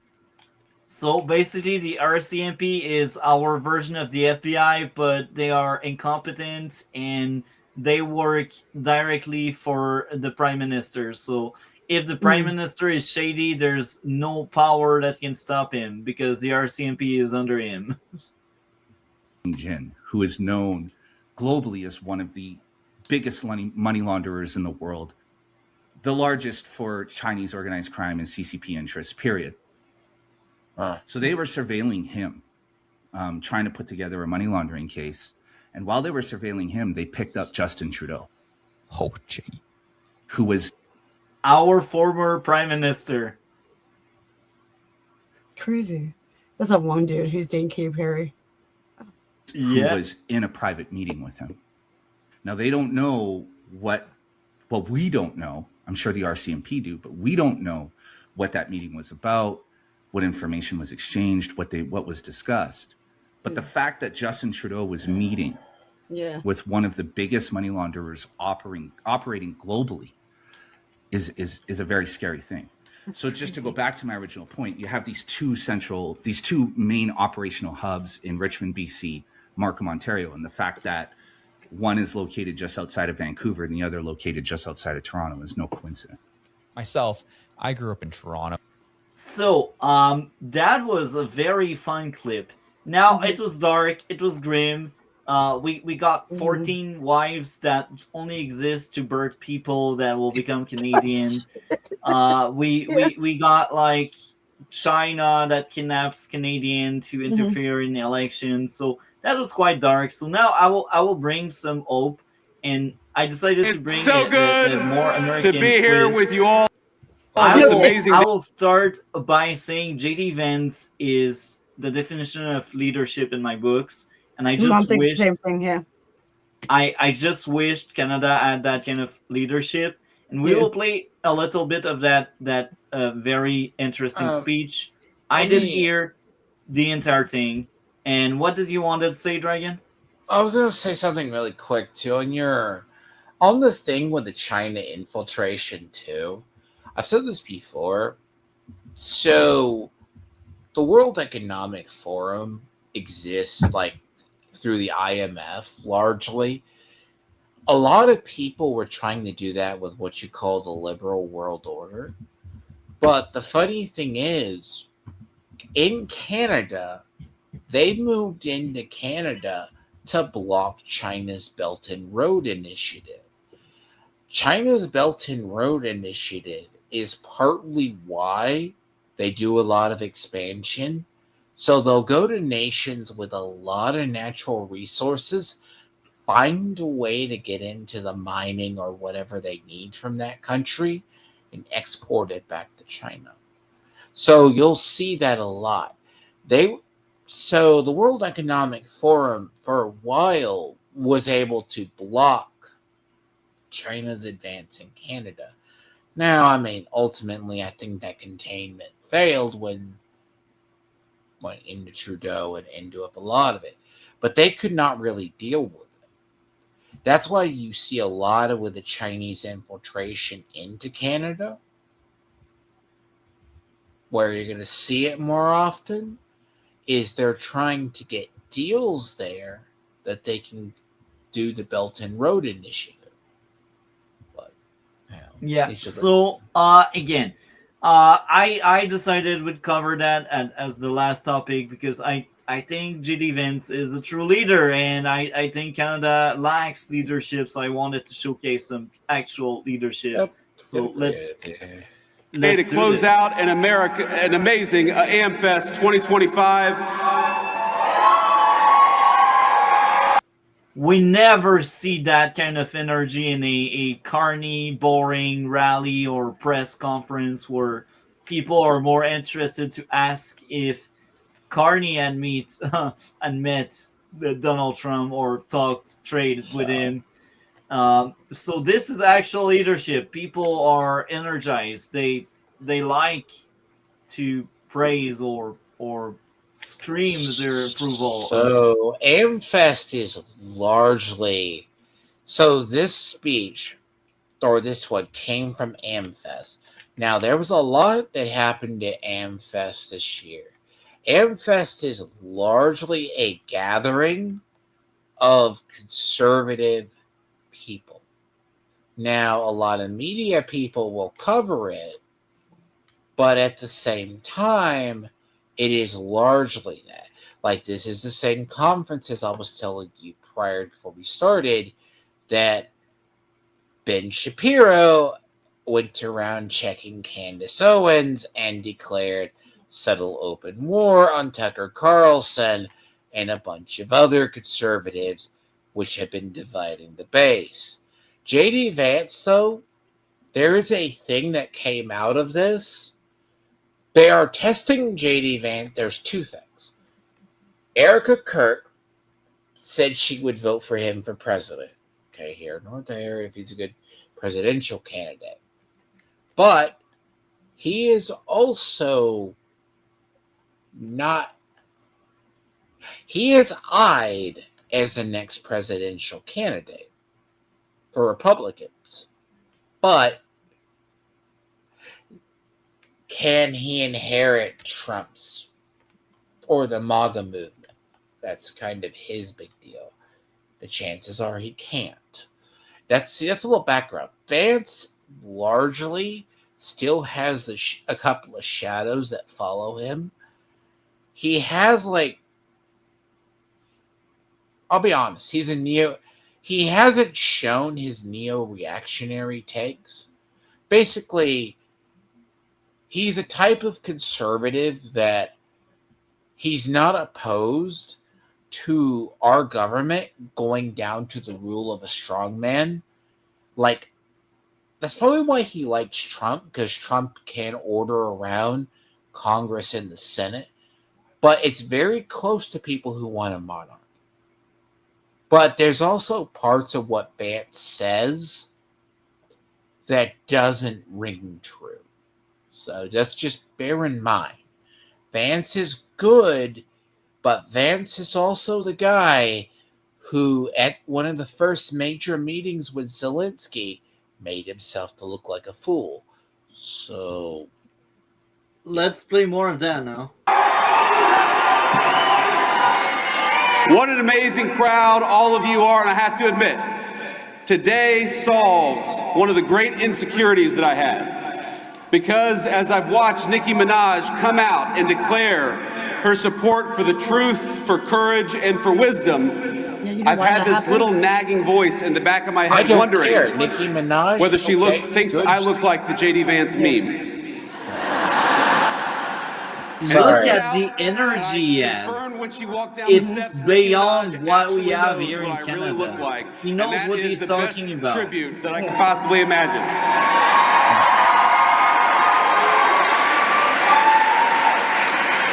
One thing, no one I ever have to doubts start he off has with charisma. a note of gratitude. Erica, I cannot thank you enough for your strength, your grace, and your kind words of support for this administration this is and for where me Erica, personally. This was a turning point in USA, but that's why I also said she backed him for president. You Clear out of the lead blue. an incredible movement at Turning Point. And I will fight alongside you and President Trump and every patriot in this room to defend the country that we so dearly love. And I see a very different way to deal with Patriot in the USA. You guys don't need an enemy. You're just proud American. Here in Canada, when we are proud to be Canadian is when we are not American, which is ridiculous because really, when you think about it, you guys have a functioning democracy that's far better than ours. I mean, when you look into the last 32 years, we had 16 years of Republican and 16 years of Democrat. You guys always shift left, right, left, right, left, right. That's functioning. Here in Canada, we are so cooked. In the same time, in the last 32 years, I will repeat what I already said. We had 23 years of liberal regime and 9 years of conservative. It's that crazy. The pendulum doesn't really swing that much here in Canada because we are far more progressive and really we are very gullible and easy to manipulate. Like Too nice, yeah. It's easy not to only that, push well, over. we used to Yeah. be nice. We are no longer nice. We are elbows up against our biggest trading partner, and That's true. You're right. we because everybody we up in cry here and is looking at me scream. now. You're right. Yeah. See, part of Vance's energy, where you get it, is Vance can speak. Like, he's come further along than he used to be. Mhm. But the thing about our politicians, believe it or not, is, see, he is kind of a, I'm not saying an The ace in alpha. the hole. He is the alpha. I agree with you, man. That masculinity, the beard, the haircut, Oh, the dome. Jesus. That's You know a what? true I'll man. tell you I'd hit it. what. You can have him in Canada in 28. If I was gay, I would marry him for real. So here's the thing. He masks a lot of what he really believes, and to be honest, he's not terrible at his job. But I'm going to be very frank. There's allegations against him. But what? Like what? Again, Who cares? Every politician has done Yeah, something wrong. You remember when they wrote the news article about him having sex? That he has a fetish for. okay, couches? no. Like when I tell you, This is okay, when I spicy. tell you, remember when I said he's a neo-reactionary? Yeah, I guess. Yeah. He has very interesting ideas Mhm. on how conservatism should run. Everybody has it. He is definitely very pro big government conservatism, big pro big government that leads towards one person, because neo-reactionaries go along the lines of monarchists, which means never mind. And when I say that I'm going to fight alongside of you, I mean all of you, each and every one. President Trump did not build the greatest coalition in politics by running his supporters through endless, self-defeating purity tests. He says, make America great again because every American is invited. Yes, this is true. We need that in Canada, please, Carney. We don't start doing care that. if you're Oh, white wait, or black, it's too rich conservative. or poor, young or old, rural or urban, controversial or a little bit boring, or somewhere in between. People of every This faith is come rallying to our banner people. because It they doesn't know divide. that the America First movement It will doesn't make their lives discriminate. better, and they This also is know that the Democrats conservative don't for care you. about anything other than maybe transing their kids. I like that one. So if you love America, if you want all of us to be richer, stronger, safer, and prouder, you have a home on this team.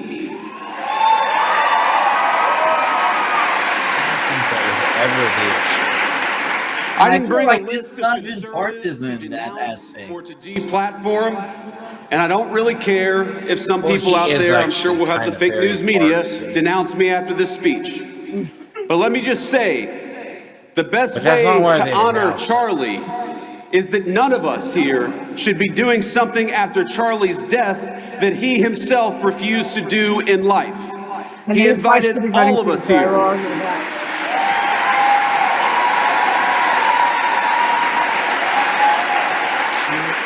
Charlie invited all of us here for a reason, because he believed that each of us, all of us, had something worth saying, and he trusted all of you to make your own judgment. And we have far Free more will. important work to do. Free will. I don't think his free wife market. should be running everything, though. He wasn't about the wife should be running everything the way she is. That's what I think bothers me. What?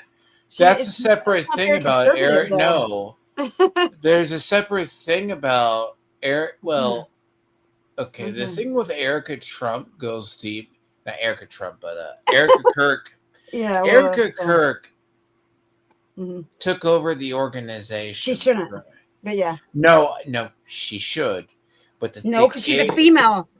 Women are. It's not very conservative of them to have a woman fucking running their thing. No, but They're there's a canceling whole, each there's a other. whole We thing. have got to build, and President If you Donald didn't Trump know. is a builder.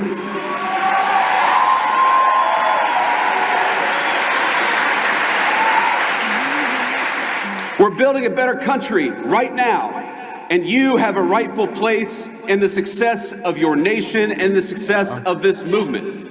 And we build by adding, by growing, not by tearing down.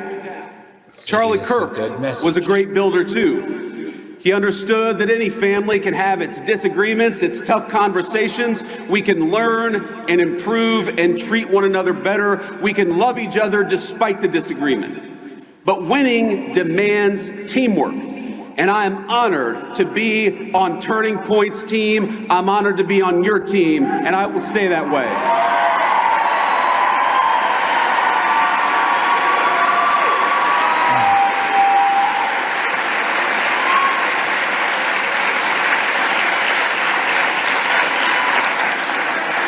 There's still so much important work to do, my friends. We're barely a year into this administration, not even a year into the administration.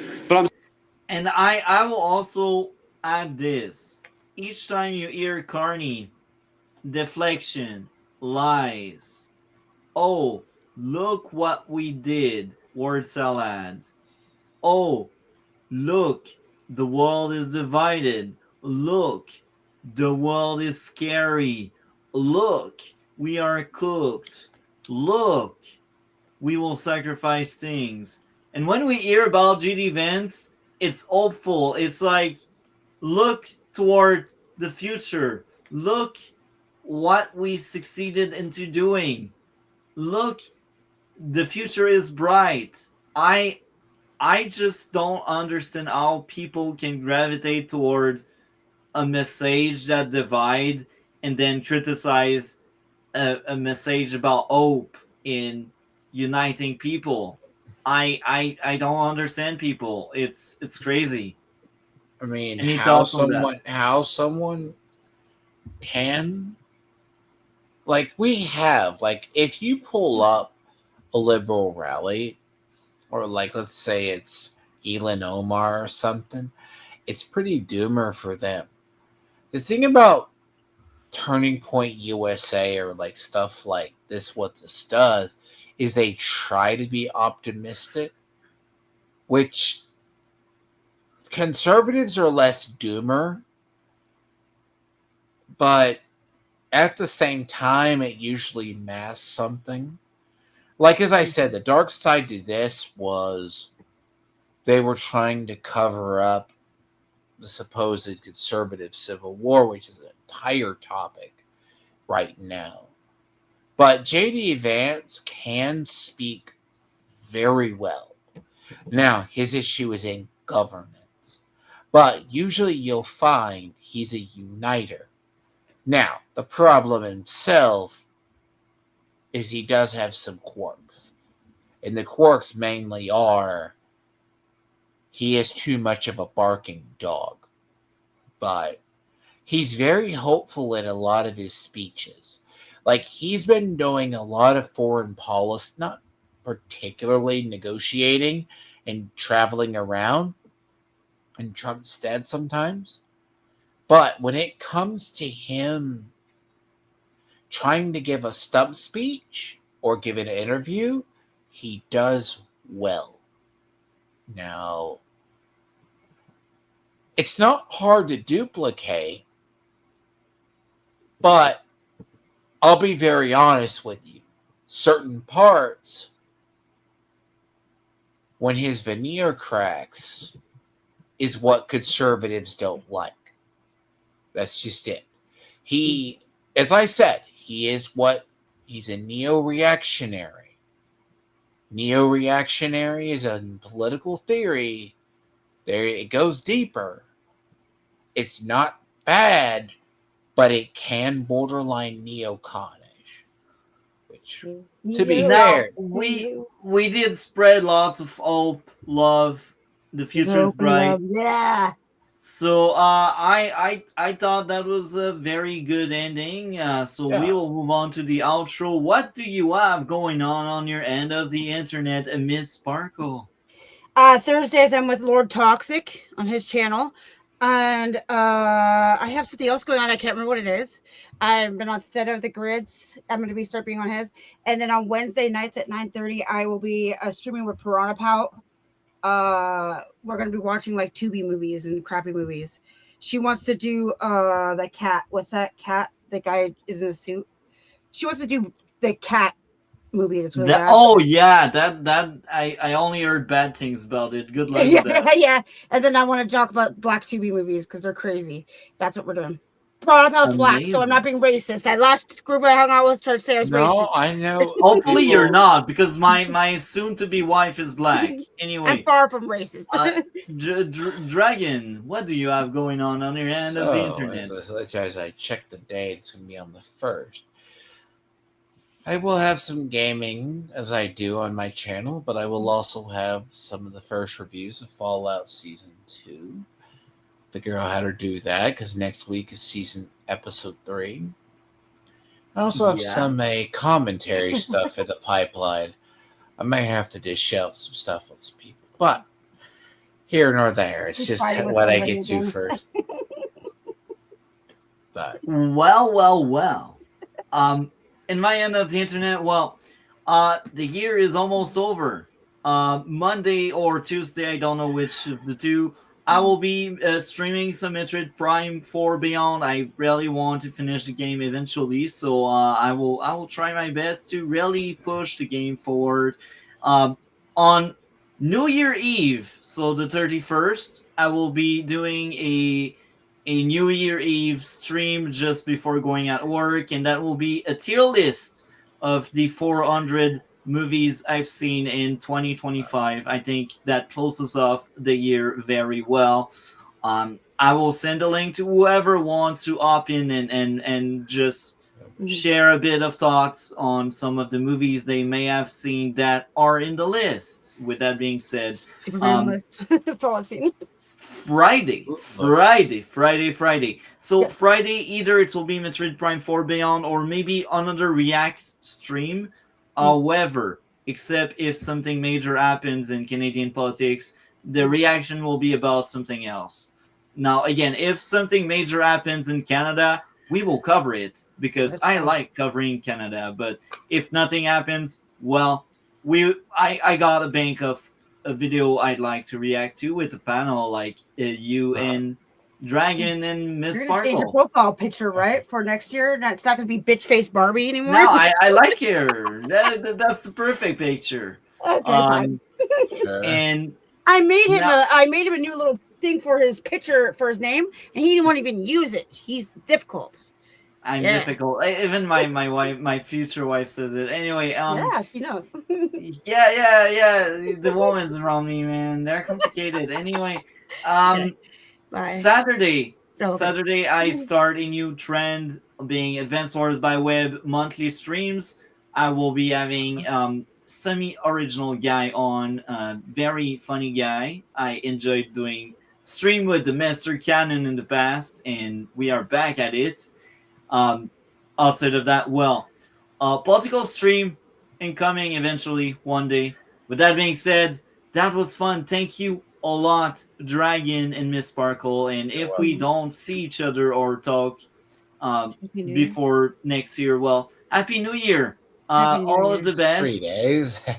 And Absolutely. yeah, I think this year was amazing for me. Hopefully it was amazing for you as well, you two. And we will talk soon, hopefully. Yes. Maybe next year, because it's already there. Anyway, we are out. Bye. This is the end.